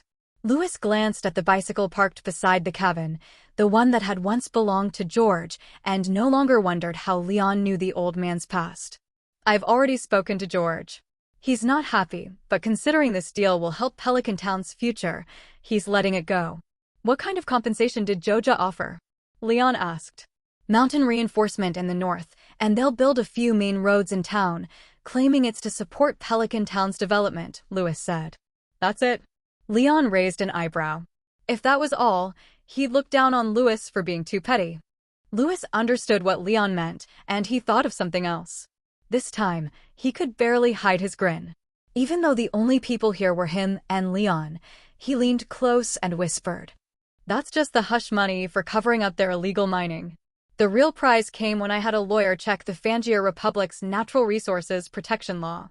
We hit Joja with the maximum fine. How much? Now Leon was interested. 20 WG. It's the largest possible fine. Joja will pay it all at once, and I'll keep it as public development funds for Pelican Town. Tisk TSK. Joja really is rich. Of course, you'll get your share too, Lewis said, making sure Leon knew he hadn't been forgotten. After all, Leon was the one who first uncovered the issue and persuaded him to act. If not for Leon, Lewis wouldn't even have thought about it. Public funds for smuggling money? Not appropriate and not necessary. Though tempted, Leon still knew the difference between one big meal and eating well every day. If he took this money, no matter Lewis's intentions, it would give Lewis leverage over him. And while they might both be grasshoppers tied to the same rope, Lewis had more than one rope to pull. Handing someone that kind of leverage willingly? Not a chance. Leon wasn't about to dig a hole for his future self to fall into. I understand, but this isn't a private transaction, Lewis explained, adopting the tone of an official statement. It will be allocated as part of Pelican Town's agricultural support funding for Red Star Farm, as a measure to boost local farming and increase land productivity under the Pelican Town Development Plan. In that case, there's no problem. Hearing this, Leon stopped resisting. The difference between private and public accounts was clear. As long as Lewis framed the transfer this way, it would be a legitimate and legal allocation, free from hidden risks. After all, Red Star Farm is an inseparable part of Pelican Town's industry. No one will object. Still, I hope you'll manage the farm well, bringing high-quality crops to support Pelican Town's growth and opportunities. Louis patted Leon on the shoulder encouragingly. I will, Leon nodded. This was mutually beneficial. He had never neglected the farm's growth. Why else would he plant seeds the moment he got them? If not for limited manpower and unupgraded tools slowing him down, he might have already tilled most of the farmland and planted it full with seasonal crops. That's all for now. I'll head back. You should get some rest too. Managing such a large spread isn't easy. As much as I hope to see Red Star Farm's name shine quickly, I'd rather you reach that long-term goal while staying healthy and happy. Don't put too much pressure on yourself. After another round of encouragement, Louis left the farm. Leon watched him go, then turned toward the house, ready to rest. Unfortunately, the heavens apparently decided that someone his age sleeping this early wasn't right. No sooner had Louis left than Rasmodius the wizard appeared in a flash right in front of Leon. I sensed some disturbance in the ancient barrier of this farm, so I came to check. Rasmodius got straight to the point. Yeah, a meteorite fell from the sky, Leon replied helplessly, but still explained as an eyewitness. A fallen star, Not sure whether that's good luck or bad. Rasmodius's expression turned odd, then he asked, I need to examine the barrier. No objections, NBS. No problem. I don't know the first thing about this stuff, do as you like, Leon shrugged. With permission granted, Rasmodius floated upward, freed from gravity's pull. Leon tilted his head back to watch the man circle above the farm like a bird. Occasionally, Rasmodius tossed glowing spheres from his hands, which dissolved into the air moments after release. By the time Leon's neck was starting to ache, the wizard descended, noticing Leon rubbing at the sore spot. You don't need to watch me. I mean no harm, and I won't damage the barrier. I'm just curious, Leon replied. Magic's amazing. I want to see more of it. You have no talent for the arcane. Forest magic is your true path, Rasmodius declared without hesitation, passing judgment a second time. Yes, Leon nodded. He already knew he probably wouldn't be learning much else from the wizard. Still, people always want what they can't have. If he couldn't eat pork, could he at least watch the pigs run? I've inspected the barrier. I've also reinforced some weak points. This ancient barrier was set up by your grandfather and me to protect the farm and Pelican Town. Since Rasmodius didn't seem busy and saw Leon was interested, he didn't mind sharing more. Stardew Valley is special. Outside it, many monsters still exist. Besides your farm's barrier, the valley has a large-scale barrier to keep monsters out. The only place not under its protection is the secret woods. What about the monsters in the mines? Leon asked. Those are subterranean creatures. They live underground. Even if they dare to come out, the Adventurers Guild can handle them, Rasmodius explained. Then why isn't the secret woods covered? Leon pressed. Because a certain special being lives there and handles any dangerous monsters, much like the Adventurers Guild near the mines. Seeing that Leon wanted to keep asking, Rasmodius cut him off. You don't need to worry. Since I live here, I'll protect this place. You just focus on your farm. This meteorite's fall is actually a good thing. How so? Leon asked curiously. It activated the barrier's special properties. My repairs sent out magical ripples that alerted many special beings that your farm is thriving again. In the future, you'll receive visits from friendly beings who'll leave gifts. That's the network of goodwill your grandfather built. For example, I won't tell you. Let it be a surprise. You'll understand when the time comes. Rasmodius vanished in a teleport before Leon could react, leaving no chance for further questions. I hate riddlers, Leon muttered, then silently raised a middle finger toward the wizard's tower. The next moment, thunder cracked through the starry sky, without a single cloud above. He instantly realized it was a petty warning from a certain powerful figure. But so what? You can't beat a big boss. Just take it. When Leon returned to the cabin this time, he was relieved to find no unexpected visitors dropping by on the third night in a row. Still, lying in bed, he wasn't in a hurry to sleep. Instead, he mulled over the words of Wizard Rasmodius. For instance, the matter of the barrier being activated after the meteorite's fall, and those friendly visits stemming from his grandfather's connections and reputation. When Leon thought of visitors, the only ones that came to mind were the tiny fairies who could make a small patch of crops ripen instantly. Of course, he wasn't talking about those self-important fairies from certain books, but the real kind palm-sized, winged little beings.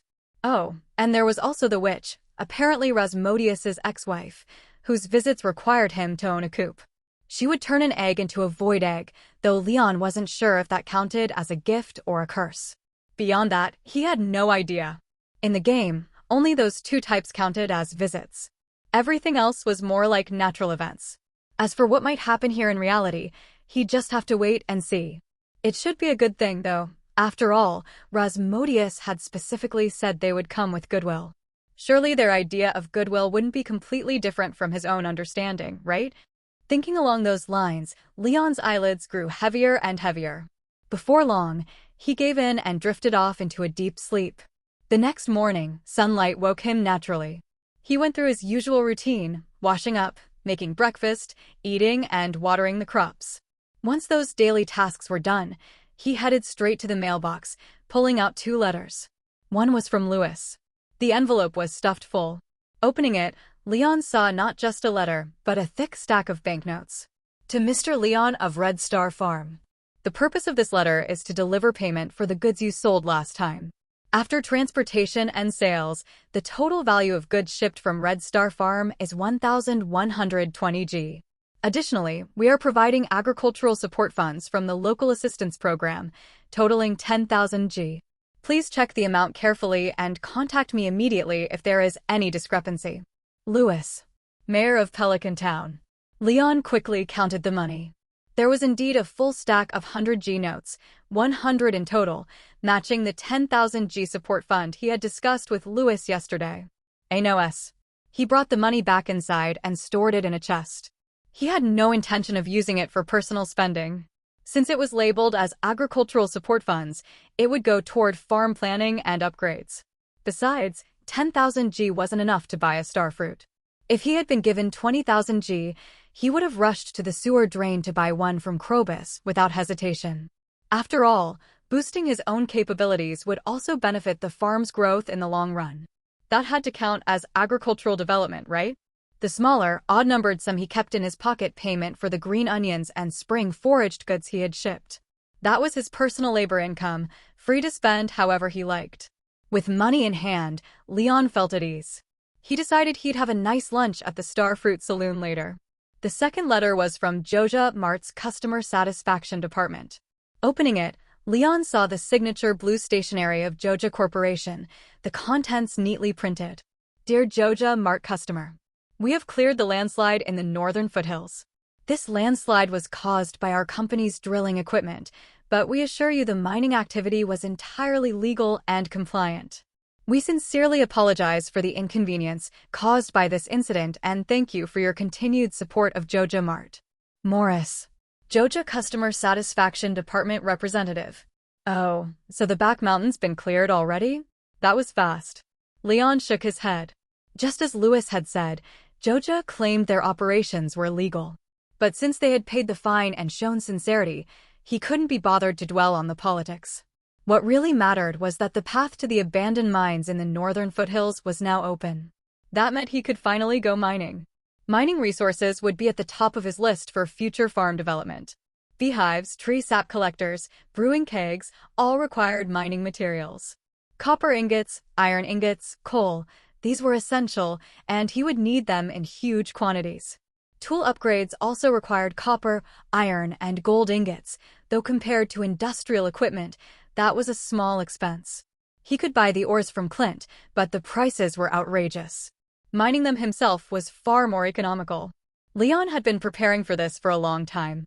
It was why he had upgraded his backpack, and why, upon getting a prismatic shard, his first instinct was to rush to the Calico Desert to exchange it for a galaxy weapon, so he could perform well in the abandoned mines. Now that the mines were open, Leon went back inside. He stored away his watering can, axe, and scythe, keeping only his pickaxe, hoe, and galaxy watermelon knife. Since he didn't know exactly what to expect, he also crafted 2 torches for emergencies, better to be prepared if the mines were too dark. Just as he was about to leave, his gaze fell on the suitcase and backpack he'd brought when he first moved to Stardew Valley. An idea struck. He emptied the clothes from the backpack and slung it over his shoulders. The system backpack could store items and stack similar goods, but each item type, no matter how many he had, took up one slot. With only 24 slots, that could easily fill up in the mines, especially since they held more than just ores. There were monster drops, artifacts, and other oddities. The extra backpack could hold small, light items, giving him much more room. Everything ready, Leon hopped on his bicycle and set off toward Pelican Town. Though the Back Mountains forest path was the fastest way to the northern foothills, he wasn't going straight to the mines yet. Besides tools, supplies were also important. He was still a living, breathing person. He needed food, water, and bathroom breaks. If he planned to spend the entire day underground, he'd need plenty of both. He also intended to stop by Pelican Town's clinic to stock up on medicine. After all, every farmer knew that if you wanted your tools to work well, you had to keep them well fed. And since Leon was both the farmer and the tool, he certainly wasn't going to treat himself poorly. Riding his bike into Pelican Town, Leon immediately spotted the Pelican Town clinic beside Pierre's general store. He parked his bike and stepped inside, where he saw Maru in a nurse's uniform behind the counter. "Hello, are you here for a scheduled checkup?" Oh, it's you, Mr. Leon." Maru had instinctively given her usual greeting when the door opened, but quickly corrected herself when she recognized Leon. "Hello, Miss Maru. This is our second time meeting. I didn't expect you to work here." Leon smiled at her. Whatever else could be said, that nurse's uniform suited her perfectly. Even though she was black, her features were striking, and her temperament was exceptional. Calling her a black pearl beauty wouldn't be an exaggeration. I forgot to mention it during our last dinner together. But honestly, I didn't want to tell you. I'd be happy to run into you outside, but in the clinic? I'd rather not see you here. Maru explained with a smile. I understand what you mean. If you're not sick or hurt, who would want to come to the hospital? Leon nodded in agreement. So, are you feeling unwell? I can call Dr. Harvey for you. Maru gave him a once-over. His complexion was rosy, and his expression relaxed. He didn't look like someone suffering from illness. I'm just here to buy some emergency supplies, bandages, disinfectant, painkillers, things like that. Leon explained. As long as you're fine. We sell those here, come this way. Maru beckoned him over, then pulled out a medical kit and opened it. This is the home version of our all-purpose medical kit. It has everything you mentioned, plus cotton swabs, adhesive bandages, a thermometer, and even adrenaline for emergencies. Does this work for you? This will do. Leon gave the contents a quick glance and decided on the spot. The kit had enough to handle minor injuries. As for major wounds? You couldn't expect someone with only basic first aid knowledge to perform surgery on themselves in the wilderness. If there was a serious injury, the smart move was to rely on forest magic to escape, then get someone to rush you to the hospital. This kit is 150G. Maru gave him the price when she saw he had no objections. Leon didn't haggle. He paid, took the kit in hand, and left the clinic. Leaving in such a hurry, farm life must be busy, Maru murmured with a hint of disappointment as she watched him go. She had hoped to chat with him a bit. After all, Leon ran a real farm, and she might have learned something useful about local crops to aid her biological research. After stepping out of the clinic, Leon tossed the medical kit into his system backpack. It was heavy, too much for a regular backpack. Then he headed straight for Pierre's general store. Not to shop from Pierre, but to find Gus. Sure enough, just outside the glass doors, Leon spotted Gus picking up supplies for the saloon kitchen. Leon stepped inside. Gus, are you done shopping? All set. Pierre's folks will deliver the rest to me. What about you, here to buy something? Gus greeted him with a smile. Not exactly. I wanted to order some portable, filling food like bread. Leon explained. But I haven't started baking yet. If it's bread, I'd have to make it fresh. If you can wait, I'll head back and get started right away. Gus said apologetically. In that case, I won't trouble you. I don't have much time to wait for fresh bread. Sorry to bother you. Leon said, a little disappointed. No worries. But next time, let me know in advance. I'll have the freshest, most delicious food ready for you. Gus promised, patting Leon on the shoulder. Then he added, if you don't care about taste and just need emergency rations, you can try Joja Mart. They've got pre-packaged bread. It's awful, but it'll fill you up. Good suggestion. Thanks, Gus. If you're still open when I get back tonight, I'll drop by your saloon. With that, Leon said goodbye and pedaled off toward Joja Mart. Rushing around like that? Is he heading out on a trip? Gus muttered as he watched him go. Oh, Mr. Leon, long time no see. Welcome to Joja Mart. As soon as Leon entered Joja Mart, Morris spotted him. Morris greeted him warmly. After all, they were former colleagues, and Leon was the only farmer in Stardew Valley. If Morris knew that Leon had been the one to clue Lewis in on Joja Corporation's illegal mining in the northern foothills, leading Lewis to take action against them, Leon doubted Morris would be so friendly. Of course, Leon had no intention of telling him. Mr. Morris, hello. I'm just here to buy a few things. Leon gave him a polite nod before heading for the shelves. He grabbed 10 ham sandwiches and a case of bottled water, then brought them to the front to pay. At checkout, Morris came over again. I saw you came by bike. Would you like me to have these delivered to your farm? We have delivery staff, though there is a fee. Don't try to sell me a paid service. I can carry this with one hand. Leon shot him a glance. He had little patience for this profit-driven businessman. Still smiling, Morris didn't take offense. He even waved goodbye when Leon left. A capable man. Shame he's with Joja Mart. Leon muttered, single-handedly balancing his bike and the 16-bottle case of water. When no one was around, he slipped the water into his system backpack. As for the bread, it was light enough to go in his regular backpack. All set. Time to head into the mines. Let's hope I don't end up bleeding out on my first run. Hospital bills aren't cheap. Fully prepared, Leon rode his bicycle straight toward the northern foothills. The trip went smoothly, with no real surprises aside from the occasional set of steps connecting uneven slopes, where he had to dismount and carry the bike. Still, it was far faster than walking. When Leon spotted the only house in the northern foothills, he knew he was close to his destination. The terrain here was complicated, full of sheer cliffs, so Leon didn't continue riding. Though confident in his skill, he wasn't willing to gamble on his luck. All it would take was a pebble catching the wheel at the wrong moment, and if his hands slipped from the handlebars, well, that would be a disaster. Still, he didn't put the bike straight into his system backpack. Instead, he pushed it along, leaving as much space free in the system inventory as possible in case this mining trip yielded a big haul. He wasn't sure if the route to the abandoned mines was exactly the same as in the game, but he knew following the lake outside the mine would get him there without a problem. Before long, he was walking along the mountain lake and saw it, a massive, man-made tunnel carved into the heart of the northern mountain, its entry shored up with thick support beams.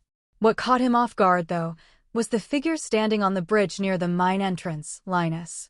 When I saw that last night's landslide here had been cleared away, I knew you'd be coming to check this place out today. Linus raised a hand in greeting as Leon pushed the bike over. Before Leon could speak, Linus went on. Your instincts are spot on, Leon replied with a friendly smile. This wild hermit had long been marked in his mind as a real powerhouse, and Leon wasn't about to treat him lightly just because of his scruffy appearance.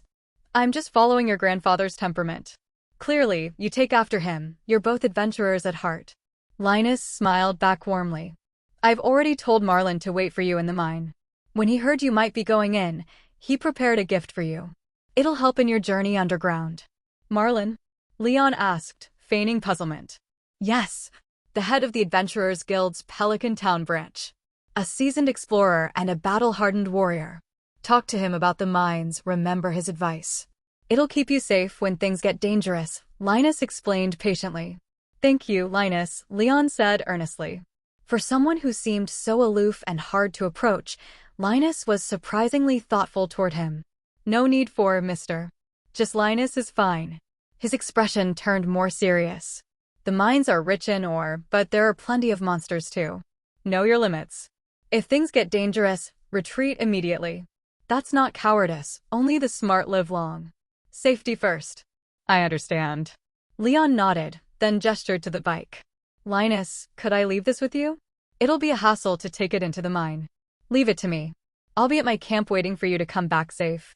Linus took the bike without protest, then encouraged him with a nod. Good luck. May you return with a fine haul. With the bike taken care of, Leon didn't linger.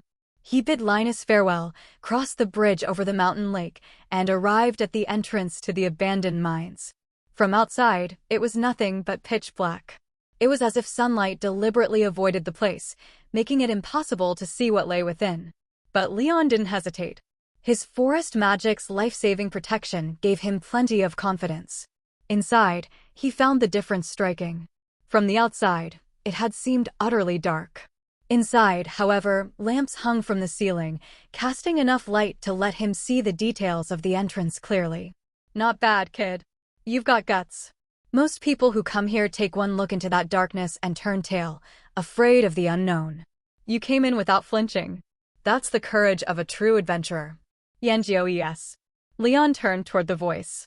A man in a green shirt and red cape stepped inside.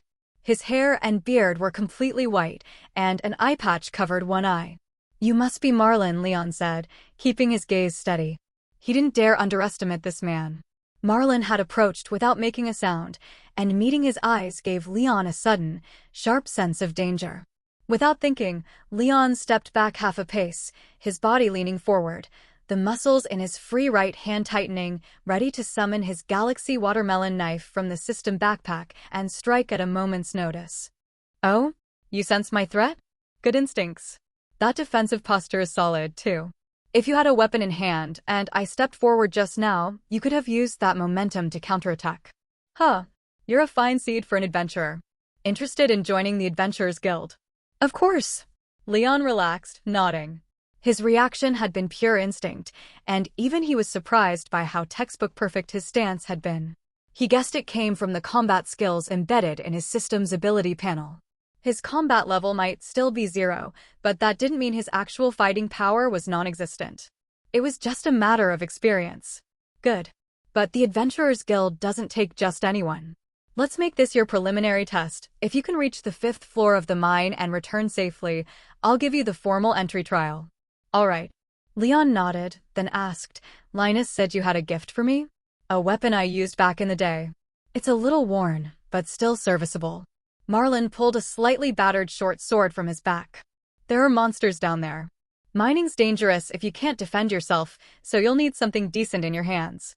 Thanks, but I've already prepared a weapon, Leon said politely, declining. A broken short sword would just take up inventory space, and it was nothing compared to his galaxy watermelon knife. You've prepared a weapon? Where? A dagger, maybe? Marlin's gaze swept Leon's figure, noting he carried nothing visible. He guessed it must be a small, easily concealed weapon. Leon didn't hide it. He summoned the galaxy watermelon knife straight from the system backpack. Marlin didn't flinch at the weapon's sudden appearance. But when he saw the distinctive shape, the shimmering purple surface, and the scattered star-like specks along the blade, his eyes widened. You actually have a galaxy weapon? An expert, huh? Leon couldn't help but sigh in admiration. After all, Marlin recognizing at first glance that this uniquely shaped watermelon knife was a galaxy weapon really made Leon look good. If it had been someone who didn't know better, they'd probably have fixated on the weapon's odd appearance first, and then said something factual but unpleasant to hear. Now that would have been truly uncomfortable. Well, it's a top-tier weapon every adventurer dreams of. I just didn't expect you to already own a galaxy weapon. Tell me, is it a family heirloom, or did you forge it yourself?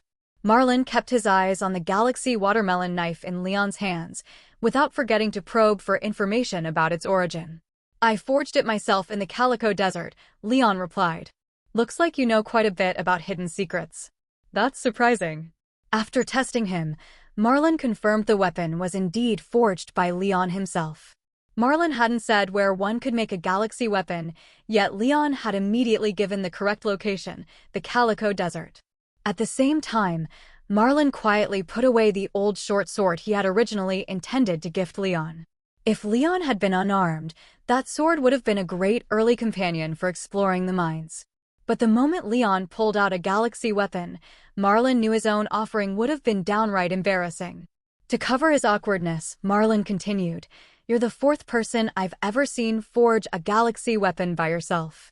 If it weren't for the rules of the Adventurers Guild, I could let you join straight away based on that potential alone.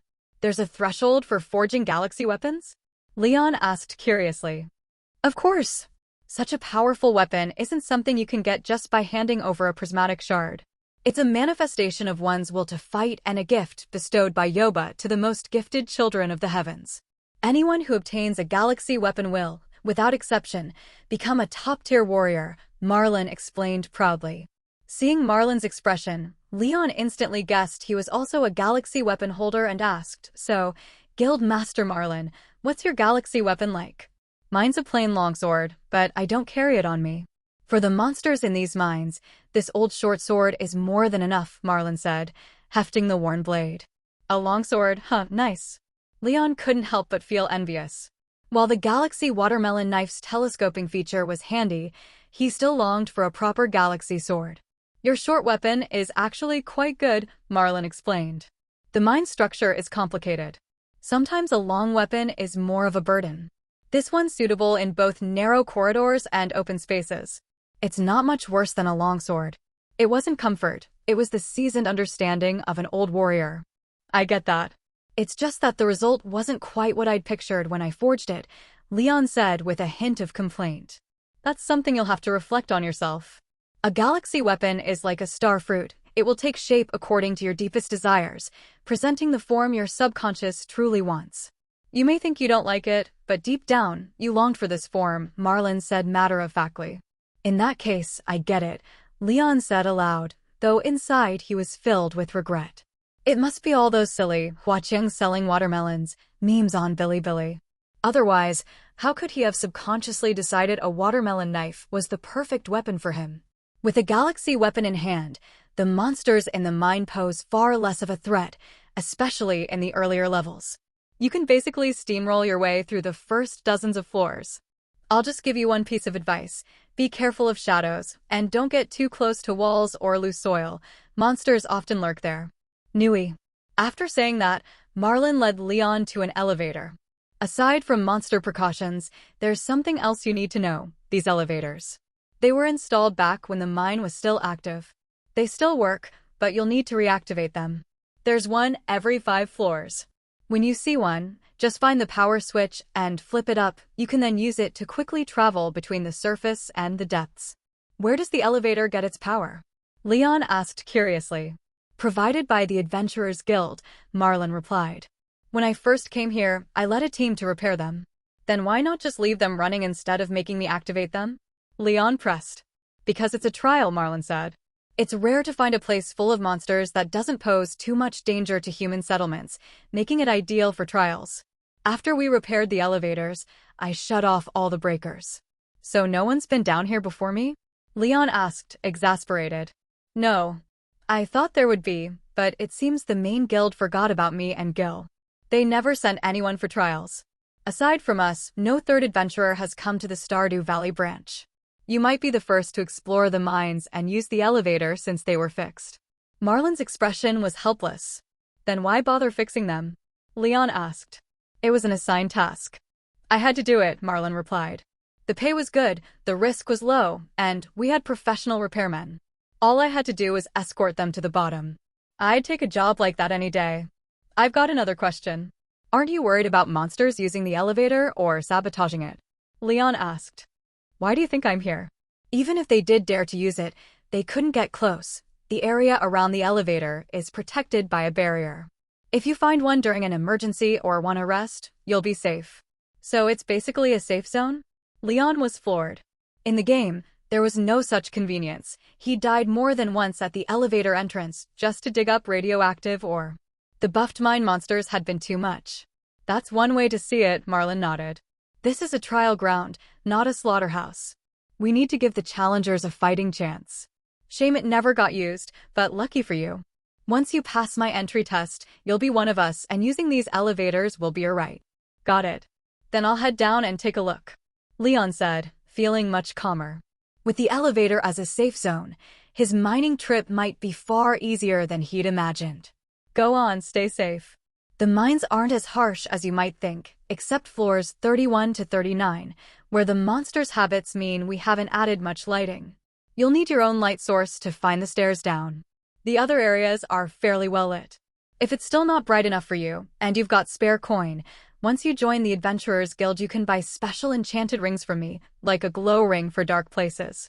Wear it and you're a walking lantern. the glow won't affect your vision. After one last bit of advice and a quick pitch for guild-exclusive gear, Marlin strode away from the mine entrance, leaving Leon standing there stunned. By the time Leon realized what had happened, Marlin had already slipped away. "I can't shake the feeling that Mr. Marlin is really into making money," Leon muttered as he searched for the entrance to the first level of the mine. Before long, he spotted a hole about a meter in diameter under an electric lamp. A short flight of stairs was embedded into the sides of the hole. The iron steps looked a little worn but not rusty. Leon gave them 2 solid kicks, and they didn't so much as wobble. Clearly, they were sturdy. He descended the ladder, feeling the cool draft from below brushing against his backside and sighing in disappointment. If you asked most Stardew Valley players the most efficient way to go mining, about 80% would say explosives, while the remaining 20%, the mod players, would tell you to use a tractor. Leon was both a regular player and a mod player. Without considering the convenience of the tractor mod that converted the stable into a mining machine, the only option left to him was blasting. Though he hadn't unlocked any bomb recipes yet, Leon was, after all, a civilized man with 9 years of compulsory education. Aside from using gunpowder, there were other ways to achieve similar results. For example, dust explosions. But before he even reached the first underground level, just in the stairway between the surface and the mines, he could already feel a noticeable airflow. That meant the conditions for a dust explosion weren't quite right. When he finally reached the bottom and saw the size of the first floor mine, he gave up on the idea entirely. The space was too big. It was at least 4 meters high and about the size of a football field. Creating a proper dust explosion here would take far too much flour. Not only would the cost outweigh the benefit, but the terrain could easily get him killed. "Guess I'll just mine the old-fashioned way." Looking at the irregularly placed, but numerous rocks scattered throughout the mine, Leon quietly took out his pickaxe. In his mind, mining meant carving a tunnel into a mountainside and then chiseling into the rock walls to find ore. In Stardew Valley, mining meant wandering through a large underground cavern, whacking at freestanding rocks. In a way, it was more like breaking stones at a construction site. Unlike in the game, however, every rock here looked the same. Leon wasn't sure if that meant there was no copper ore on this level, or if the copper was simply hidden inside. He chose a nearby rock about the size of a wash basin and struck it once. The rock shattered instantly, its fragments sinking into the ground as if swallowed. All that remained was a single fist-sized stone lying on the hard floor. Stone, resource a common material widely used in construction and processing. This was different from the farm stone piles, which shrank with each hit and disappeared after the third strike, leaving only a stone drop. Leon had assumed the mine rocks worked the same way, but here, one swing destroyed the rock, and most of the fragments vanished into the mine itself. Interesting, and a little concerning. If the mine could swallow stone, who's to say it wouldn't swallow him? Still, he figured that was unlikely. More probable was that the mine had some kind of built-in recycling mechanism. After pocketing the stone, Leon moved on to a larger rock, half his height and 5 or 6 meters across. A giant boulder. The first swing jolted his arms, but the boulder visibly shrank. The second swing shrank it even more. Leon kept swinging, and on the 8th strike, the boulder shattered, leaving a scatter of collectible stones. He counted them, 11 in total. Together, they weren't even a 20th the size of the original boulder. Can't make sense of it, but I'll accept it. He took a swig from his water bottle and sighed. The mining process here felt just like in Stardew Valley, only instead of looking through a monitor, it was a full panoramic VR experience. If this was only because he was using system tools, Leon could accept that. But if mining in this world really was like this, maybe he was the odd one out. After all, if everyone thought something was normal and only you thought it was strange, odds are you're the problem. Shoving that philosophical musing aside, Leon stowed his water and, instead of breaking more rocks right away, began searching for the shaft to the next level, using the electric lamps on the walls for light. But after a full circuit of the first floor, he found no shaft. The only things in sight were rocks of all sizes and the occasional patch of brown soil. That made him suspect the entrance to the second floor was, like in the game, hidden under the rocks. No point wasting time, he went back to smashing. It was a dull process. In the vast, empty mine, The only living thing was Leon, the only sound the clang of metal on stone echoing endlessly. Clang! As Leon swung at another rock, the impact felt unusually strong, and the sound was sharper than before. Sensing something was off, he pulled back his pickaxe and drew his galaxy watermelon knife. In the next instant, the rock in front of him burst upward, revealing the deadly threat hidden beneath.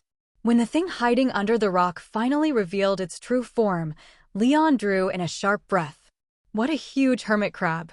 Yes, it was a crab hiding under the rock, but unlike the crabs Leon was familiar with, this one's shell was made of solid stone. Its entire body was a bright orange red, and its size matched the rock behind it, about half a meter across, which meant the crab itself was also about half a meter wide. While Leon was making his remark, the rock crab didn't waste any time. Whether it was acting on instinct to defend its territory or simply annoyed by Leon's pickaxe strike, it reacted instantly. Its eyes, peeking out from beneath the stony shell, locked onto Leon, the obvious outsider who didn't belong in the cave's ecosystem. Then, with its rocky shell raised like a shield, it charged straight toward him. Its speed was shockingly fast. Worse, it moved in a straight line, completely ignoring the usual sideways gait of its kind. The unexpected movement made Leon raise an eyebrow, but he dodged to the side in time to avoid the charge. After evading, Leon wasn't about to stand still and wait for a second assault. He bent down, his galaxy watermelon knife brushing along the ground, then snapped it upward in a clean, single-handed slash aimed straight at the rock crab's underside, exposed between its 8 jointed legs. But the rock crab saw the motion. That primal sense of danger flared, and it instantly retracted its legs and body back into the rocky shell. With its support gone, the stony shell dropped to the ground, once again perfectly camouflaged among the surrounding rocks. Leon's blade struck the stone with a sharp clang. The impact jolted up his arm, making him frown as he pulled back and stepped away. The galaxy watermelon knife had hit squarely on the shell, yet it remained completely undamaged. So the shell's invincible property works in real life too, huh? Leon had called it a hermit crab, but he knew perfectly well what it was. After all, he was a regular in the mines and had slain more rock crabs than he could count. He even remembered that the crab he once sacrificed had been dropped by one of these creatures. In the game, rock crabs weren't much of a threat. Once they poked their heads out, a single blow could kill them. But in their camouflage state, they were nearly immune to all but pickaxes and bombs. Any direct weapon strikes would do next to nothing. And if you used a pickaxe, they'd wait for the perfect moment to ambush you. Classic dirty tactics, purely designed to be infuriating. If Leon had a bomb, he could blast away its stone shell, stripping it of its best defense. But right now, the only thing that could break the shell was his pickaxe, and getting close meant risking a sneak attack. That gave him pause. Only for a moment, though. Then a solution came to him. The rock crab might be invincible in its shell, but Leon didn't believe in true invincibility. If it wanted to play dirty, he wasn't going to be polite either. Under his control, the galaxy watermelon knife in his hand swelled in size. This time, it didn't turn into the 4-meter door panel from before. He stopped the growth when it reached 2 meters in length and 40 centimeters wide, half a door's breadth. It was heavy, sure, but still within what he could handle. Ever heard of hitting so hard a brick flies, buddy? With the oversized blade held in both hands, Leon took a running step forward. Using the momentum, he spun his body, swinging the massive knife in a smooth arc. The blade came down like a battering ram, smashing straight onto the camouflaged rock crab's shell. Bang! The galaxy watermelon knife, heavy and backed by Leon's strength and momentum, sent the rock crab flying. It tumbled end over end for 5 meters before crashing into another rock. Now upside down, its legs flailed helplessly like a turtle flipped on its back. A withering above Thailand body, yes. Leon shrank the galaxy watermelon knife back to its normal form, shaking his hands to ease the numbness from the impact. Then he rushed forward and brought the blade down in one clean stroke. The sharp edge split open the exposed belly of the rock crab. Grayish-red fluid sprayed out, though thankfully in a different direction from where Leon stood, saving him the trouble of dodging. That strike clearly took its life. The body stiffened, its stone shell crumbling away and sinking into the cavern floor. The crab's flesh began to wither. Moments later, the once massive rock crab was gone. In its place lay a plate-sized crab. Crab, fish, a marine crustacean with 2 strong claws. Leon stared blankly at the description. Sure, it was a crab, but it came from a rock crab. Why did the system say it was marine? Was this just a template for all entries? Or maybe there really was a sea down here in the mines, a Mongolian sea invisible to outsiders. He had plenty of complaints, but the system wasn't going to answer them. So Leon tossed the crab into his system backpack and went back to breaking rocks. Thunk. Another stone shattered, but this time, instead of the usual empty space, it revealed a pit leading to the second underground level. The ladder was still there. Leon no longer found that strange. After confirming it was sturdy, he climbed down. The second floor's terrain was different again. If the first floor was like a wide, flat football field, then the second was a twisting, winding maze. Narrow corridors, each less than 2 meters wide, branched off in all directions. After a brief pause, Leon picked the leftmost path. The ground was still littered with the same colored rocks he was used to. He smashed them without hesitation. There was no other way to find the way down to the third floor. Squelch. Squelch. After just a few strikes, Leon heard a strange sound. It was like someone pulling their foot out of the muck in a swamp, wet and sticky, echoing close to his ears. Following the sound, Leon spotted a round, green, ball-sized blob bouncing toward him from the far end of the corridor. As it got closer, he noticed a slimy tentacle sprouting from its head, with a tiny green ball dangling at the tip, like a miniature version of the slime itself. Leon instantly pulled out his galaxy watermelon knife, ready for battle. But the green slime completely ignored him and kept hopping in the other direction. Just as Leon was wondering what was going on, he saw another green slime chasing after it. The strange thing was, the tiny ball atop this second slime's head was heart-shaped. Is this courtship? Watching the 2 green slimes hopping in a game of tag, one with a heart-tipped tentacle, left Leon dumbfounded. This was the first time he'd seen something so absurd yet oddly reasonable. Even monsters have the nerve to flaunt their romance in front of a single guy? Is there no moral baseline anymore? Determined to help this yet-to-be-paired couple, Leon lunged forward and swung twice. The blade was fast, the slimes were soft, but one clean slice still cut them neatly in half. Neither of them ran. They didn't even resist. It was as if chasing love, or escaping unwanted attention, was more important than survival itself. When the 2 green blobs were split and their bodies disintegrated into nothing, 3 translucent, jelly-like blobs were left behind on the ground. Slime jelly. Monster dropped a lump of gel with no scent and a faint glow. Though a bit repulsed, Leon recalled that the oil maker required slime jelly as a crafting material. And if he ever got bored enough to raise slimes in the future, he'd need large amounts of it as raw material for compression. So he picked it up. However, the moment he held it in his hands, his opinion changed. It really had no smell, felt delightfully squishy, and was surprisingly resilient. No matter how much he squeezed it, it didn't break. The texture was dangerously addictive. Hiss. After absent-mindedly kneading the slime jelly for a long while, Leon suddenly snapped back to his senses. He sucked in a cold breath and quickly stuffed the jelly into his system backpack. While he'd been fiddling with it, some very questionable thoughts had popped into his mind. And while they weren't completely unspeakable, it was better to just say they were. Putting the jelly away, Leon resumed his rock-smashing work. After a brief rest, with water and food replenished, Leon felt much better. He stood up and moved to the 3rd tunnel to continue mining. At this point, aside from the crab dropped by the rock crab and the slime jelly dropped by the green slimes, he had 106 stones in his backpack. Looking at his haul, Leon couldn't help but grimace. If he'd known it would be this meager, he wouldn't have over-prepared and cleaned out his backpack space. But since he was already here, even if all he got was stone, he'd keep going. After all, stone was a basic resource. He'd need plenty in the future for building farm structures, upgrading houses, and crafting various recipes, all of which required mountains of the stuff. The 3rd tunnel yielded no stairs, so Leon moved on to the 4th. This time was different. He spotted more than a dozen rocks with a distinct brownish hue. The sight made his spirits lift. He went to the nearest brown rock and swung his pickaxe. The moment the pick struck, he heard a different sound than the usual rock cracking noise. The feedback in his hands was also stronger. As someone already familiar with the feel of breaking rocks, Leon instantly recognized this difference and grew even more excited. These brown rocks also took more than one hit to break.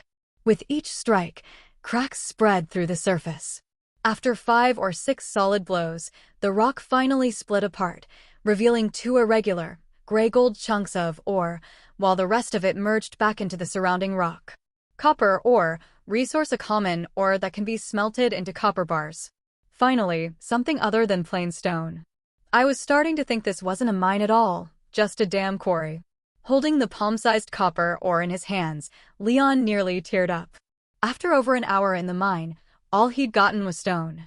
If not for his goal of reaching the 5th floor to unlock the elevator, he might have given up. At least now he'd found something different, which gave his morale a huge boost. Knowing this type of rock produced copper ore, Leon didn't hesitate. He raised his pickaxe and went after the rest of the brown stones. When he was done, he collected 21 pieces of copper ore. As he put them into his backpack, his gaze landed on the stairway to the 3rd floor, now revealed where the last copper-bearing rock had been.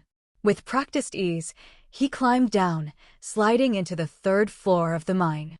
This level was huge, with a large patch of brown sandy soil taking up most of the space. He saw few rocks, mostly regular stone, but with some copper ore mixed in. Of course, the place wasn't without its hopping slimes. But Leon knew there was more here than slimes because he caught a whiff of a foul, fishy stench in the air. It was sharp, overpowering, and not the smell of rot. It was more like the reek of raw sewage. Leon didn't rush to start mining. Instead, he pulled out his galaxy watermelon knife, extending its length on purpose so he could keep his distance from whatever foul-smelling monster was lurking ahead, one he hadn't even seen yet but could already smell. If he got that stench on him during the fight, he wouldn't hesitate to turn around and leave the mine. And once outside, he'd dive straight into the lake, soaking for at least half an hour before daring to face another human being. He also remembered Marlin's warning. As he moved toward the slimes he could see, he kept well away from the cave walls and avoided stepping on the patches of sandy ground. Every step was cautious. That caution soon proved its worth. After only a few steps, a bug the size of his head, its body covered in a greenish-blue chitin shell, with a pair of pale gray wings darted from the shadows of the rock wall, lunging straight for him. Its clumsy, straight-line flight made it easy for Leon to track its path. He swung the extended galaxy watermelon knife in a powerful vertical chop. The sharp blade tore through the chitin shell, slicing into the soft flesh beneath. The bug split cleanly in two, spilling a gush of thick green fluid that reeked even more than the air already did. The kill was instant. Leon stepped back quickly, putting distance between himself and the falling corpse. He covered his nose and mouth, trying to block out the stench. It didn't work. The smell seeped into the air, invading his nose with every breath. The water and bread he'd eaten earlier churned in his stomach, making him feel sick. What the hell is this thing? Did it drink straight from the Ganges or something? He backed away several more steps until the air felt cleaner, relatively speaking. The stench was still there, but at least it wasn't enough to make him gag. The corpse soon disintegrated into dust, leaving behind a sticky pink chunk of meat. Leon had no desire to pick it up, it looked revolting. His attention instead went to his galaxy watermelon knife. This weapon was his greatest reliance in the mines. But thinking about the blade making direct contact with the bug's body fluids made his scalp prickle. If there were still traces of that green slime on the blade, he wasn't sure he'd even want to keep his prized weapon. Of course, he was joking, there was no way he'd fight one of these bugs barehanded. Lifting the extended galaxy watermelon knife, he checked the blade. It was as dazzling as ever, with no strange residue in sight. He let out a breath of relief. So this was what no blood on the blade looked like in real life. Armed with experience now, Leon pressed on carefully. Even though he'd killed one of the bugs, who knew how many more might be lurking? He decided to scout the entire 3rd floor of the mine before starting to mine any ore. Sure enough, after circling more than halfway around, he spotted another of the stinking bugs. It lunged at him in the same brainless fashion, and once again, his knife cut it neatly in two. Without the stench, he'd have doubted if these things even deserved to be called monsters. Just after killing it, Leon noticed several green slimes bouncing toward him. Unlike before, when they'd been in a mating state, these 3 came straight at him with hostile intent. The leader was noticeably bigger than the two behind it and less perfectly round. Other than size, though, it wasn't much different from the others. Unfortunately for them, Leon swept his knife in a single stroke, cutting all three down. This time, alongside the slime jelly, he found something else, a purple crystal about the size of a baby's fist. Amethyst, mineral, a purple crystal. System, if you don't have anything useful to say, maybe don't bother labeling it at all. How is that any better than saying nothing? He couldn't resist complaining at the lazy description. The system, as usual, ignored him, so he cheerfully stashed the crystal in his system backpack. He was pretty sure it had dropped from the larger slime, which must have swallowed it at some point. He'd initially thought bigger slimes might be elite or boss monsters, but apparently, they were just bloated from swallowing something big. Still, it was good information to remember. Next time he saw a not-so-round slime that was a bit bigger than the rest, he wouldn't let it get away. This one had an amethyst inside. What if next time it was a prismatic shard? Unlikely, but not impossible. Like buying a lottery ticket, you do it for the dream. Only this time, the odds of a big slime dropping a prismatic shard were definitely higher than winning the jackpot. Leon collected the slime jelly without hesitation. As for the sticky chunk of meat dropped by the bug, he hesitated. Normally, he never left loot behind. He'd risked his life to kill the monster after all. But looking at its disgusting appearance and off-putting color made him pause. In the end, reason won over disgust. He used the Galaxy Watermelon knife to lift the meat, prompting the system to label it. Insect meat, monster loot, a small chunk of juicy insect meat. Seriously? Juicy? Is the system being bribed by these bugs? That's just dishonest. Leon had no interest in finding out exactly how juicy it was. What mattered was whether he could store it without touching it directly. Thankfully, it worked. As long as he'd made contact with something, directly or indirectly, the system could store it. Leon was relieved to have avoided holding the thing in his bare hands. Since he had confirmed he could collect items without direct contact, Leon immediately returned to where he had killed the first sting bug. Using the extended Galaxy Watermelon knife, he lifted the lump of bug meat that had been lying there for a while and stored it in the system backpack. Leon continued wandering through this floor. Thankfully, after making a full loop, he didn't encounter any more sting bugs, and the foul stench in the cave had noticeably faded. It seemed that he had cleared out the sting bugs on this level. Breathing a sigh of relief, Leon pulled out his pickaxe again. He first smashed the copper-bearing rocks, then moved on to the ordinary stones.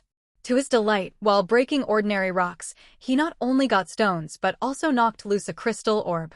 Crystal orb, a crystal containing various minerals. Requires special tools to open. It was smaller than an omni-geode, but still about the size of a bowl, oval-shaped, with a smooth outer shell, like a shrunken rugby ball. After stowing it away, Leon continued breaking rocks. When he had smashed every stone in the rocky areas outside the sandy ground, he still hadn't found the staircase to the 4th floor. That left only the small patch of rocks in the middle of the vast sandy area, along with 3 lone stones. There was no way Leon would believe there was nothing hidden in that much sand. He put away the pickaxe and pulled out the Galaxy Watermelon knife, staring at the sandy ground before finally stepping onto it. The sand was soft, like walking on a beach, leaving clear footprints with each step. The sensation underfoot was actually quite pleasant. After walking a short distance, Leon's watchful eyes caught a change. A faint rustling sound came from underground, and a raised mound of sand pushed forward in a straight line toward him. Intrigued, Leon instinctively stopped moving, raising his knife to prepare for battle. To his surprise, the sand mound also stopped. When Leon took a testing step forward, the mound began moving again. Is it tracking by sound or sensing vibrations in the ground? This thing feels way too much like an alien.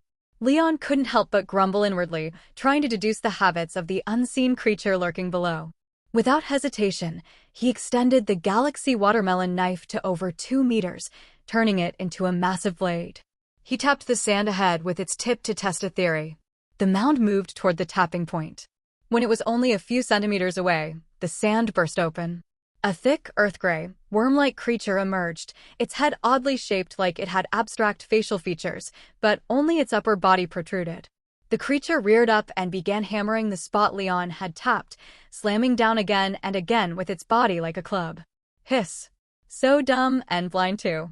Leon, having withdrawn his blade, watched the burrowing worm attacking empty ground and almost felt bad for the disabled thing. But the heavy thuds told him it wouldn't be pleasant if it hit him. So Leon opted for the humane method. He flipped the knife so the spine faced downward and the edge upward, then struck the ground again in another direction. The worm immediately retreated underground, pushing up a mound as it hurried toward the new sound. Just like before, it burst from the ground and slammed down right onto the upturned blade. An empty set. The moment its body struck the edge, it was sliced clean in two, like tofu, and went still. Leon covered his face, unable to watch the picturesque suicide any longer. As the corpse disintegrated into dust like the others, it left behind a diamond-shaped, earth-yellow crystal as proof it had once existed in this world. Earth crystal, mineral or resin-like substance found near the surface. After picking it up, the system prompt appeared. Nice find. Leon stored it away. Earth crystals could be used for offerings, crafting, gifts, construction, you name it. With the worm dealt with, Leon advanced across the sandy ground, this time without any more disturbances, until he reached the rocky patch in the center. He took out his pickaxe and smashed the stones. The first two broke with a single swing each, but the third, a slightly rounded, dark stone, took 5 solid hits before cracking. The effort paid off. Topaz, mineral common, but valued for its beauty. So it was a gem vein. No wonder it was so smooth. He mentally noted the stone's appearance for the future. Finally, with the last stone gone, the staircase he had been longing for appeared. But Leon didn't rush down. Switching to his hoe, he began circling the sandy ground outside the rocks. There was still something he needed to confirm.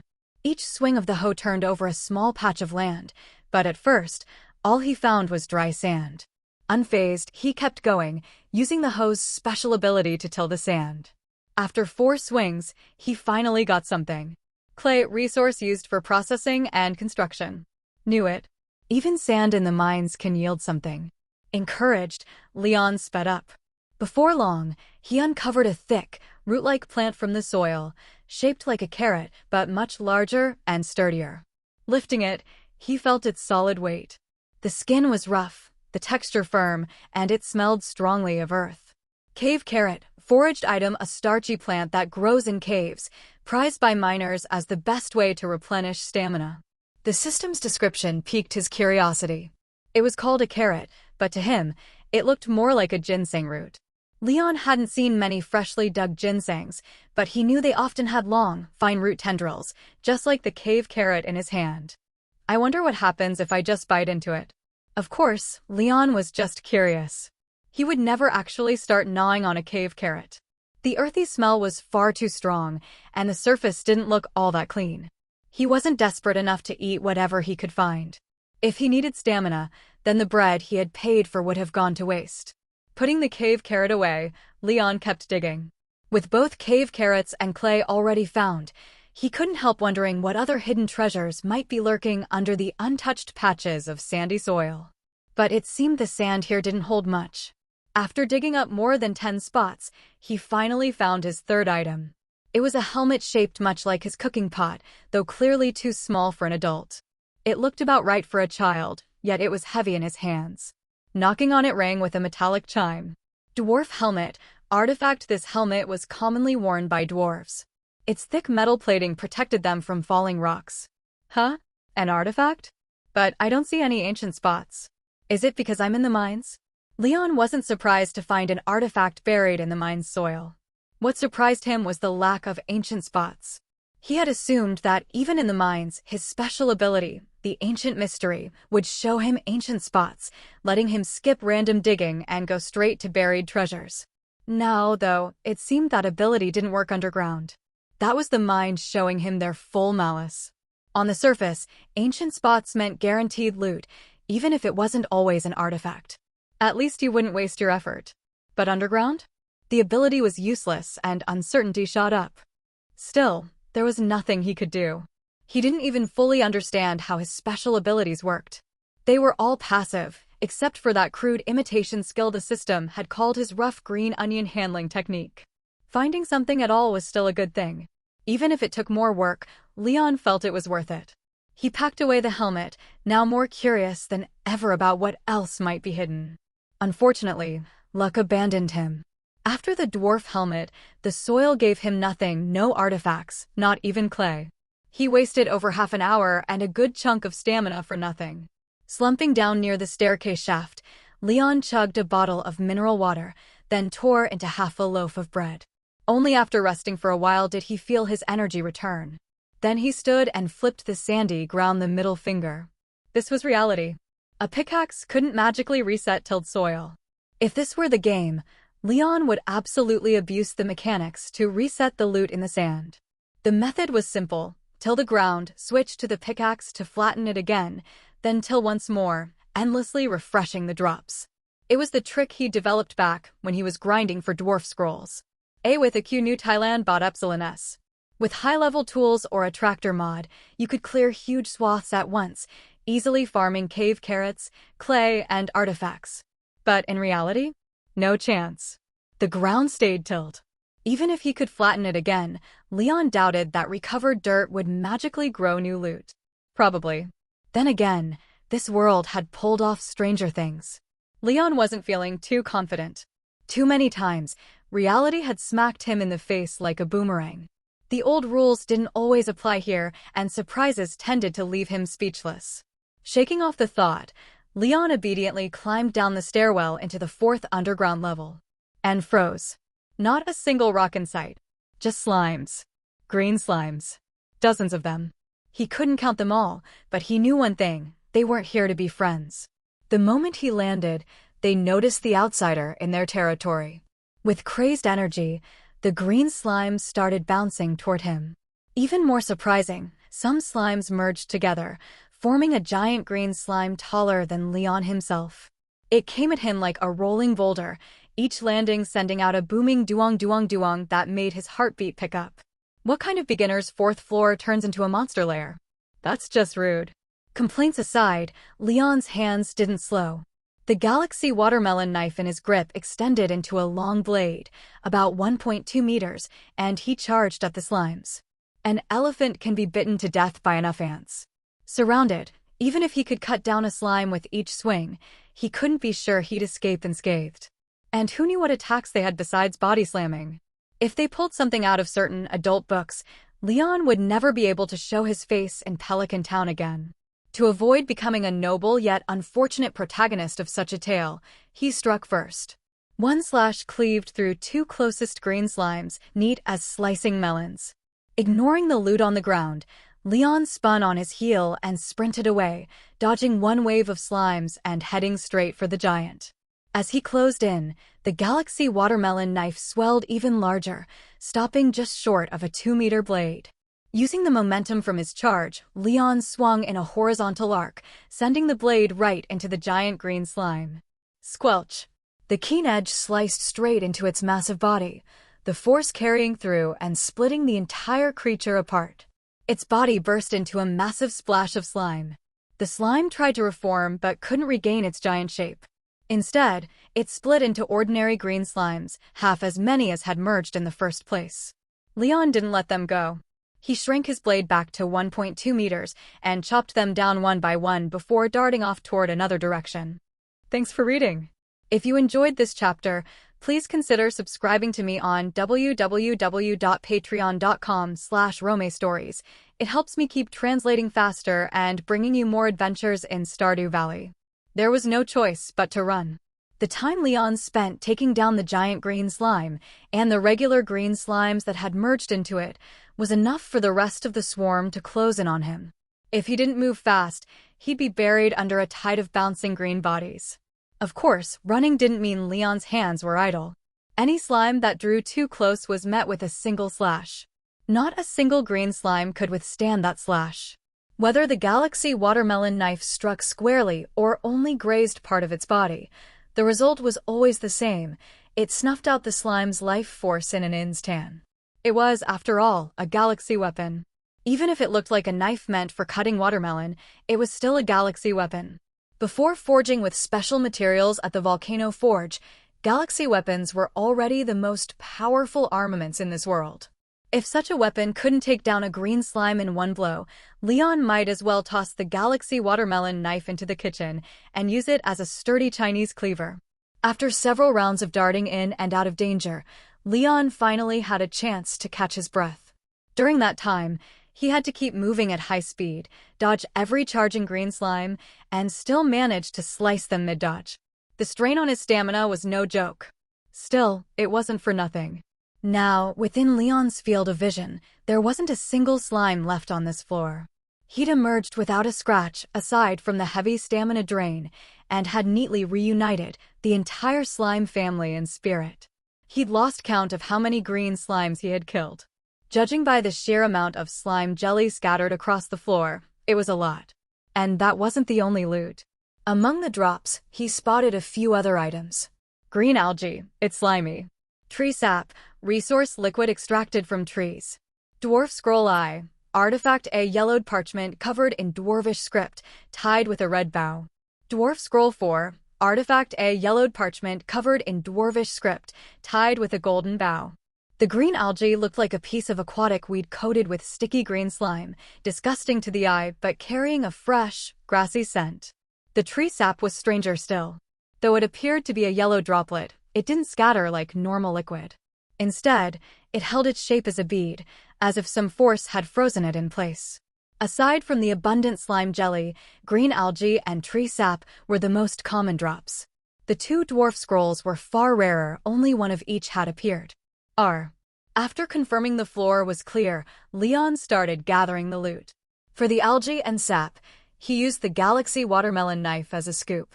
Those things didn't look pleasant to handle, and Leon had no desire for sticky, smelly hands, so the knife had to bear the burden. The slime jelly and scrolls, however, he picked up himself.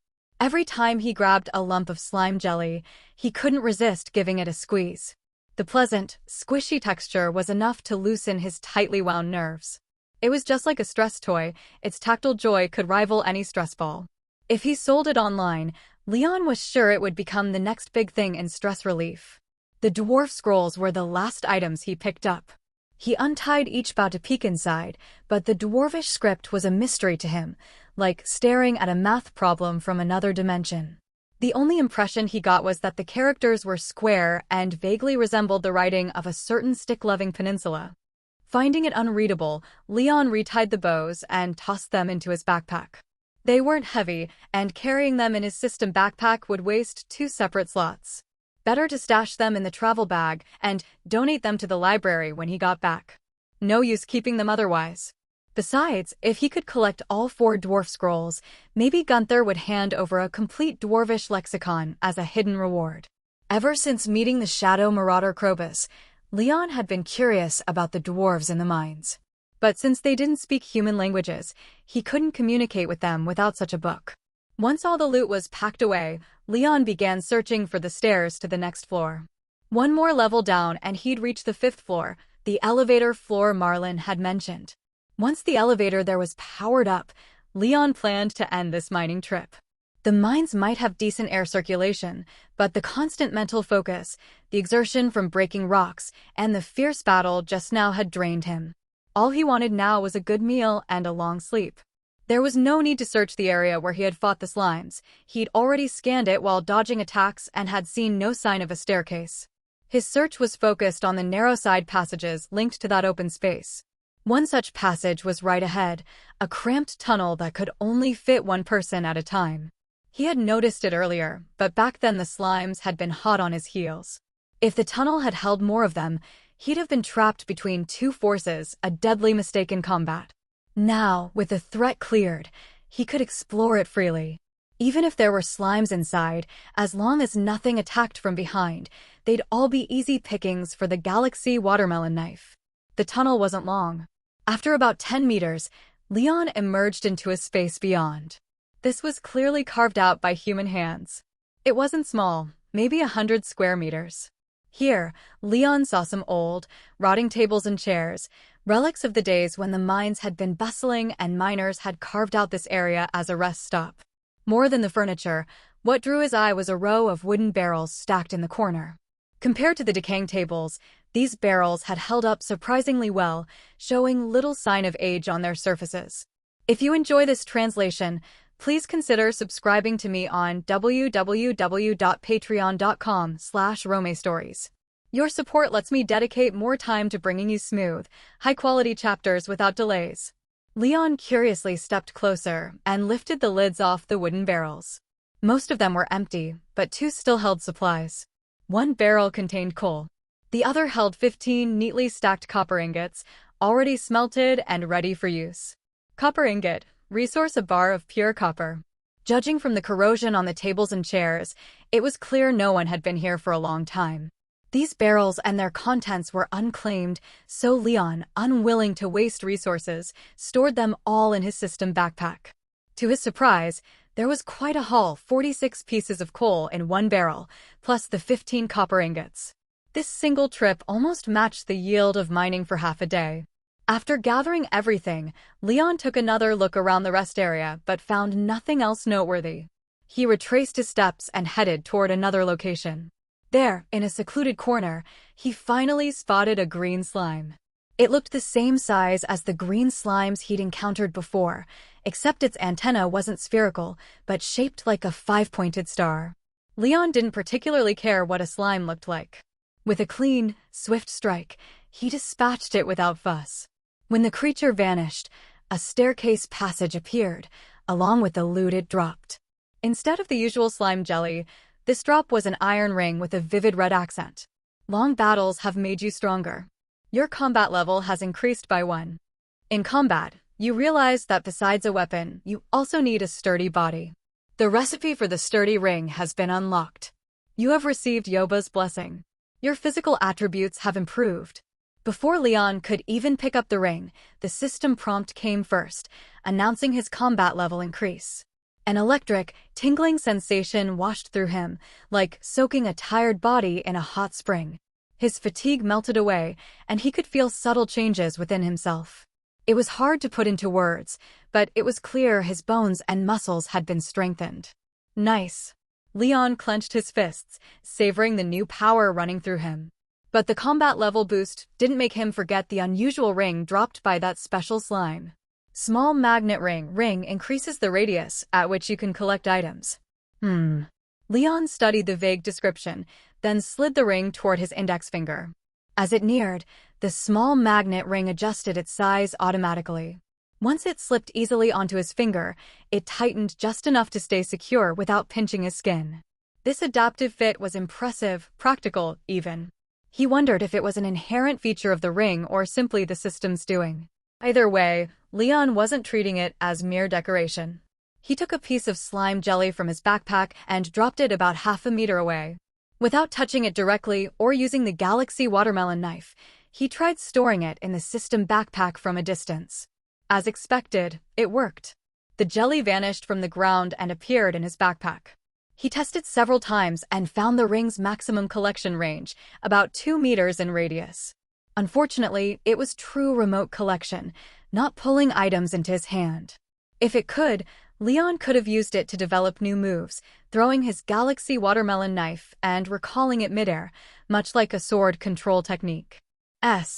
Still, the ring had another feature. Within that same range, Leon could also place items from his backpack anywhere within 2 meters around him. That sparked a few creative ideas, though they would need testing later. For now, Leon wanted to make the most of his restored stamina and wrap up this trip. He descended 5 more floors. This level was unremarkable, spacious, with bare rock walls on all sides. No monsters, only stone. Leon was slightly disappointed. He'd hoped to test his new physical strength in battle. Scanning the area, he noticed remnants of an old stone floor, damaged in places. Whether it was caused by monsters or falling rocks was unclear. But what caught his eye most was the elevator not far from the staircase. It had a dedicated platform and was embedded into the rock wall, blending in with the surrounding stone. On its wooden doors was Yoba's mark, and beside it stood a control button and an electrical box. Leon pried open the box. The lever pointed to OFF, no power. He didn't switch it on right away. Instead, he inspected the wiring to ensure there was no risk of electric shock. Satisfied, he flipped it to on. The elevator's indicator light turned green. It was operational. With a press of the button, it could descend to this floor, allowing him to return directly to the mine entrance above, escaping this oppressive underground. Still, since he was here and full of energy, Leon decided to mine all the stone on this floor. Whether it was luck or the depth of the mine, he found richer resources than usual, copper or from regular rock, coal he'd never seen drop from stone before, and even 2 geodes. Better still, he discovered 2 smooth, dark gemstone nodes side by side. One yielded citron, the other amethyst. Amethyst, mineral a purple crystal. Sometimes Leon wished he could ignore the system's remarks. They were utterly pointless, but the system always insisted on announcing them, as if to remind him it existed. Time to head back. After mining the last piece of copper ore, he stored it away and walked toward the elevator. Leon pressed the button marked for the 5th floor and quietly waited for the elevator to descend, his eyes drifting over the row of buttons. There were a total of 24 buttons, from floor 0 to floor 120. Only the 0 and 5 buttons glowed green, the rest dull and lifeless. Leon knew perfectly well what that meant. Thinking about how it had taken him half the day just to reach the 5th floor, he couldn't help feeling stifled. Every time he found the stairs to the next level, they were buried under the very last rock on that floor. He wasn't sure if it was some cruel design, or just his bad luck. At this rate, Leon didn't even know how long it would take to reach the bottom of the mine. What was even more absurd was that although he had smashed every rock on the 5th floor, fought enough to level up his combat skill once, his mining skill hadn't budged an inch. Was mining level up that hard? Had all the rocks and ore he dug up still not met the requirement? Long hours of mining work have given you new insight into mining. Your mining skill has increased by 2 levels. Driven by the pursuit of greater efficiency, you have learned more effective mining techniques. Cherry bomb recipe and staircase recipe unlocked. You have received the blessing of the god of forging. Your stamina has been strengthened. Hearing the belated notification and seeing his mining skill jump by 2 levels at once, Leon stayed silent for a long while before finally muttering, "Why not just wait until I reach level 10 before telling me I've leveled up? I forgot." Sigh. Faced with the rare occasion of the system actually replying to his sarcasm, Leon had no words. Those 2 little words, "I forgot," shattered all his pent-up grievances. He wanted to say more, but the words stuck in his throat. In the end, he could only let out a long, heartfelt sigh before stepping into the elevator, which had arrived and opened its doors. The elevator wasn't fully enclosed. It was more like the open hoists used at construction sites, half enclosed, with a solid metal floor, a roof overhead, and a lamp, but nothing else. A few metal bars made up the railing around it, doing nothing to stop the cold wind from cutting straight in as the elevator rose, stabbing at the passengers inside. Seeing such a bare-bones elevator, Leon's first thought wasn't safety, it was whether he could use the elevator shaft to speedrun the mine. Maybe he could just grab the hoist rope and descend straight to the 120th floor, pry open that elevator door, and be done with it. But after glancing outside at the smooth, mirror-like rock walls and the shaft that fit the elevator so tightly it left only 2 or 3 centimeters of space, Leon abandoned the idea. He wasn't sure he could land safely on rock that slick. And even if he could, who knew whether the destination would be the 120th floor or the underworld? For the sake of his life, and to make sure the elevator still worked for future trips, it was better to forget about such speedrunning tricks. He probably wouldn't die, but who knew if the elevator might get damaged? Rather than risk that, Leon figured it'd be better to find a few people to help him mine. That would be safer, steadier, and far more efficient. Ding! With the elevator's arrival chime, the doors opened and Leon stepped out. He didn't leave right away, instead loosening up his limbs to shake off the cold that had knotted him during the 20-odd seconds in the elevator. Only when the goosebumps on his arms faded as his body warmed up did Leon lift a hand to shield his eyes and head for the mine entrance. Outside, the sunlight was no longer blinding, it was nearly evening after all. Still, after so long underground, Leon found it dazzling. Thankfully, he'd shielded his eyes ahead of time, avoiding the brief blindness that might have come from the sudden glare. After a moment in the sunlight, once his eyes had adjusted, Leon turned east toward the Adventurers Guild. He'd just unlocked the 5th floor elevator, completing Marlin's initial trial. It was time to find Marlin to report in and get his next initiation task. He'd also check if he had enough money to buy some equipment. Having experienced the special effect of the small magnet ring, Leon was curious to see what other rings could do for him. And maybe he could ask Marlin if all 10 of his fingers could wear rings at once. If so, with 10 special ability rings, he could become a powerhouse and maybe even play the part of a dramatic villain against a certain ironclad schemer. Leon had long known that the Pelican Town branch of the Adventurers Guild was right next to the mine. In fact, he'd noticed the tall, two-story wooden building to the east of the mine that morning, which was why he headed in that direction now.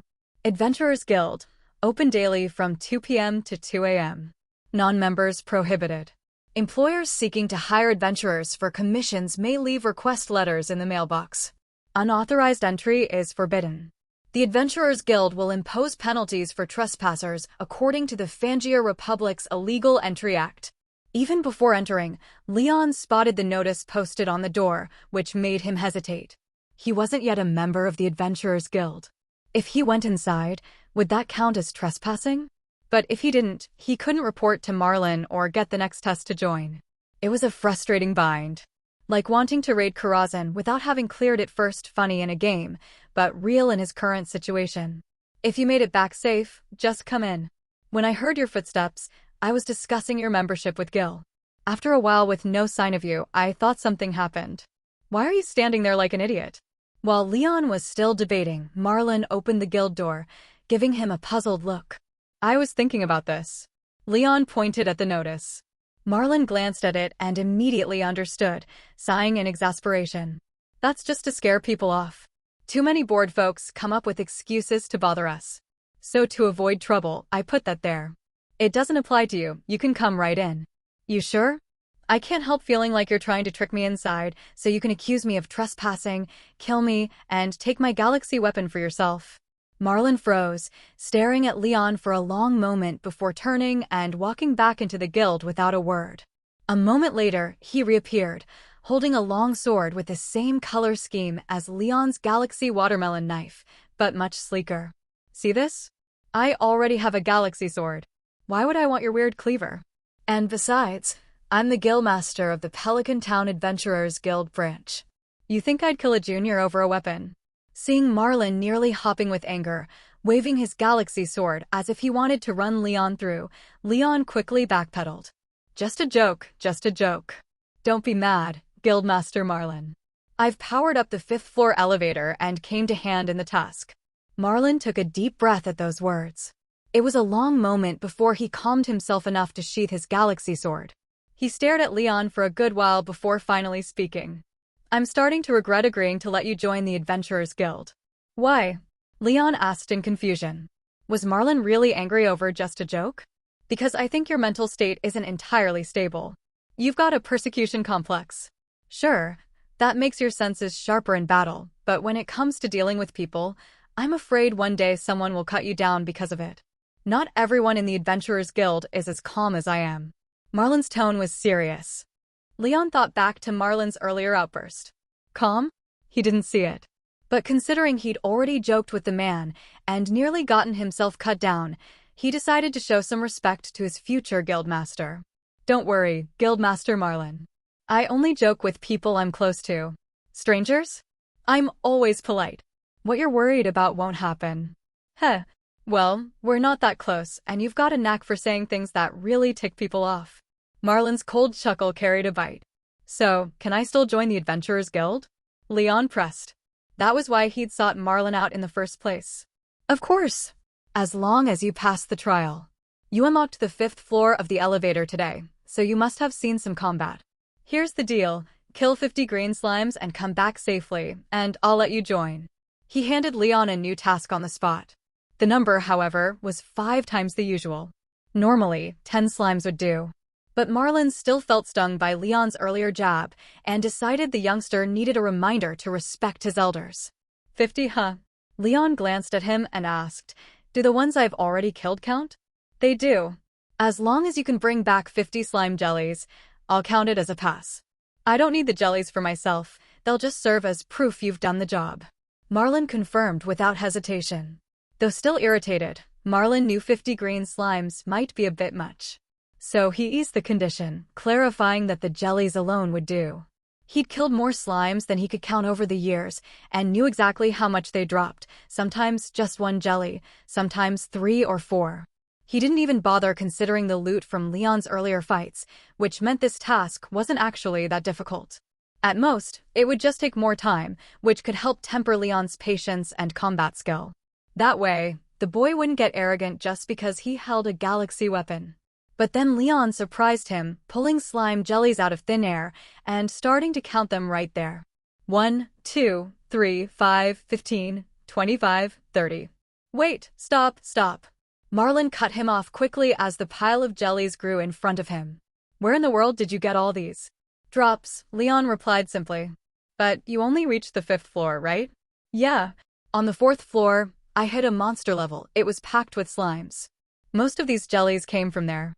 The 4th floor had a cursed area? With your luck?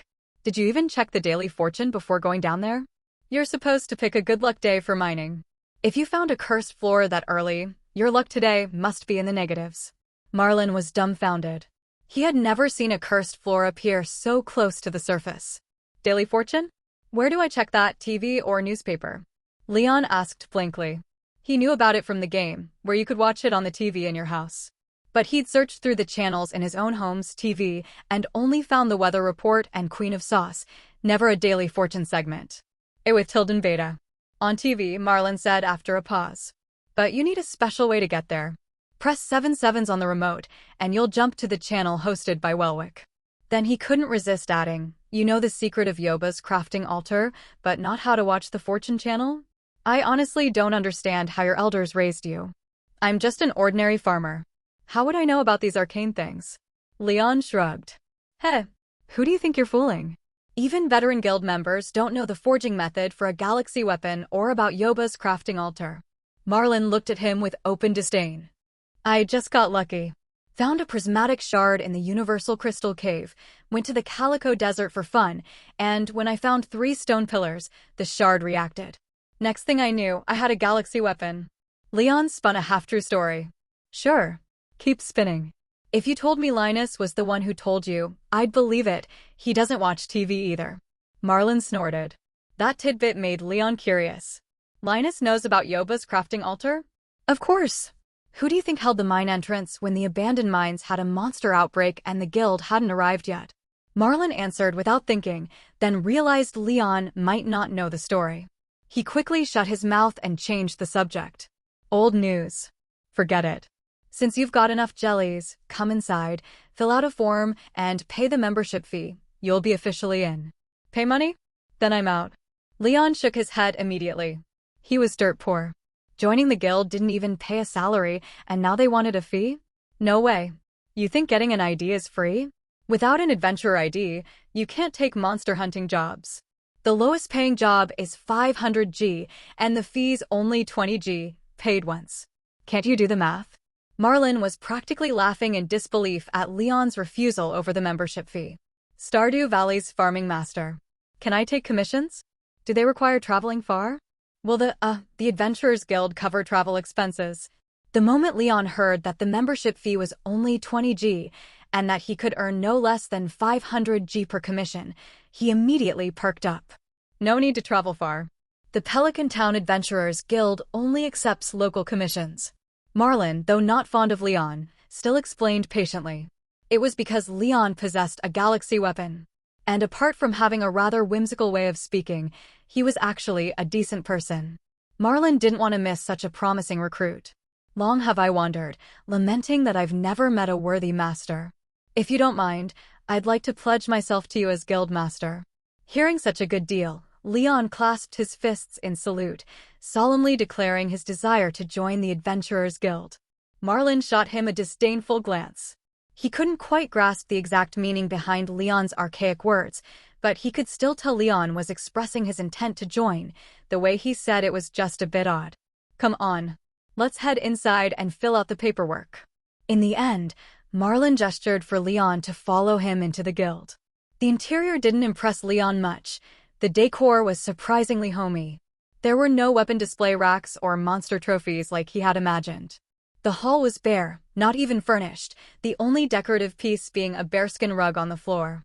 What Leon saw most along the two sides of the hall were rows of large barrels. He didn't need to check their contents. The alcohol scent in the air told him well enough they held liquor. At the north end of the hall stood a lone counter beside a fireplace. Even in the mild spring weather, the fireplace burned steadily. An elderly man in a coat sat dozing in a rocking chair beside it. "Gil, open your eyes and take a look at the newcomer," Marlin called, shaking the man awake. Gil cracked his eyes open, gave Leon a brief glance, then withdrew his gaze and spoke in a raspy voice. "Good physical condition. Can't judge combat skills yet, but your observation is sharp and your gaze is keen. You've got potential. A bit too striking in appearance, though, better suited for guard or stealth commissions." "My appearance is striking?" Leon grinned. "Old man, you've got a sharp eye to see that." Marlin added from the side, "When Gil says you have a striking appearance, he means you're handsome." "Well, that's fine too." "Still a compliment," Leon said cheerfully until Marlin followed up with, "Heh, do you know why Gil said you're suited for guard or stealth commissions? Because being handsome makes you a perfect decoy. You're what we call a pretty face. The type the wealthy young ladies, young masters, and noble women adore. They'll pay generously for someone like you, and they'll be too busy admiring you to interfere with our actual work. Sorry, but I'm not taking those jobs. I sell skill, not my body." If it were just noble women, Leon could stomach it for work's sake, but young masters? No way. He wasn't about to risk that kind of assignment. "There aren't any jobs like that in Pelican Town," Marlin said. He had only been teasing Leon. "Come fill out the form. Once it's done, I'll send it to the main guild. When they approve it, you'll officially be an adventurer." After some banter, Marlin pulled Leon over to the counter. He handed him a yellowed registration form and a battered fountain pen. "Our branch is this poor?" Leon asked, looking at the worn stationery. "Gil and I are both brawlers. We almost never handle paperwork, so we've never bothered buying proper supplies." "As long as they work, it's fine," Marlin replied without a care. "Reno bees." Leon resisted the urge to complain. Since Marlin was now technically his superior, he decided to let it slide. He obediently began filling out the form while Marlin watched, occasionally offering guidance. "You own a farm?" Marlin's eyes widened when he saw Leon list farmer as his profession. "Yeah, I run Red Star Farm in Stardew Valley." "Didn't Linus tell you?" Leon asked, puzzled. "No. Linus only told me a promising young man might come to explore the mines today and that I should teach him a thing or two. That's all. If you own a farm, there's a lot I can arrange for your training. In the main guild, someone with your profession would never pass approval." "What, a farmer can't be an adventurer?" Leon asked. "That's not it. It's just that being a farm owner is far more important than being an adventurer. If the big shots find out the Adventurers Guild recruited a farm owner, they'd demand answers. After all, anyone can be an adventurer. But a farm owner is one in a million. Giving up the farm to work as an adventurer would be seen as wasting resources, a disgrace. So there is career discrimination," Leon muttered. He'd heard from Lewis that farmers had decent social standing, but only now did he realize how high it really was. It's not discrimination. Yoba favors farmers. A farmer who can grow high-quality crops can stand alongside politicians in the upper class. Nobody wants to get sick or die, and the more powerful and wealthy a person is, the more they fear it, Marlin said with a hint of bitterness. "But they don't understand, without us adventurers keeping dangerous areas in check, they wouldn't even have a normal life." "So, can I still join?" Leon didn't echo Marlin's complaint.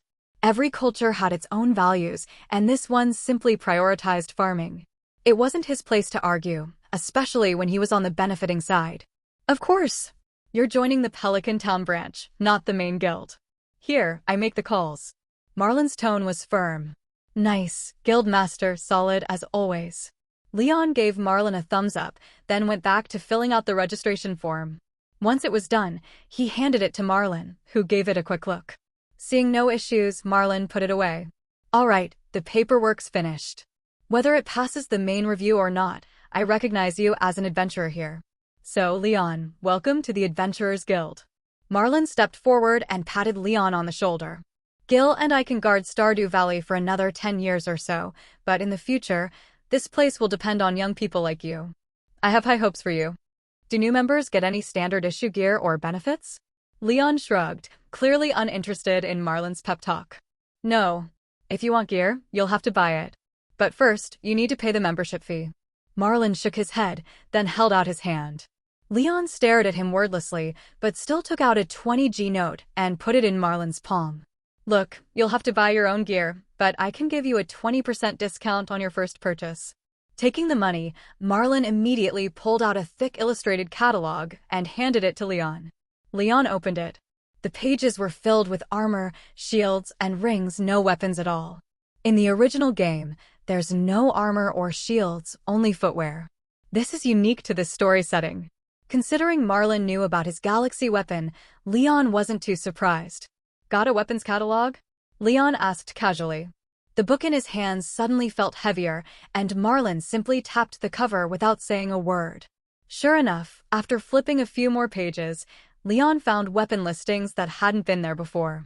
It was just like he'd suspected. Unlike the fixed catalogs used by the town's regular merchants, special product lists could change dynamically. The Traveling Merchants Directory worked this way, and apparently, so did the Adventurers Guild's catalog. But after browsing for a bit, Leon closed it. The prices were steep. Cheapest iron weapons started at 500G, and rings and other accessories went for at least 2,500G. Completely out of his budget. I have a question about wearing rings, Guildmaster. He handed the catalog back to Marlin. Let me guess, you're wondering if you can wear 10 rings with special effects, one on each finger, right? Marlin asked before Leon could say anything. Don't be surprised. Lots of rookie adventurers ask this. I can tell you, yes, you can wear 10 rings, but whether you can use all of their effects at full power is another matter. What do you mean? Leon leaned forward, curious. Take that small magnet ring you have now. It attracts light objects within about 2 meters. Even if you wore 10 of them, your range wouldn't jump to 20 meters. At best, it'd be 8 or 9 meters, obese. Marlin pointed to Leon's ring. In fact, 5 rings might get you almost the same range as 10. More rings doesn't always mean more power. Because the special energies interfere with each other? Leon guessed. Exactly. Well put. Marlin gave him an approving look. If I wore a magnet ring along with a different type of ring, would there still be interference? Leon asked. It depends on the number. We usually wear just 2 rings and carry a few others to swap in when needed. Even if you wore a flame ring and an ice ring too that give your weapon elemental powers and naturally conflict, there'd be no interference. You'd still get their full effects. I didn't see those in the catalog. Leon's interest was piqued. Elemental enchantments sounded powerful and very stylish. That's because they're rare. Marlin rolled his eyes. I don't even have one. I only mentioned them as an example. I see. Leon felt a pang of regret. If such rings were for sale, he'd save up no matter what. It wasn't just the power, but the style. Gear is just an external aid. It's your combat instincts and experience that truly make you stronger, Marlin reminded him. Leon nodded, expression unreadable. Marlin wasn't sure he'd taken it to heart, so he changed the subject. Since you've been in the mines and seen the monsters, what's your impression? Pretty weak, Leon said after thinking for a moment. True, but the deeper you go, the stronger and stranger they get. Be careful, Marlin warned. One more question, do monsters leave corpses when they die? No. When they die, they return to their world in the form of energy. Haven't you killed plenty of slimes already? Marlin asked. That's why I'm asking. I've seen them wither away into nothing. If they return as energy, then cleared areas of the mine should eventually repopulate with the same monsters. Yes. The spatial rifts stay open, and the mine layout isn't fixed. You reached level 5 last time, right? You probably smashed a lot of ore. But if you go back to level 1 now, you might find it completely different from before. Marlin's tone grew helpless. We still don't know why. Nearly every mine is like this. In the end, we decided Yoba must have designed the world this way, so miners can gather an endless supply of ore. If there's too much ore, wouldn't that cause inflation? But the prices at the blacksmiths aren't that cheap, Leon wondered. Because mining is hard work, and no matter how much ore is dug up, it's never enough to meet the demand from every trade. Plus, discarded ore and crafted items eventually return to the earth, just like the monsters rejoining nature. That's Yoba's balance.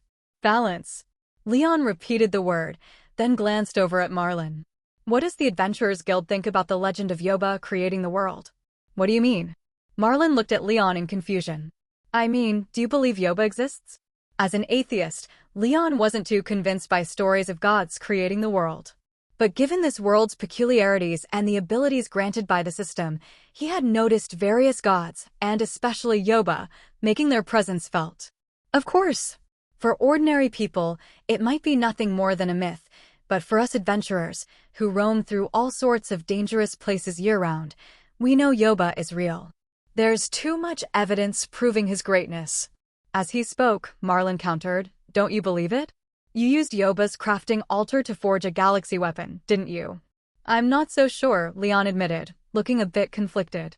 Let me put it another way. With the creator god above us, don't you feel suffocated? That everything in existence is in his hands, and that if he's in a bad mood, every living being in this world could face annihilation. Haha, so that's what's bothering you. I can assure you no. We are Yoba's children. Have you ever seen a mother harm her own child? Marlin laughed as he teased Leon. I've actually seen it happen, Leon nodded seriously. After all, not every parent deserved to be called one. Marlin was momentarily at a loss for words, but still reassured Leon. Yoba wouldn't. Human civilization's very beginning was personally guided by him. If you want the details, go to the library and borrow the Chronicle of Yoba's creation. The stories there are drawn from real events. They're trustworthy. I'll check it out. Leon didn't continue debating the matter. He glanced at his watch and saw it was already evening. I'd better go. Today's trip to the mines has left me exhausted. I need a good meal and some rest. Go on then. Once your papers are processed, I'll write to inform you. Marlin made no move to keep him but personally walked him out of the Pelican Town Adventurers Guild. Before leaving, Leon thanked Marlin. The man had told him a lot, information that would greatly help him understand this world. Looks like you had a good chat with Marlin. On his way back, Leon sought out Linus. His bicycle was still with the man. As soon as they met, Linus spoke first. Yes, Marlin's a good guy, Leon nodded. So that was the answer you got from testing him? Linus pressed. How did you know? Leon looked at him in surprise. The wind told me, Linus replied. It sounded ridiculous, but coming from Linus, Leon felt it was probably true. Just a little joking around to confirm a hunch, Leon explained. Which means it was his first time meeting you, and he doesn't know you well yet. Otherwise, he'd have seen through your act instantly. That's not a good thing. Marlin is very strong, and adventurers like him usually act before they think. Push him too far and, if he gave you a beating, you wouldn't even have grounds to complain, Linus warned. I don't think so. He's interested in me. Until he gets what he wants, he'll tolerate me, Leon replied confidently. Oh? And what do you think his goal is? Linus asked with a smile. To find someone to take over as branch leader, Leon answered. What makes you think that? Linus pressed. He likes money, and he's powerful. People like that wouldn't settle for a quiet retirement in Stardew Valley. Here, aside from keeping an eye on the monsters in the abandoned mines, he has nothing much to do, and there's not much money to be made, Leon reasoned. In Nigeria, Naira. A sharp observation, and it matches what Gil said. But no, he doesn't need you to replace him. He just needs you to grow strong. That way, he can use the presence of a powerful protector in Stardew Valley as a reason to transfer out of Pelican Town. That's why he agreed so readily when I invited him to teach you some basic adventuring knowledge, Linus explained, first praising Leon, then giving the true answer. If that's the case, he could have left long ago. With you here, and with Wizard Rasmodius around, Stardew Valley's safety should be guaranteed. He doesn't know about Rasmodius. And as for me? I'm old now. Just a wanderer eking out a living by scavenging from the trash, hardly someone worth mentioning, Linus said with a smile. I don't believe that, Leon scoffed. Even if you gave me one hand, I still couldn't beat you. Haha, you're an amusing one, Linus laughed, then said, you're still young. Don't overthink everything. Youth should be full of spirit. Thinking twice before acting is my motto. It's my nature, hard to change, Leon sighed. A wise saying, Linus remarked in surprise. All right, take your bike and head back to town. Have a good meal and sleep well, that's what you need most right now. Can I invite you to eat with me? Leon offered immediately. This man was clearly a real powerhouse, and it was always good to cultivate such connections. No need. I've already eaten. This season's nature offers plenty of delicious food, and the fish in the lake near the mines are especially tasty. Linus declined politely. Seeing this, Leon didn't press. He took his bike and rode off toward the northern foothills. Linus stood on the slope in front of his camp, watching Leon's back until he disappeared from view. Then he sat by the campfire and lit it. As the flames grew, they rose half a man's height and began to take shape, forming the face of an old man. "Old friend, what's the matter?" The fiery face spoke. "Your grandson has gone crooked. Did you know?" Linus stared at the face in the flames. "He's clever in a way that makes him seem like a politician, nothing like you silly old ghost. You probably don't know this, but I actually picked up that child," the old man in the flames suddenly said. "I knew it. How could an old coot like you possibly have a grandson? You never invited me to your wedding, let alone your son's coming-of-age ceremony," Linus replied, realization dawning on him. When Leon was still a swaddled infant, I noticed something unusual. His soul was abnormally strong, far beyond that of a normal baby. A powerful soul trapped in an infant's body is a disaster waiting to happen. To prevent him from dying young, I sealed his soul away. Using it as a reference, I created a soul shadow to stand in its place and help him through his physical growth. 2 years ago, I determined his body was finally strong enough, so I unsealed his soul. And by the time his true soul regained its freedom, you were already dead, weren't you? Linus's expression twisted slightly as he recalled the timing of his old friend's death. "Did you pass on the soul shadow's memories to Leon's real soul?" "No." Transferring over 20 years of memories would have placed an enormous burden on him. Before his soul awoke, I stripped away all those useless memories, leaving only pure soul power and some basic common knowledge. "So he wouldn't have any impression of you as his grandfather?" "Of course he would. I removed the memories, yes, but I kept the emotions contained within the soul shadow. When he merged with it, not only did his soul grow stronger, but he also inherited the bond of affection between us. Even if we never met in the flesh." The old man sounded quite proud. "You're sure?" Linus pressed. "See for yourself." As the old man spoke, the flame shifted, morphing from his face into a scene. Linus recognized it immediately. It was the Red Star Farm. He saw his old friend's memorial shrine, and Leon standing before it reading a letter. The scene played on, showing Leon bowing toward the shrine after finishing the letter. "See? He clearly acknowledges me as his grandfather." The flame shifted back to the old man's face, now lit with a broad, satisfied smile. "That's nice," Linus admitted, a hint of envy in his tone. "Yes. I thought I'd leave this world with no ties, but after meeting that child, I learned the beauty of family. Leon feels like a gift Yoba gave me. Watching him grow brought me a joy I'd never known before. The biggest surprise? When he was little, he looked a lot like I did as a boy. If I didn't know for certain I'd left no descendants, I might have believed he really was my grandson. Isn't that fate?" As the old man boasted, Linus shook his head. "Then why didn't you live a few more years in the material world? You left before Leon's awakening. Don't you think that's a pity?" "Not at all. Everyone has their own life and future. Children are like eagles. The vast sky is where they belong. I gave him the best I could, then stepped back to watch him live happily. That's enough for me." "You sure talk about letting go easily, but you left the kid with a rundown farm, all alone in a strange town, starting from scratch," Linus grumbled. "What about the savings you built up when you founded the Red Star Farm? Why didn't you leave them for him?" "When I raised Leon, I already had a plan for his future. If he chose city life, that large sum of money you're talking about would have been sent to him. But since he chose to come to Pelican Town and inherit the Red Star Farm, I decided he should walk the same path I once did." "So you didn't really leave him the money?" "There's another inheritance waiting for him. As for money? With the Red Star Farm, his future won't lack for it," the old man said confidently. "If Leon finds out, I'm afraid your shrine won't be safe," Linus scoffed. "He won't. I trust him." Then, as if remembering something, the old man added, "I've already spoken to Rasmodius. Unless there's something truly urgent, don't give Leon too much help." "I'm telling you the same. Can you agree to that, old friend?" "Of course." But if the kid's life is in danger while exploring the abandoned mines, I'll step in, Linus said, though he didn't make it an absolute rule. After all, Leon was his old friend's child, and even if he weren't, Leon's friendly and respectful manner alone would be reason enough for Linus to protect him from mortal danger. I appreciate his manners and how he treats everyone as equals, Linus thought. He's under the protection of forest magic. The power of nature will guide him out of danger. When that happens, you only need to heal him enough to stabilize his vital signs.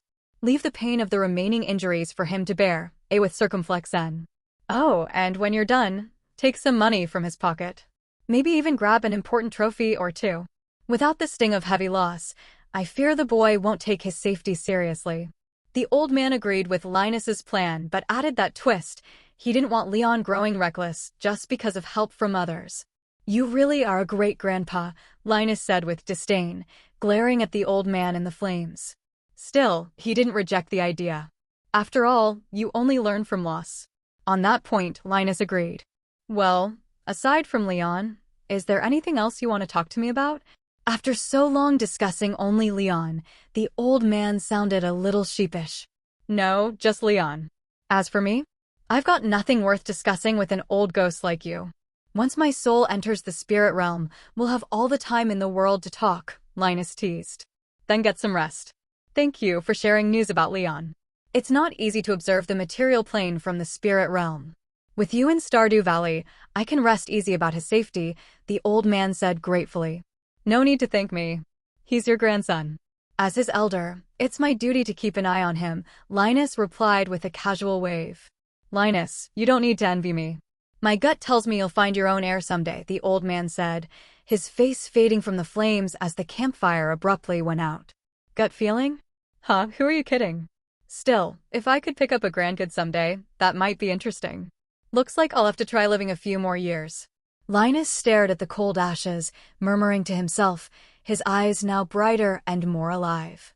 Meanwhile, Leon had already ridden his bike back to Pelican Town. Nighttime in Pelican Town was much easier for cycling thanks to the glow of the street lamps. It wasn't like the stretch between the northern foothills and the town, where Leon had to rely solely on moonlight. At one point, a mud puddle had nearly thrown him off the bike. When he finally arrived at the Starfruit Saloon, Leon parked his bike before pushing the door open. Hey, Leon. Leon, you're here. Evening, Leon. His arrival caught the attention of several patrons. The greetings came from familiar faces. The first was Willie, followed by Louis and Marnie. It seemed that every time he saw Louis and Marnie, the two were together.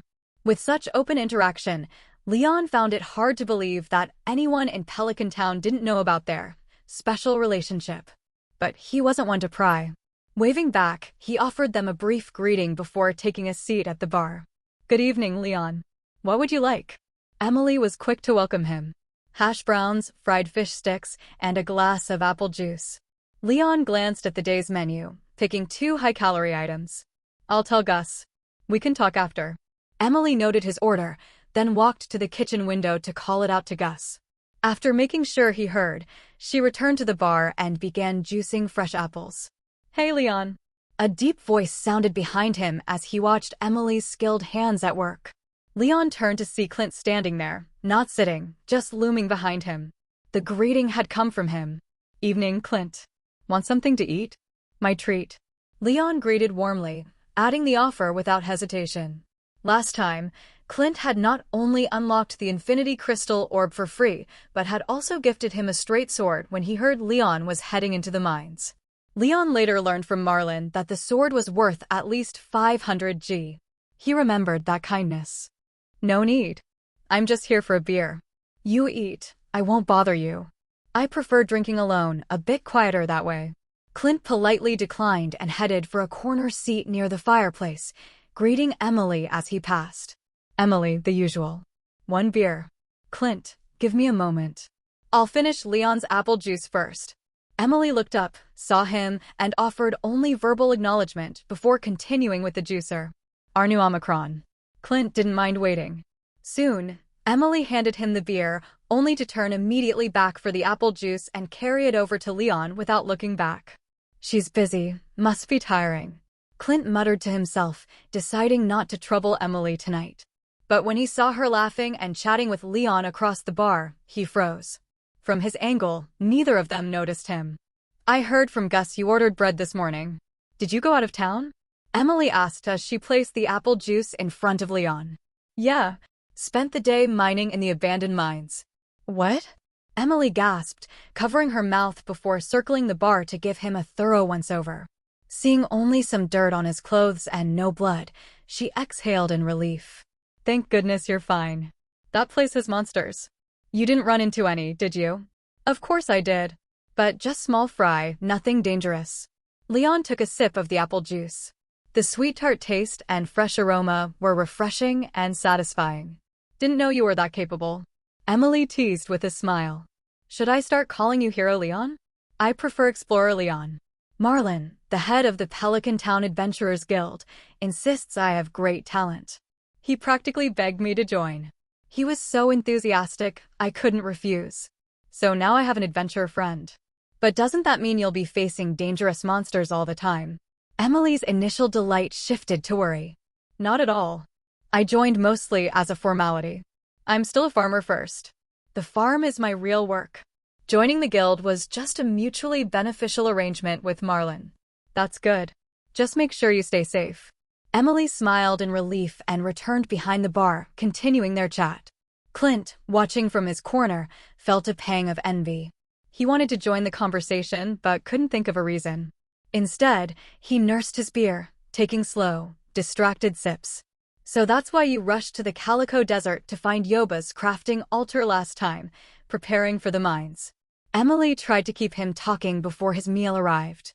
Leon didn't mind. "Pretty much.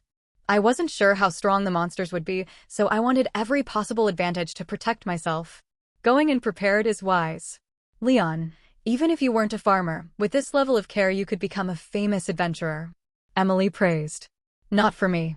I went to mine ore, not to hunt monsters." Leon waved it off. "How was the haul today?" she asked. "Pretty good. At least I won't run out of ore anytime soon." Leon glanced at his system backpack, 15 copper ingots, 122 unprocessed copper ore, over 70 pieces of coal, and 541 stones. A full load. "Got a furnace ready?" Emily asked. "No, but I'll figure it out." Leon shrugged. "No problem, Clint's here. He's a professional blacksmith. Let's ask him." Emily waved to Clint. "Clint, can you come over?" Clint was there in moments. "Emily called me. What's up?" "Leon mined a bunch of ore today, but doesn't have a furnace. Can you sell him one?" "Leon's already mining? I do have a furnace, but I won't sell it. If you've got the materials, I can teach you how to make one." Clint replied. "How much?" Leon asked. "No charge." Clint didn't hesitate, whether it was for Emily's sake or Leon's. He would have given the recipe for free. Before Leon could answer, Emily spoke first. "Thanks, Clint. Next time you're here, drinks are on me." "All right." Clint's mood lifted briefly. Seeing Emily thank him on Leon's behalf brought it crashing down. Even he could see how close they were. Leon had only been in Pelican Town a short while. How had he grown so close to Emily already? Clint couldn't understand. All he felt was that somehow he no longer fit here, as if he were the extra piece in someone else's story. Emily didn't notice Clint's disappointment. Leon did, but with Emily right there, he didn't know what to say. Luckily, Gus rang the bell from the kitchen, reminding Emily to serve the food.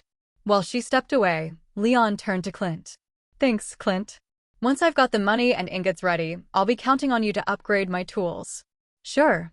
Come by the blacksmith shop anytime you're ready. I'll deliver the furnace recipe to you tomorrow." Clint nodded, though he didn't sound very enthusiastic. "All right. Oh, by the way, I should tell you, the straight sword you gave me? I passed it on to Abigail." Leon looked a little embarrassed, but decided to be upfront. "What will you do if you run into monsters in the mines?" Clint didn't seem concerned about the sword being gifted away. After all, it was Leon's to handle as he pleased. What worried him more was how Leon would deal with the monsters in the abandoned mines without a weapon. "I've got something better now. Ever heard of the Galaxy weapon?" Leon replied. Clint's generosity made Leon feel that this honest, good-natured blacksmith was someone worth befriending. "Of course. The most powerful weapon in existence. granted only as a reward from Yoba to worthy followers, the pinnacle armament wielded by those of exceptional talent. As a blacksmith, Clint was naturally familiar with the galaxy weapon. Then he realized the implication in Leon's words. So, you got your hands on a galaxy weapon? Yep, Leon nodded. That's why I gave the straight sword to Abigail. Not because I've grown tired of it, but because Abigail loves adventure. She didn't have a reliable weapon, so I figured giving her a well-crafted sword would help her handle danger better. Hearing this, Clint smiled. It's fine, Leon. Once I gave you the sword, it was yours to do with as you liked. Honestly, giving it to Abigail might be a good thing. She's come to my shop several times asking for a weapon, but because of Mr. Pierre's warnings, I couldn't help her. By giving her that sword, you might have solved a problem for me. So, what you're saying is, I gave away a sword for free and might still get an earful from Mr. Pierre? Leon hadn't known about that and immediately felt a headache coming. That I wouldn't know. Clint chuckled over his beer. Forget it. I'll take things as they come. Pierre and I work together on seed purchases. He probably won't give me grief over this. Leon shrugged, already thinking he should drop by Pierre's general store sometime. Partly to see if Pierre had noticed Abigail's new weapon, partly to greet Abigail's mother, Caroline. After all, Leon was curious about her private tea room. Coffee didn't interest him much, but tea was a staple in his past life. What were you two talking about? Emily returned, carrying Leon's hash browns and fried fish, noticing how he and Clint had seemed to be chatting happily. Nothing special, Leon said casually. Clint glanced at Emily, hesitated for a moment, then quietly returned to his usual corner to drink alone. Watching Clint leave, Leon sighed. With a personality like his, Clint's chances of winning over a girl were close to zero. But Leon didn't plan to meddle. Even if he did, it probably wouldn't help. He still remembered what Emily had said during their trip to the Calico Desert. On OES. Emily knew Clint had a crush on her, but as far as she was concerned, Clint wasn't her type at all. Unrequited feelings, plain and simple. Summing up Clint's situation in his heart, Leon picked up his knife and fork and focused on eating. The hash browns, made from fried potatoes, were crispy, and paired with freshly fried small fish, they made for a satisfying meal. This carb-and-fat combination was the perfect remedy for a day of eating nothing but bread. Leon wasn't worried about gaining weight. Life on the farm meant he burned off everything he ate, and he was never one to sit idle. What are you looking at? Sated, Leon noticed Emily staring at him and asked curiously. Nothing. Emily quickly looked away. You heading home to rest after this? Yeah. After a long day, I need to wash up and get to bed early, so I'll have the energy for tomorrow's farm work, Leon replied. You should rest well.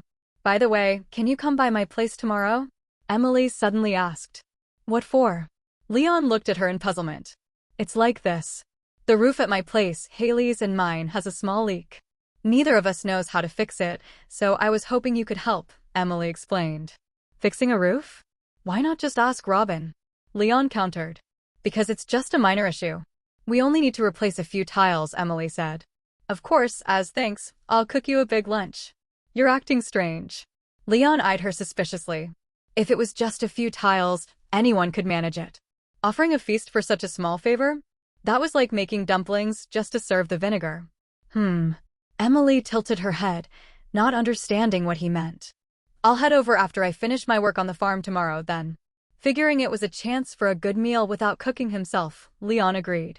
He was also curious about what Emily was really up to. Great. I'll be waiting.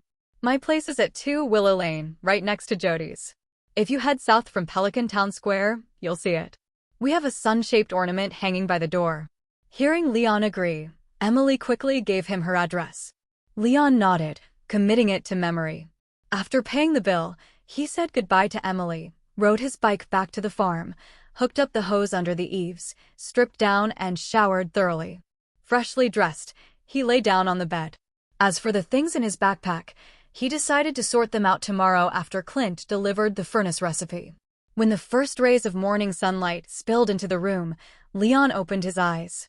He'd slept well last night, deep, dreamless, and without so much as turning over. It was the kind of rest that left him feeling completely refreshed. After getting out of bed and stretching a bit, Leon noticed something different about his body. He guessed it was the reward from yesterday's combat and mining level-ups, an improvement in his physical abilities. After a night of settling in, his body had fully absorbed the enhancements.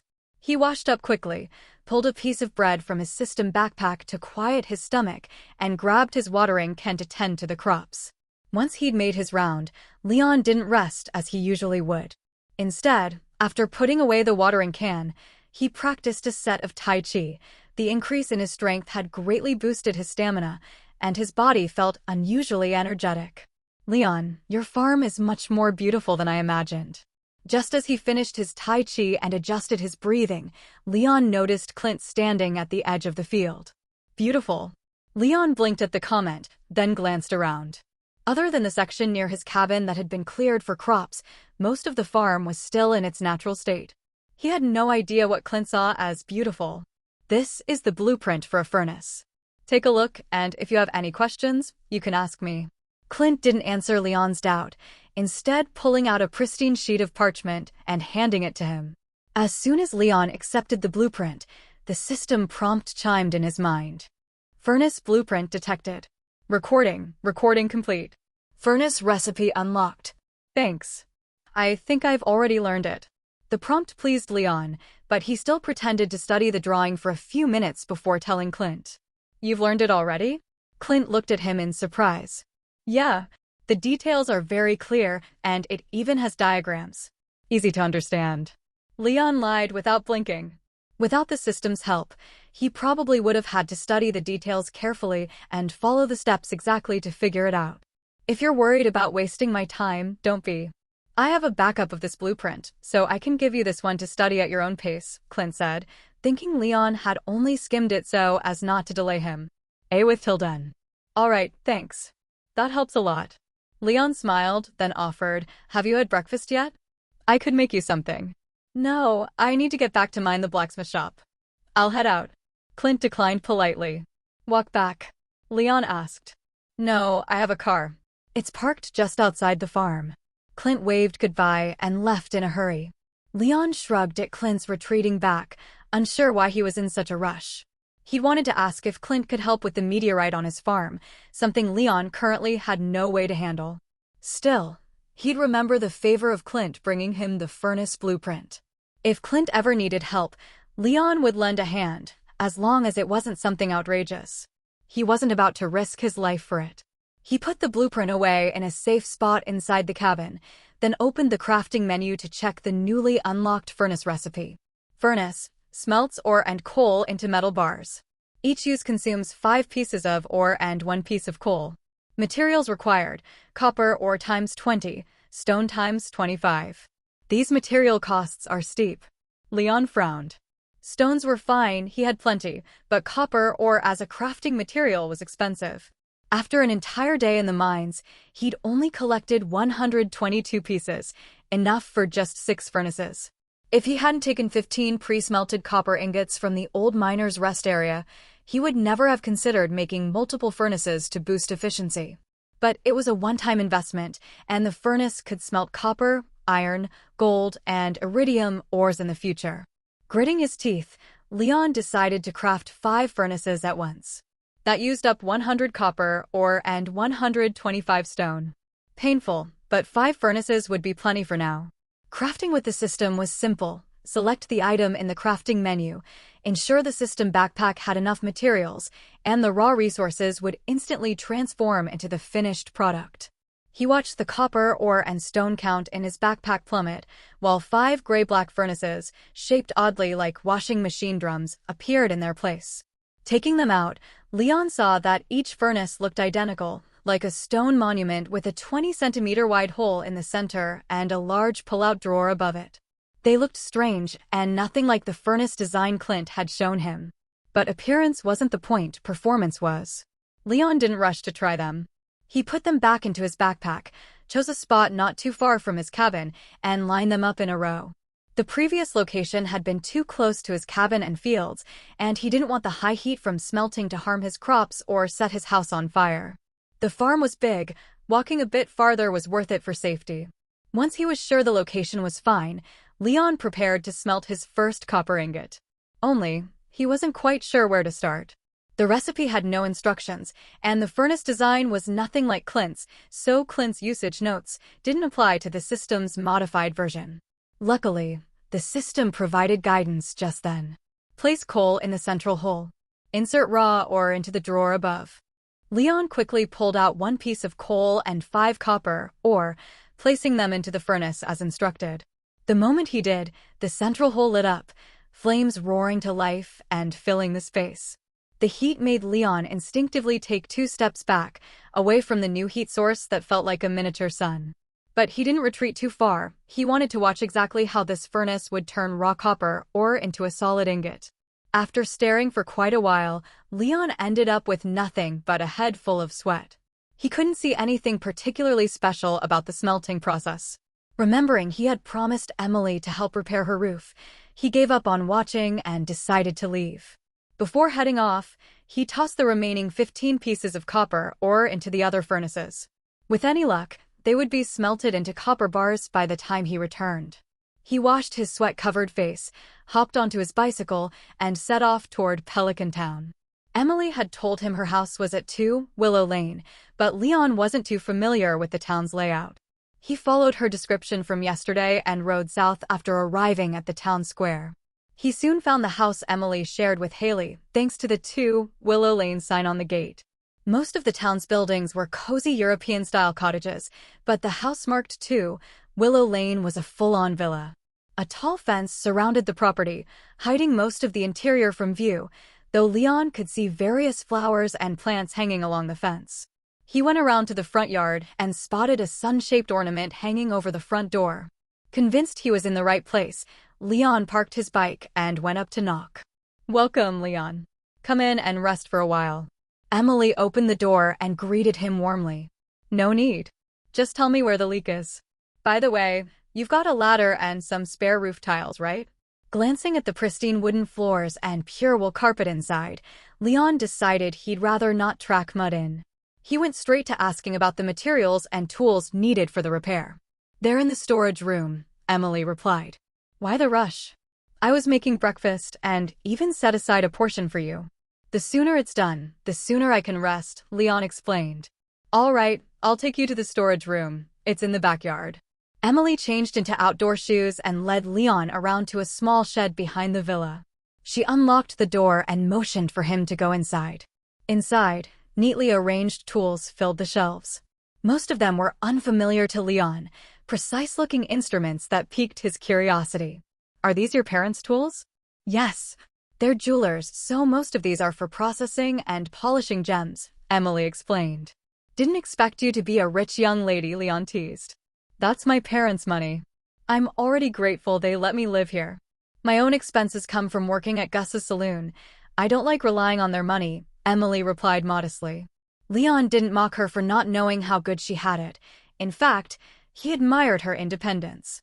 Of course, if it were him with such a comfortable background, he would have chosen to just laze around. Not everyone liked chasing after hard work. Finding the folding ladder and a stack of replacement tiles, Leon carried them up to the roof. "Where exactly is it?" Looking over the wide expanse of tiles, Leon couldn't immediately spot the damaged area. "About 3 meters to your right front," Emily called up from below. Following her directions, Leon found several broken tiles. After removing them, he noticed the waterproof layer underneath had also been torn. "If I just lay new tiles, it'll still leak. We'll need some waterproof sheeting too," he said after climbing down. "There should be some in the storage room," Emily said, quickly leading him back. After a good bit of rummaging, she pulled out a large roll of waterproof fabric. "Yes, this'll work for a quick fix, but to really keep the water out, I'd suggest asphalt waterproof rolls or a plastic waterproof coating," Leon advised. "Robin would probably know more about that. Let's just patch it for now. There might be rain tomorrow, and I don't want Haley complaining if water leaks in," Emily said with a sigh. Sure. It was just a matter of laying down the fabric, so Leon didn't argue. He cut a large piece, climbed back up with the sheet and tiles, and soon finished a simple repair. As long as the rain's light, it should hold. But in heavy rain, all bets are off, he said after climbing down. "Better have Robin take a look." "I will. Thank you, Leon. Now that you're done, come have some coffee." I also made sandwiches and fried eggs, Emily invited. Better not. I'll put the tools back and head home. Thanks for the offer, Leon declined, mindful of the mud on his shoes. But didn't you agree yesterday? Emily asked, puzzled. Don't you know a man's words can't be taken too seriously? Leon joked, refusing again. Emily gave up. After convincing her, Leon carried the ladder back to the storage room. Just as he stepped out, his peripheral vision caught sight of Haley through a corner window of the villa. She was blow-drying her hair. Unfortunately, she seemed to think no one was in the backyard. She was wearing nothing but a loosely wrapped bath towel. A wide expanse of pale skin was exposed, giving Leon an unfiltered view. Haley must have felt his gaze, because she turned her head and spotted him standing outside the storage room, looking straight at her window. She froze for a moment. Then she seemed to realize her situation. But instead of running away or pulling the curtains, she straightened her back, raised her hand, and gave him the middle finger. After all, even though the towel didn't cover much, it was still more than a bikini, so she wasn't worried about him seeing anything too revealing. Leon was caught completely off guard by her bold provocation. He stared at her for a moment before responding. His response was simple. He pointed at her chest, then at his own, and let out a mocking chuckle. To be fair, Haley's figure was undeniably impressive, but that didn't stop Leon from using it as ammunition for his teasing. After all, wrapped up so tightly, who could tell whether she had the goods or not? All it took was pretending not to know and making a jab about her lack of curves, and the effect was guaranteed to sting. Sure enough, when Haley saw Leon's little gesture and the cold smirk on his lips, her eyes went wide with anger. She was just about to throw open the window and demand an explanation when Leon slipped away, heading quickly toward the front yard. He was already planning to hop on his bike and make his escape. But as soon as he reached the gate, he saw Emily standing next to his bike, holding a pair of slippers. I think I know why you didn't want to come inside. You were worried about dirtying the carpet and floor, right? So I got you a pair of slippers. Now you can change shoes and come in. Hearing that, Leon sighed helplessly. A girl with such sharp observation skills can be pretty intimidating for men, you know.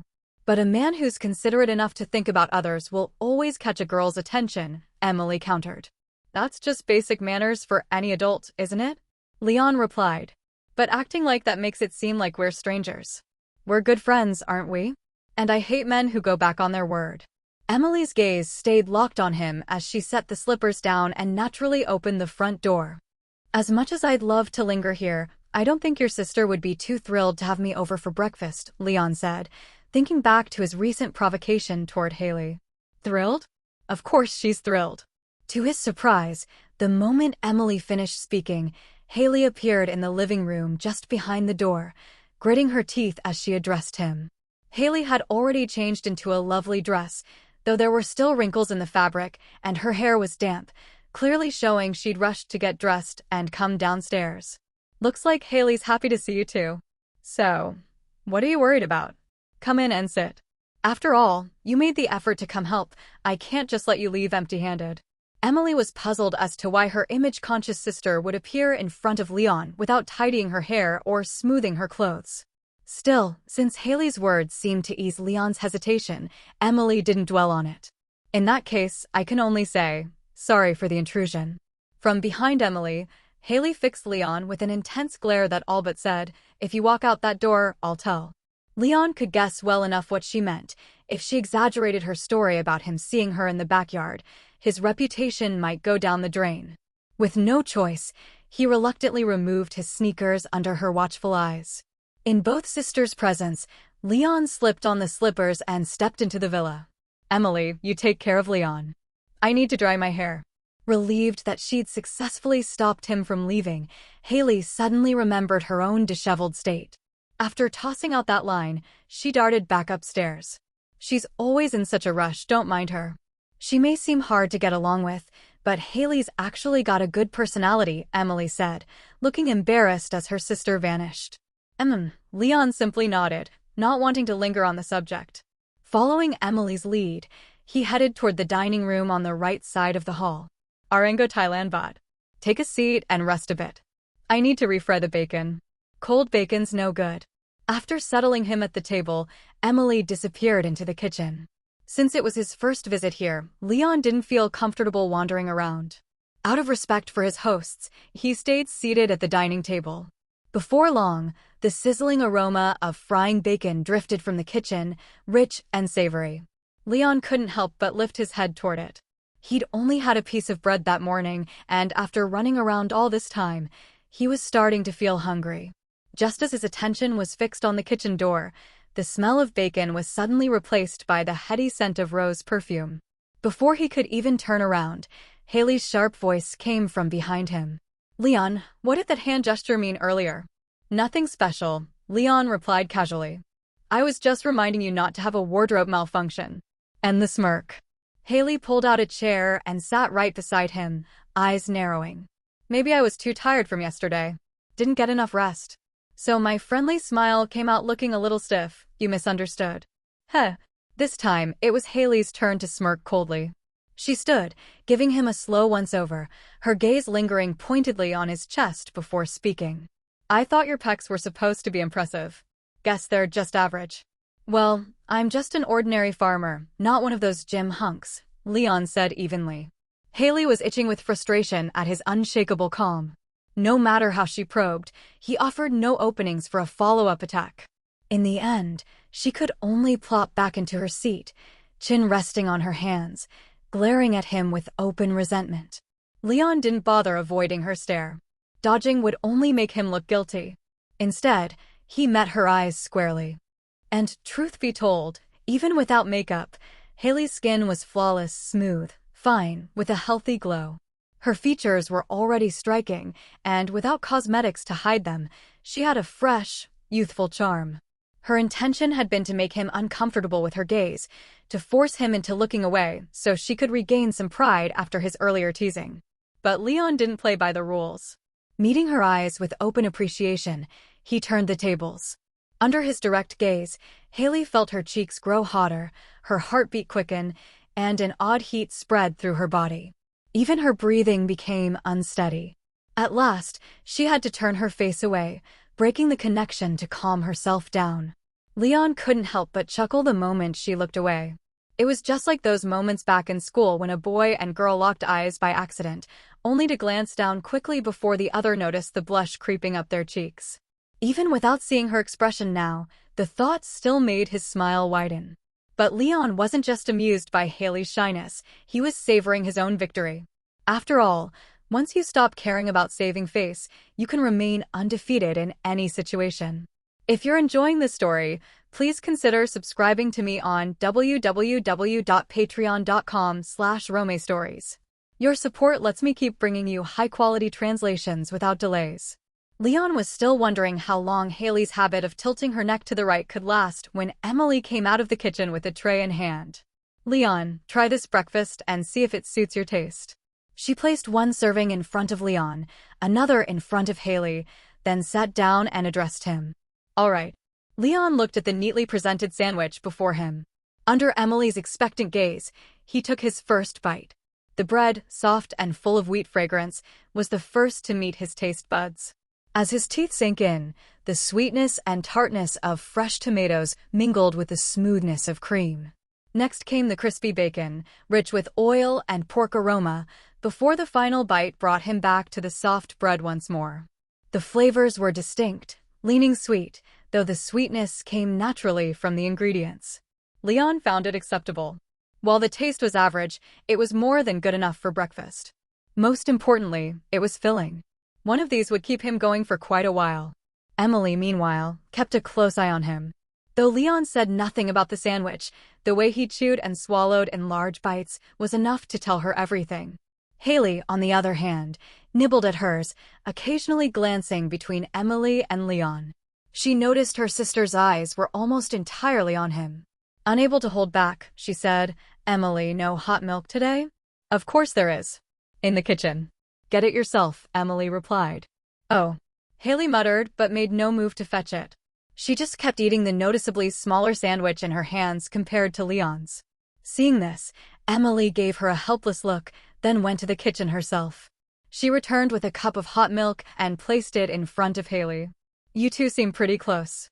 Leon commented after watching the scene. I guess so, Emily replied, though her expression was a little uncertain. Haley stayed silent, continuing to bite her sandwich. She didn't even touch the milk she had asked for. Leon noticed something in the air, but, being smart enough to know what to say and what not to say, chose to pretend he hadn't seen anything. Once he finished his sandwich, Leon thanked Emily. Great breakfast. This will give me the energy I need for the day. Thanks for hosting me, Emily. I should get going. Wait, Leon, you're not staying for lunch? Emily asked quickly. No, I still have a lot of work to do. Leon shook his head. But didn't we agree on it? Emily's voice carried a hint of disappointment. Yes, but this breakfast is more than enough as thanks. I don't have another reason to wait around for lunch, so I'll head out first, Leon explained. You do have a reason? How about a friend's invitation? Emily countered immediately. That's a good reason. But if I say I'm too busy with work, can you cancel the invitation? He replied, using the ultimate refusal card again.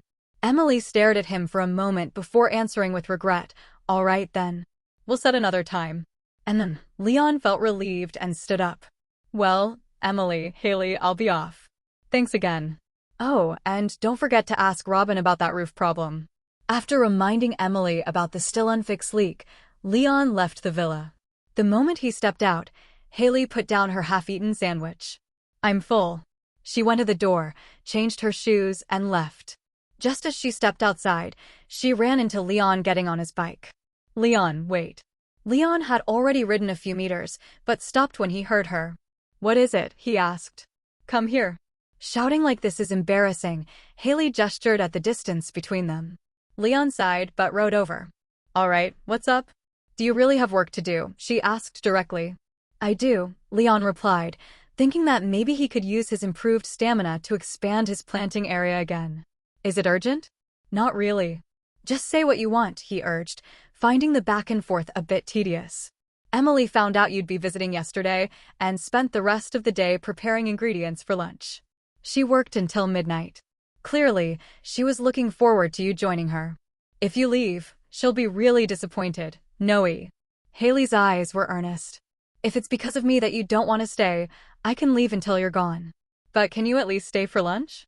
I don't want her hard work to be wasted.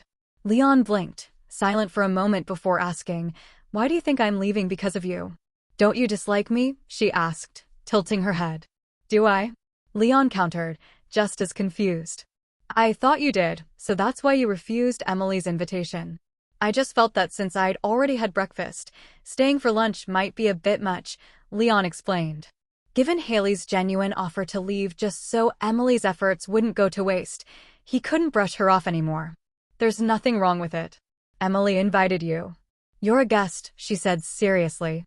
In that case, I'll come back later. And you don't have to leave. Just tell Emily I'll be here for lunch, Leon said after thinking it over. After all, even the hardest heart could be softened by a beautiful woman's words. Haley's account of Emily's efforts left him feeling guilty. Refusing again would make him seem cold. Why later? Haley asked. You don't visit without a gift, right? I need to prepare something and change into something nicer. I can't come to lunch in my everyday clothes. It'd make me feel inferior next to you two beautiful ladies. You look fine as you are. Haley glanced over his outfit. It wasn't a designer brand, but it suited him well. His tall, well-proportioned frame made anything look good. In her eyes, Leon could wear anything and still carry a certain charm. That's because you've never seen me in formal wear. I'd better get going. And you stay here. If it's just me and Emily, it'll be awkward. Waving goodbye, Leon pedaled back toward his farm. Since he had agreed to lunch, he'd have to make some preparations. If you're enjoying this story, please consider subscribing to me on www.patreon.com/romestories. Your support helps me dedicate more time to bringing you high-quality chapters and lets you read ahead before public releases. The moment Leon stepped back into his farmhouse cabin, he immediately began rummaging through his suitcase. Before coming to Stardew Valley, he had packed quite a few outfits, among them several decent suits. After all, he used to be in Joja Corporation's management. Stepping out the door, one had to be presentable, right? It didn't take long for Leon to find a navy blue casual suit. After putting it on, He gave himself a quick once-over, making sure there were no obvious wrinkles or damage before moving on to search the storage chest inside the cabin. The chest was no longer as empty as when he'd first crafted it. Now it was packed with various specialty goods and materials he'd gathered during his time in Stardew Valley. Recalling Emily and Haley's favorite gifts, Leon first pulled out a coconut he'd picked up last time in Calico Desert. It wasn't expensive, but Haley liked it. And when it came to gifts, the key was to match the recipient's tastes. As for Emily's favorite gemstones, Leon hesitated. No matter what, a gemstone never came cheap, and for him, pockets currently empty, a single gem could mean a decent income. But remembering Emily's warmth and friendliness toward him, plus Haley's mention that Emily had stayed up past midnight to prepare for his visit, Leon eventually decided to take an earth crystal with him. Gifts selected, Leon changed into a clean new pair of shoes, then pedaled away from the farm. He didn't head straight to Emily and Haley's home, though. Instead, he stopped by Joja Mart to buy 2 gift boxes and some ribbon. The coconut went into the larger box, the earth crystal into the smaller one. After tying them both up with neat ribbon bows, Leon rode over to the villa at 2 Willow Lane. Knock, knock, knock. The villa's front door soon opened, revealing Haley. Didn't expect you'd look this good in a suit. Haley's eyes lit up as soon as she saw his outfit. Suits were the ultimate way to show off a man's physique, and Leon filled out the navy blue casual suit perfectly enough to make Haley stop and stare. I usually keep things low-key. After all, dirt doesn't care how good your clothes look, it'll treat them all the same and throw itself at you, Leon joked. It's a shame you're a farmer. If you stepped into the fashion world, I might be seeing your photos in a magazine, Haley sighed. Modeling doesn't pay much, Leon replied lightly. And you have to deal with all sorts of nonsense. Sometimes even bowing to the whims of big capital. I'm not built for that life, OE. You're not wrong, Haley nodded in agreement. She knew a thing or two about the messiness of the fashion industry. So, are you going to have me stand here all day chatting with you? Where's Emily? Leon teased, seeing her blocking the doorway and eyeing him up and down. Oh, sorry. Come in. Emily's in the kitchen. Haley stepped aside to let him in, leading him to the sofa. Want something to drink? Coffee? Juice? We've got soda too. Once Leon was seated, Haley took over the hosting duties. Juice, please. I'm not a coffee person. Leon didn't stand on ceremony.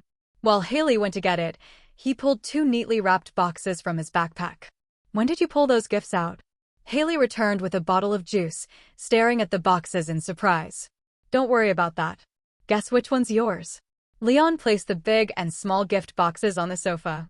There's one for me too? I'll guess the small one. Haley reasoned that bigger gifts were usually pricier, so the more valuable one was likely for Emily. Wrong. The big one's yours. Leon handed it to her. Haley took it in surprise, weighing it in her hands. Wow, it's heavy. You didn't put a rock in here, did you? You'll know when you open it, Leon said, rolling his eyes. I'm here as a guest, not to cause trouble. Finding it awkward to open while holding it up, Haley sat down beside him and untied the bow. When she lifted the lid, her eyes widened. A coconut. So fresh. Leon, how did you know I love coconuts? Her voice brightened with delight. Emily told me, Leon said casually. Thanks, this is a great gift. She held the coconut in both hands, turning it over. I love anything with that summery vibe, it makes me feel warm inside. As long as you like it. Leon was relieved. It seemed her preferences were just like in the game, no changes. Since you've given me such a nice gift, why not tell me what you got for Emily? If it's something she hates, I can warn you before you step on a landmine. It's something she likes. I picked an earth crystal, Leon said without hesitation. Yes, one of her favorites. How did you know she likes richly colored gemstones? Haley asked curiously. Sandy told me, Leon said, making it up on the spot. Her pen pal from Calico Desert? Didn't think you'd know her. Haley sounded surprised. Even she had only met Sandy a handful of times. Met her last time I went to Calico Desert. Leon gave her a look. Aren't you going to help Emily in the kitchen? I'm not great at chores, and my cooking's awful. Better not get in her way. Besides, she told me to focus on keeping you company, Haley explained. So how are you planning to do that? Leon grinned, ready to amuse himself by teasing her. Maybe you could flip through a magazine? Haley tilted her head toward the coffee table. Not interested, Leon said with a glance at the fashion magazines. Fashion just wasn't his thing. Then how about I just chat with you for a while? Haley suggested after a pause. What should we talk about? Leon asked. What do you want to talk about? She countered. Leon's brow lifted, and a smile tugged at his lips. How about we talk gossip? For example? Haley froze for a moment, then asked tentatively. For example, do you have a boyfriend? Leon struck first. Huh? Haley exclaimed, staring at Leon in surprise. Why are you asking me that? Just curious, Leon replied. Haley gave him a suspicious look but eventually shook her head. No. There's no guy in town who's caught your eye? Leon pressed on. No. I'm not really into the boys here in town. Most of them are crude, and the way they talk is boring. Haley scoffed. So, no male friends you're close to either? Leon continued his questioning. If I had to name one, I guess Alex counts. We've known each other since we were kids and graduated from the same high school. I was the head cheerleader, and he was the captain of the football team. We worked together a lot back then, so I guess we're friends, Haley recalled. Oh, a cheerleader and a football captain. That's the classic combo. Don't tell me sparks never flew between you two. Leon asked, genuinely curious. No way. Muscle-brained guys like him are definitely not my type. Plus, he's a total flirt. Except for me, every other girl on the cheer squad has dated him. How could I ever be interested in someone like that? Haley said with a look of disgust. And besides, all he ever cares about is building his muscles. He doesn't even like to shower. I'd rather die alone than date someone like him. Tisk, TSK, TSK. If Alex heard that, he'd probably cry himself to sleep, Leon teased. He wouldn't cry. I've said this to his face before. He didn't even get mad, he just argued that I didn't understand him, Haley went on. And I'm pretty sure he's bi. You might want to be careful. Hiss, Leon sucked in a sharp breath. He honestly hadn't known that, and now he felt a little uneasy, given that he had interacted with Alex before. From your expression, you clearly didn't know. Too bad. Maybe I shouldn't have told you, Haley said, breaking into laughter at his reaction. Let's drop it. I'm starting to feel a bit nauseous, Leon said, waving his hand, unwilling to talk about Alex any further. With Leon losing interest, it was Haley's turn to get curious. You asked me and I answered, so now it's my turn. Before you came to Pelican Town, did you ever have a girlfriend? RABs. Actually, no, Leon replied. If he didn't count his past life, in this world, he was basically a complete novice when it came to relationships. Really? Haley clearly didn't believe him. With his looks, she couldn't imagine he'd never been confessed to. Believe it or not, I'm telling the truth, Leon said helplessly. Haley stared at him for a moment before saying, then the problem must be you. Otherwise, how could you have never dated anyone? How is it my problem? Leon countered. If it's not your problem, then how could you never have had a girlfriend? Haley retorted. Maybe I just never thought about it before, Leon answered. That's weird. Don't boys your age, once they hit puberty, try everything to get girls' attention. Haley muttered in confusion. Not every boy in puberty is like a rutting beast, Leon said sarcastically. But most of them are. If you're not, there's definitely something off about you, Haley said seriously. Forget it. I'm too lazy to argue with you. Leon decided to just lie back and let her think what she wanted. Haley rolled her eyes at him. You're the one who brought this up. I wanted to gossip about other people, not myself, Leon defended. But you gossiped about me first, Haley protested. That's why I asked you in return. Then let's just end this topic here, Leon declared. Haley didn't know what to say. Seeing the atmosphere go quiet, Leon cleared his throat. I'm going to check on Emily in the kitchen. You coming? You go ahead. I'll put this coconut away. Oh, and thanks for the gift. Haley shook her head, then cradled the coconut and headed to her room. Leon, meanwhile, made his way to the kitchen, carrying the gift he'd prepared for Emily. Emily need a hand? As soon as he stepped in, he saw Emily struggling to handle a piece of beef tenderloin. Hi, Leon. You look so handsome in that outfit, so to make sure it lasts longer, I'd better not let you help, Emily said with a smile, setting down the knife. You could at least get me an apron, Leon suggested. He didn't feel right letting Emily work alone, especially when she was sweating and clearly under a lot of pressure. Wouldn't that be weird? You're a guest, Emily hesitated. But we're also friends, right? Besides, I can cook. You're making me lunch, so letting you try one of my dishes is only fair, Leon said warmly. Then I'll leave it to you. I really am a bit overwhelmed here. Emily quickly fetched him an apron, a pink one. It was a little small on him, but at least it would protect his clothes from grease. These are all for lunch? Leon asked, glancing at the prepped ingredients. Emily nodded. Not enough. Leon gave the table a quick look. Too much. The three of us won't finish it all. I just thought since it's the first time I'm inviting you for a meal, I should prepare more. It's also my first time making this much food, so I didn't really know how much I'd need, Emily admitted, a bit embarrassed. Do you or Haley have anything you won't eat? Or any allergies? Leon asked, moving to the stove and picking up a frying pan naturally. No, but are you going to be the head chef? Emily asked, curious at his confident posture. Yep. I told you I'd let you taste my cooking. My style is very different from what you're used to, Leon said with confidence. Since cooking in this world was mostly Western style, he was eager to see Emily's and Haley's reactions when they tried some home-style Chinese dishes. Well then, I'll be looking forward to your cooking, Emily said with cheerful cooperation, and the two quickly fell into a rhythm of teamwork. Cut the potatoes into chunks. Pass me the onions. Here. Do you eat chili peppers? If they're not too spicy, I can handle it. No garlic. None. Hand me the breadcrumbs. All right. Emily, I'll need you to crack 3 eggs for me, just the whites. Got it. One moment. In their brief exchanges, it was mostly Leon giving directions and Emily following them. It felt a little like working in a restaurant kitchen, but Emily found it surprisingly easy.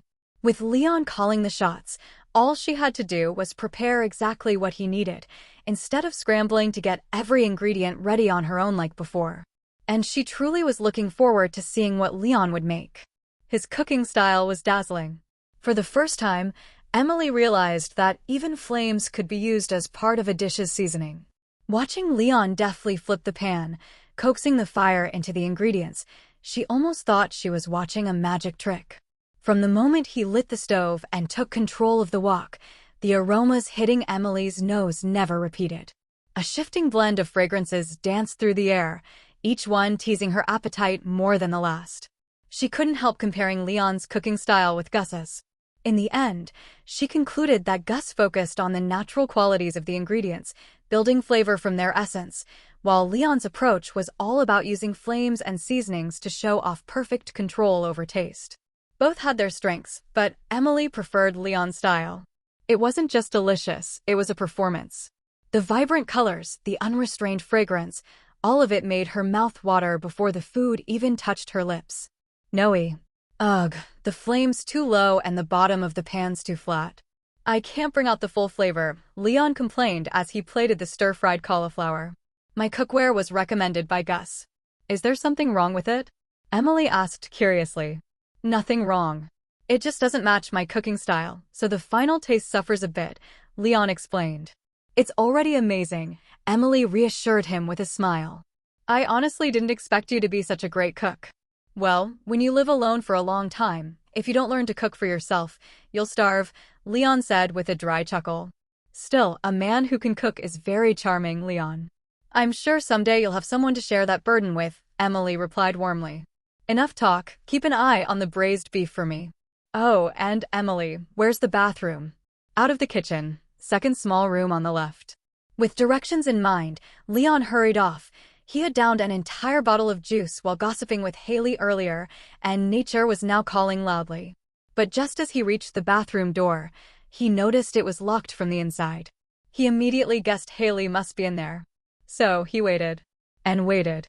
3 or 4 minutes passed with no sign of her coming out, and his bladder was screaming for mercy. Finally, he knocked on the door. Someone in there? Leon? You need the bathroom? Just a sec. Sure enough, it was Haley. She responded right away, and Leon caught faint rustling sounds from inside. He instinctively stepped back from the door. A few seconds later, Haley emerged, her cheeks tinged pink. Sorry, I got absorbed in reading a magazine and lost track of time. No problem, it's your house, after all, Leon said with a shrug. He shot her a meaningful glance, and Haley understood, moving aside so he could slip in.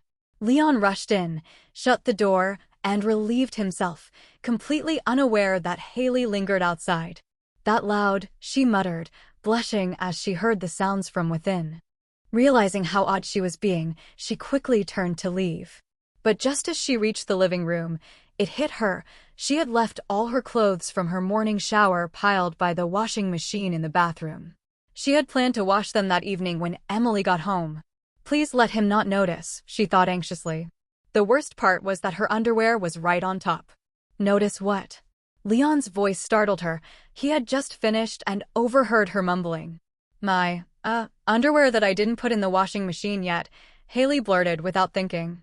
The moment she realized she'd said it to Leon instead of Emily, her face went crimson. Ahem, didn't see it, Leon replied quickly, caught off guard by her bluntness. You're sure? Haley pressed, mortified, but still worried. Positive, Leon said seriously. He'd been far too desperate to pay attention to anything else in the bathroom. You didn't forget to wash your hands, did you? She asked suspiciously.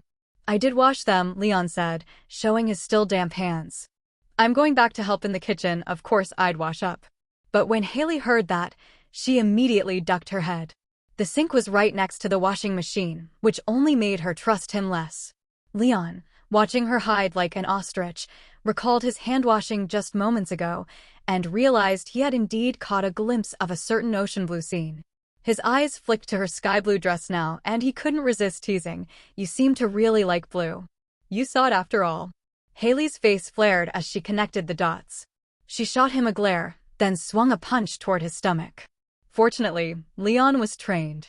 His sharp reflexes let him dodge easily, but Haley wasn't done. She went for a second strike. Her seemingly delicate punches were fast enough to whistle through the air, making Leon's eyes widen. If that landed, it'd hurt for days. He darted out of reach and dashed for the kitchen. At this point, only Emily could shield him from a rampaging Haley. You're back. Seeing Leon stride quickly into the kitchen, Emily thought he was worried about the beef still simmering on the stove. She quickly reassured him. I've got my eye on it. No problem at all. Emily, help me block Haley. Leon ducked behind Emily as he spoke. Huh? Emily turned her head in confusion, clearly not understanding what he meant. She didn't have to wait long to find out. Haley had just entered the kitchen. Her fists were clenched, and her eyes were locked onto Leon, who was hiding behind Emily. What happened? Emily looked at Haley's flushed cheeks and the battle-ready posture, asking in puzzlement. Nothing. With Emily there, Haley wasn't about to bring up what had just happened. She just shot Leon a fierce glare. I saw a bug in the house earlier. I came to check if it got into the kitchen. Then why would Leon ask me to block you? Emily still found it strange. If it was just about a bug, what did that have to do with Leon? Because I was worried she'd come barging in looking for the bug and mess up the kitchen. Since Haley hadn't mentioned the earlier awkward incident, Leon followed her lead. I see. All right, Haley, I haven't seen any bugs here. Why don't you head back out? There's already 2 of us in here, any more, and we'll be packed in like sardines. Emily still didn't fully understand, but since both of them were saying the same thing, she let it go. How much longer until you're done? Haley asked Emily, her expression back to normal. You'll have to ask Leon. He's the head chef today, Emily replied. Just one more dish, Leon answered. All right. Haley left the kitchen after getting her answer, but not before Leon noticed her making a little fist gesture in his direction. He sighed. What's wrong? Emily caught his sigh and asked again, curious. Nothing. Just feeling a bit stuffy. Let's get this last dish done quickly, or the others will get cold. Leon turned back to the stove and got to work. Before long, he plated the last dish, spicy crab, and carried it out with Emily. Haley hadn't been idle in the meantime. She'd already set the table, with 2 chairs side by side on one side and a single chair on the other. Once Leon and Emily placed the dishes on the table, Haley immediately pulled Emily into one of the 2 seats together, giving Leon a pointed look to sit opposite them. Leon didn't mind. Sitting in that double seat, with either Emily or Haley next to him, would have been even more awkward. Look, Leon made all of this. Isn't it amazing? Emily praised as soon as they sat down. And then, Haley was still a little annoyed with Leon, but to be fair, the spread looked great. The aroma was mouth-watering, and even without tasting it yet, she couldn't find fault with the presentation. "Hey, with the cute. Let's dig in." "I've been looking forward to this," Emily urged. "All right." Leon and Haley both nodded, then each reached for the dish that caught their eye. Emily went for the still-steaming beef stew, while Haley's attention was on the spicy crab. The table also had stir-fried broccoli, stuffed eggplant, fried mushrooms, and kung pao chicken, all common home-style dishes Leon had made from the ingredients Emily had prepared. There had been more ingredients available, but Leon had told Emily to wrap them up and put them in the fridge. 6 dishes for 3 people was already more than enough, especially for a home gathering rather than a restaurant meal. Even then, Leon wasn't sure they could finish it all. Before taking a bite himself, Leon quietly watched the 2 women eat, waiting for their verdict. Hot, but the beef is so tender and flavorful, and the potatoes soaked in the stew taste amazing," Emily said first. "This crab is really spicy, but it's good," Haley said, her tone less enthusiastic, but still positive. Seeing that neither of them found his Chinese-style cooking unfamiliar, Leon relaxed.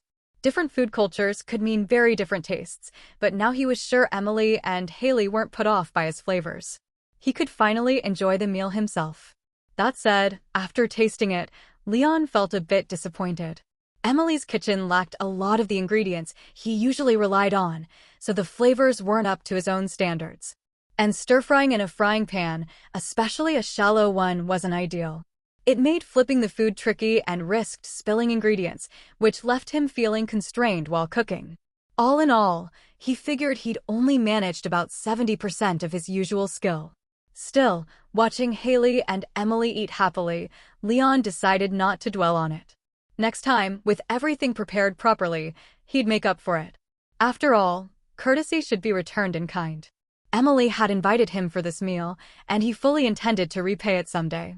Just as he settled in to eat, Leon felt a light kick against his shin under the table. He froze, then looked straight at Haley. Sure enough, Haley met his gaze with a provocative look. She was clearly the one who'd kicked him. Childish. He didn't say it aloud, just mouthed the word at her. Haley's grip on her knife and fork tightened in irritation. Then Leon felt the chair jolt slightly. Luckily, he'd already pulled his legs back, so her next kick missed. Haley winced, her face betraying the fact that she'd hit the chair leg instead. "What's wrong?" Emily asked, noticing her expression. "It's just really spicy," Haley said quickly, unwilling to admit the real reason. "I'll get you some milk." Emily stood at once to fetch something to cool her mouth. Haley took the chance to whisper to Leon. "Why did you dodge?" "Why wouldn't I?" he replied. "This is the price you have to pay," she said through gritted teeth. "It's not like I meant to peek. You put it right there in plain sight, I just happened to see it." "How is that my fault?" Leon countered. "I'm mad because of what you said afterward. You couldn't just say you didn't notice? Even lie to me?" "Sorry. My greatest virtue is honesty." Luckily, the fridge was right next to the kitchen, not far from the dining table, so Emily came back quickly. Haley also fell silent when Emily returned. With Emily back, the 3 of them resumed eating. From time to time, Emily chatted with Leon about work on the farm. Leon didn't dampen the mood, and the atmosphere stayed pleasant. "When I have the time, I'm definitely going to visit your farm." Emily suddenly spoke as they were almost done eating. "You'll have the chance. Next time, I'll invite you over as a guest." Leon, who had already been planning to invite Emily for a meal, replied naturally. "Then make sure to let me know. I'll prepare a gift for you." Emily's voice was bright with happiness. "Speaking of gifts, I almost forgot." Leon finally remembered the present he had prepared for Emily and fished it out of his pocket, handing it to her. "For me." Emily took the gift with delight, but her eyes couldn't help flicking toward Haley. "I have one for you too." Haley, naturally understanding her sister's meaning, quickly helped Leon explain. I see you two get along quite well." Emily relaxed. After all, if only one of them had received a gift, the other would have felt awkward. Fortunately, Leon hadn't played favorites, which made Emily truly happy.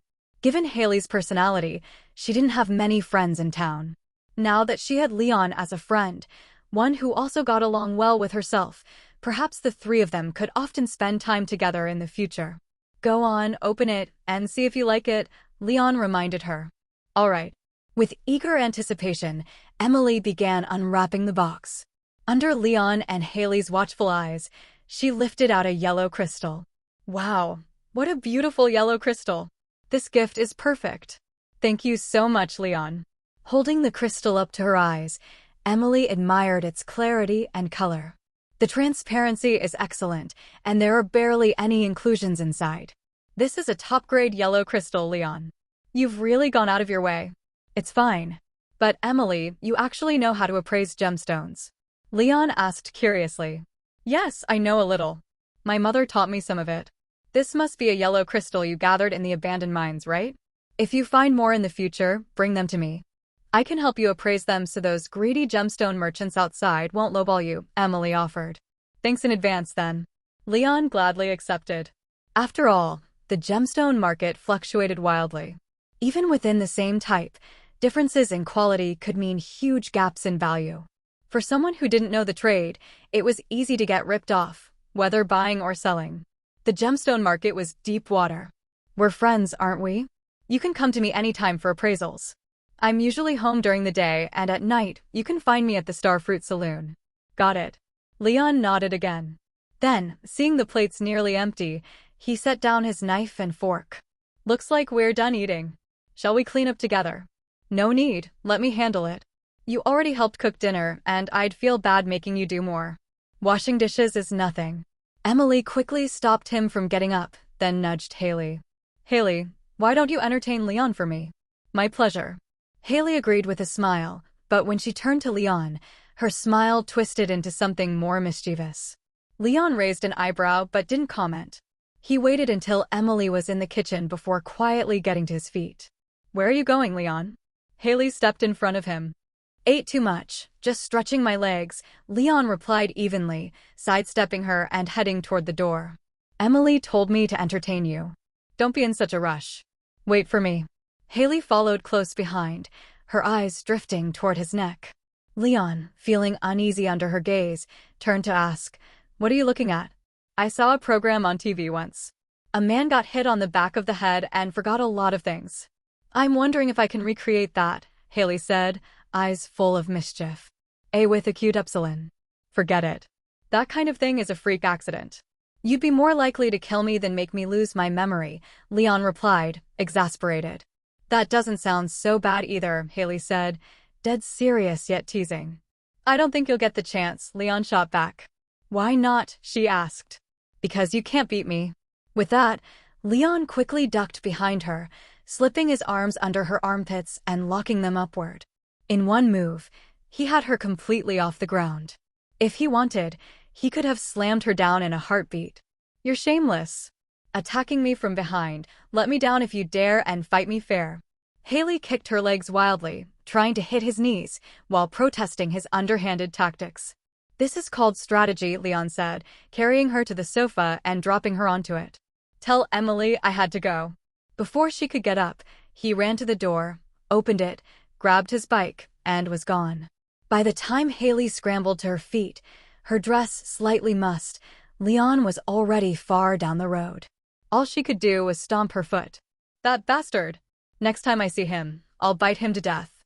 Yet, even as she said it, her tone sounded more like she was pouting than making a threat. Fuming, Haley went back inside, straight to her room. Standing before the full-length mirror, she tidied her dress. As she smoothed the fabric, the scene replayed over and over in her mind, her cheeks growing redder. It had been the first time she'd ever been that close to a man. And unless she was imagining it, she could still smell a faint scent on her clothes, not her own perfume. Did he put on cologne? Strange, I didn't notice before. It's actually kind of nice. She had planned to take a shower, but now she felt reluctant to change out of the clothes carrying that scent. Still, the thought of it made her feel silly, so she finally flopped onto her bed, muttering to herself. Next time, I'm really going to teach that bastard a lesson. Having caught Haley's attention, Leon was at that moment riding his bike toward the library. Hey, Gunther, I'm back again. The moment he stepped inside, Leon greeted the library's curator with practiced ease. Mr. Leon, welcome. Here to read or to donate this time? Gunther's eyes lit up. After all, The number of townsfolk who visited the library regularly was small. But Leon was different. He was both a reader and a donor. I've brought you some interesting things to appraise. Leon glanced around and saw the place was empty except for the two of them. Without hesitation, he pulled from his system backpack the relics he dug up in the abandoned mines yesterday. A heavy, metal-plated dwarf helmet and 2 dwarvish scrolls. Looks like you've started exploring the abandoned mines, Gunther remarked, immediately drawn to the artifacts. Mr. Gunther, your eye for detail is as sharp as ever, Leon said with admiration. He also couldn't help thinking that, sure enough, when it came to big shots, his ability to pull items out of thin air from his system backpack didn't even raise an eyebrow. Gunther explained, dwarves generally live only in underground mines. Knowing that makes it easy to guess where you've been when you bring in relics from dwarvish civilization. That reminds me, I've got a question. Last time you gave me something that unlocked a special ability. It lets me see these ghostly things called ancient spots. Wherever one appears, it means something valuable or ancient is buried beneath it. But in the mines, I can't see them at all. Do you know why? Leon hadn't come just to donate relics. He also wanted answers about his special ability, the so-called ancient mystery. That's an interesting question. If you're curious, I can tell you a bit about it, Gunther said, looking up at Leon. He pulled over 2 chairs and gestured for Leon to sit. What's your opinion of Yoba? Gunther asked as soon as Leon sat down. The creator god. The world was made by him, Leon replied. Yes, that's the legend of Yoba. But aside from Yoba, do you think it's possible other deities exist? Gunther continued. I'm not sure. I've never studied mythology, Leon admitted. All right, let me put it another way. Ancient spots exist because of echoes of life from ages past, remnants of resentful spirits who died unnatural deaths and whose remains are rejected by the earth. Yoba is the creator god, the beginning of life and the light. The opposite of life, death, or darkness belongs to another deity entirely. That bone shard you received earlier came from his remains. Gunther delivered the revelation as if it were nothing, but Leon was stunned. Since this deity's fall, his name has been forgotten. But I can say for certain that he had absolute dominion over the dead. That's why, after gaining the ancient mystery, you can see ancient spots. As for the mines, they're different. Yoba built them as a personal treasure vault for his love of forging. Because of Yoba's rules, the power of the death deity, his opposite, gets rejected there. That's why you can't see the resentful spirit remains, the ancient spots, in the mines. Gunther then stood, picking up the dwarf helmet. Dwarves once served Yoba directly, acting as guardians of the mines. They weren't protecting the ores, they were protecting the mine's peace. To them, every dangerous creature other than humans and dwarves was a threat and an enemy. So that's why dwarves and shadow people fought the elemental war? Leon asked. Yes, that's one of the reasons. There were others, elemental opposition, conflicting beliefs. These all played major roles, Gunther explained. If the dwarves believed in Yoba, what about the shadow people? Leon pressed. Possibly that nameless deity. I'm not sure, I've had little contact with them, Gunther admitted. I do know a shadow person who seems to follow Yoba, Leon said, thinking of Krobus. You mean Krobus from the sewer? Gunther gave Leon a look. How did you even get into the sewer? The key is in my possession. I went in through the sewer drain, Leon confessed, realizing he'd let something slip. Curiosity is fine. But be too curious about unknown places, and you could land yourself in danger, Gunther warned. If the one down there hadn't been Krobus, but a normal shadow marauder, you'd be in trouble. There's the wizard's tower in the coal forest. If something happened, Wizard Rasmodius would probably help me, Leon explained. Part of why he dared go into the sewer was knowing Krobus was a lawful, good-aligned individual, and the other part was knowing Rasmodius was nearby, a big shot he could lean on. Oh? You even know the Guardian? No wonder you're so bold. Gunther nodded in understanding, then studied Leon for a long moment before silently pulling out a rusty key. Next time, use the key to enter from the sewer entrance by Pelican Town's graveyard. I'd planned to give it to you after you donated 60 relics, so you could meet Krobus, the special merchant down there. But I guess the surprise isn't needed anymore. Ahem, thanks. Leon accepted the key somewhat sheepishly and stowed it in his backpack. With these 3 items, you've donated a total of 5 relics, Gunther said, waving a hand. I'd planned to give you a gift as thanks, but for now, this key will have to do. That's fine. I'm not the kind of person who expects rewards for doing good, Leon said righteously. In truth, remembering that the 5-relic reward was cauliflower seeds, he didn't care much either way. Gunther, thinking Leon was serious, beamed. Mr. Leon, your noble character truly impresses me. If you enjoy the story, please consider subscribing to me on www.patreon.com/romestories. Your support helps me keep bringing you high-quality translations and lets me release chapters faster. Gunther's praise made Leon blush, but instead of clearing things up out of embarrassment, he simply replied seriously, "After all, I'm part of Pelican Town now. Isn't it only right to contribute to the community's development?" "Yes, that's true." Gunther nodded repeatedly, then stood up and pulled a large package from under his desk, handing it to Leon. "As expected, I can only rest easy if I give you this gift. I hope you won't refuse. It's what we agreed on when we first met, isn't it? Premium cauliflower seeds times 50. Seeds plant in spring, matures into large cauliflower in 36 days. As soon as the seeds were in his hands, the system labeled them. Unlike the cauliflower, go ahead and check what's inside. That's the best part of opening geodes. Clint stepped aside, letting Leon sift through the shards. Leon didn't stand on ceremony. He dug through the fragments, only for his expression to darken, 2 stones and a lump of clay. Not a single special mineral, not even a regular ore. Maybe your luck's just not great today. But don't be discouraged, you did find a prismatic shard last time, and you could open hundreds of prismatic geodes without finding one of those. I'd say you're already lucky, Clint said, trying to comfort him. Seeing Clint not even crack a smile at his misfortune, Leon was certain this guy was truly an honest man. He sighed, picking up the 2 stones and lump of clay. 3 geodes, 75 gold service fee, right? He confirmed the price while fishing paper bills from his pocket. Just give me 30, Clint said, feeling bad. After all, the combined value of 2 stones and a bit of clay was barely worth a few gold coins. Charging 75 felt wrong. Friendship is friendship, business is business. Don't mix them. Leon pushed a 100 gold bill into Clint's hand. Remember to give me change. All right. Leon's tone told Clint he was serious, and it made him respect Leon even more. Most people tried to take advantage of him because of his awkwardness in business, but Leon didn't. Wanting to return the respect, Clint said after handing him his change, "Leon, if you plan to open a lot of geodes in the future, I recommend getting your own anvil and forging hammer. That'll save you unnecessary costs. I've got both here, or you could bring materials, and I'll make you a semi-automatic geode cracking tool." "What, you're giving up business now? Not making money?" Leon looked at him in disbelief. In the business world, helping a potential customer cut out recurring payments was unheard of. There are plenty of miners in town and plenty of people bringing in geodes. Losing your business won't matter. I'm just thinking of you. Your farm's far from Pelican Town, and coming here every time is a hassle, Clint explained. Well, since you put it that way, I won't argue. How much for the hammer and anvil? Not much, 500 gold for the set. But I still suggest you bring materials for the semi-automatic geode cracking tool. What materials would I need? Leon was curious. He'd never seen such a thing in the game.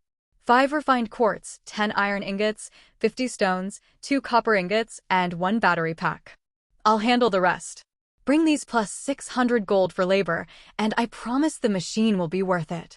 Cracking geodes yourself takes time to learn, and before you get good at it, you might damage the contents.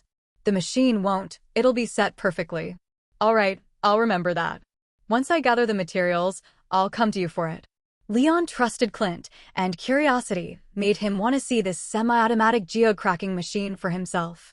After all, he really wanted to know what it looked like. After saying goodbye to Clint, Leon still didn't give a serious answer to Clint's question before leaving. After all, if he told the truth, Leon feared Clint wouldn't be able to take it and might sink into a funk. So, what was the question? That had to be traced back to after Leon finished cracking open the prismatic geodes. When Leon had cracked them and learned about Clint's automatic geode cracking machine, he didn't rush to leave. Instead, he stayed to chat. It was small talk, whatever came to mind. But Leon was the one doing most of the talking while Clint mostly listened. Occasionally, Clinton would say a few words, but his voluntary contributions were pitifully rare. Perhaps realizing that his quietness might bore Leon, Clinton seized on Leon's sharp-looking casual suit as a conversation starter, asking whether wearing a suit was convenient for farm work. Leon replied that all his other clothes were hanging out to dry, so he had no choice but to wear something he usually wouldn't. It wasn't that he liked farming in a suit. After all, Leon had friends who had been lovesick fools before. He'd seen the state they were in when they found out the goddess they adored went out for a meal with another man. So he chose a harmless lie for Clint's sake. Even if he told the truth that he had worn the suit to Emily's house, had breakfast and lunch with her, and worked side by side in the kitchen to make a sumptuous lunch, Clint might not show much reaction in front of him. But in private, Leon could guess well enough. And he could only feel regret without any ability to empathize. Because Clint's ending was already written, unrequited love with no return.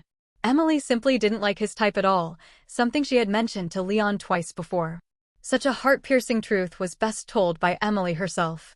If Leon were the one to break the news, the two might not even remain friends. Back at the farm on his bike, Leon first checked the furnace he'd set up that morning. The flames were out, the metal cool to the touch. He didn't know when the smelting had finished. Still, it made it easy to pull out the drawer holding the copper ore and see the newly smelted copper ingots inside. They were the same size as the ones he'd snagged for free in the miners' rest area, but these shone brighter and had sharper edges. Opening the other furnaces, he found identical ingots in each. Gathering them all into his system backpack, he saw only 2 lonely chunks of raw copper ore left. He sighed. If he had 5, he could smelt another ingot. If he had 4, he could craft a cherry bomb, unlocked with his mining skill upgrade. But with just 2, he could only toss them in the chest and wait until he had enough. He turned away from the furnaces, changed into his everyday clothes, and took up his hoe to till new soil. Once the ground was soft, he sowed premium cauliflower seeds and watered them right away. After planting all 50, he left the field to fetch fiber, coal, and wood to craft a new scarecrow. Alphabet S. He planted it in the center of the freshly sown cauliflower field. After all, in spring crops, cauliflower had the highest economic value, and these were premium seeds. Leon couldn't risk any mishaps. Whether he could afford to plant hops and starfruit next season would depend on this batch. Once he confirmed every seed was in place, with no bare patches, Leon stripped off his shirt and sat under the cottage eaves, letting the spring breeze cool the sweat from his body. From tilling to planting to watering, he'd done it all without pause. His stamina system could keep up, but the exertion still drew plenty of sweat. He decided to save bathing for before bed. For now, sitting in the breeze until he cooled down was one of his ways to steal a moment's rest. He sat there until the sun dipped low, the air cooling. He didn't bother putting his shirt back on. There was no one else on the farm, and bare skin wasn't indecent here. Besides, sweat-damp clothes, even once dry, still had a stubborn smell. Switching on the TV, Leon followed Marlon's instructions, pressing the number 7 on the remote 7 times in a row. The local news vanished, replaced by a program with a black background and no sound. On the screen, a wooden table sat in the center, a crystal orb resting on it. Behind the table, a robed old woman rested her hands on the surface, staring into the orb. The crystal orb glowed faintly, lighting both the table and the old woman's half-shadowed face against the dark backdrop. The mysterious atmosphere was flawless. One glance and Leon knew this was a fortune teller. Oh, a new viewer has joined our program. Let me see, from Stardew Valley no less. How rare. Leon froze, uncertain whether she meant him. Since you've found your way here, you must want your fortune told. Let me hear the voices of the spirits. Oh no. Poor child, the spirits are not in good humor today. They might just try to cause you trouble. She lifted her head suddenly, and Leon had the uncanny feeling she was looking right at him through the screen. Strange as it seemed, in this world it felt natural. But fortune isn't everything, child. Life must go on. We'll meet again tomorrow. The moment she finished, the TV switched back to the news as if nothing had happened. But Leon was certain he had seen and heard Welwick's prediction about his fortune. Pressing 7 times again, he returned to the channel. Oh, child, you've come back. No matter how many times you try, I'll still tell you, your luck today is bad. To change it, you'll have to wait until tomorrow. The moment she whispered, the screen cut back again. So it switches channels automatically after the reading. No wonder she can spot who needs a fortune-telling. Satisfied he hadn't imagined it, Leon stopped trying. After all, if he annoyed her, he might lose the chance for free readings. And once again, Leon gained a new understanding of this world. It seemed the lives of ordinary people and supernatural beings were rather different. He just didn't know if an ordinary person could also find Welwick's fortune-telling channel and receive such predictions. Stardew Valley's farming master. Once Leon confirmed that Marlin wasn't joking and that there really was a special channel for daily fortune-telling, he finally felt relieved. So it wasn't that he had terrible luck, it was the elves messing with him. 3 prismatic geodes yielding 2 stones and a lump of clay? Definitely the elves' fault. Yes, that had to be the truth. At least, that's what Leon told himself for comfort. He wasn't sure whether the elves Welwick mentioned were the Junimos he knew or some other kind of fairy, but he made a mental note of this special TV program and added it to his must-watch every morning list. He lingered for a bit to watch the local news, but aside from a few petty neighborhood stories, there was nothing major. There was no mention at all of the Fangier Republic's war with the Gautreaux Empire. Leon couldn't tell if it was because the Republic was completely overpowering the Empire, making the news unworthy of mention, or if they had suffered setbacks and were keeping it quiet to maintain morale. He leaned toward the first explanation. After all, Jodi's husband was a soldier in this very war. In the game, he returned in the spring of the second year with only some minor post-war trauma and no serious injuries. That meant the front lines probably weren't under severe pressure. After turning off the TV, Leon began thinking about dinner. He remembered the bread he'd prepared for his trip to the mines last time, still untouched. He pulled it out, sliced it thin with a kitchen knife, and pan-fried it in a bit of oil. That would do for a simple meal. The crispy bread reminded him of fried mantis slices, both made from wheat flour. Fried bread was drier and crumblier, but still edible. And Leon hated wasting food, so he polished off the whole batch. Full and satisfied, he took a shower, washed his clothes, and changed into fresh socks and shoes. It had been over a week since he arrived in Stardew Valley, and he'd kept a strict schedule, going out during the day and sleeping early at night. He hadn't yet experienced the charm of a nighttime walk, so tonight he decided to give it a try.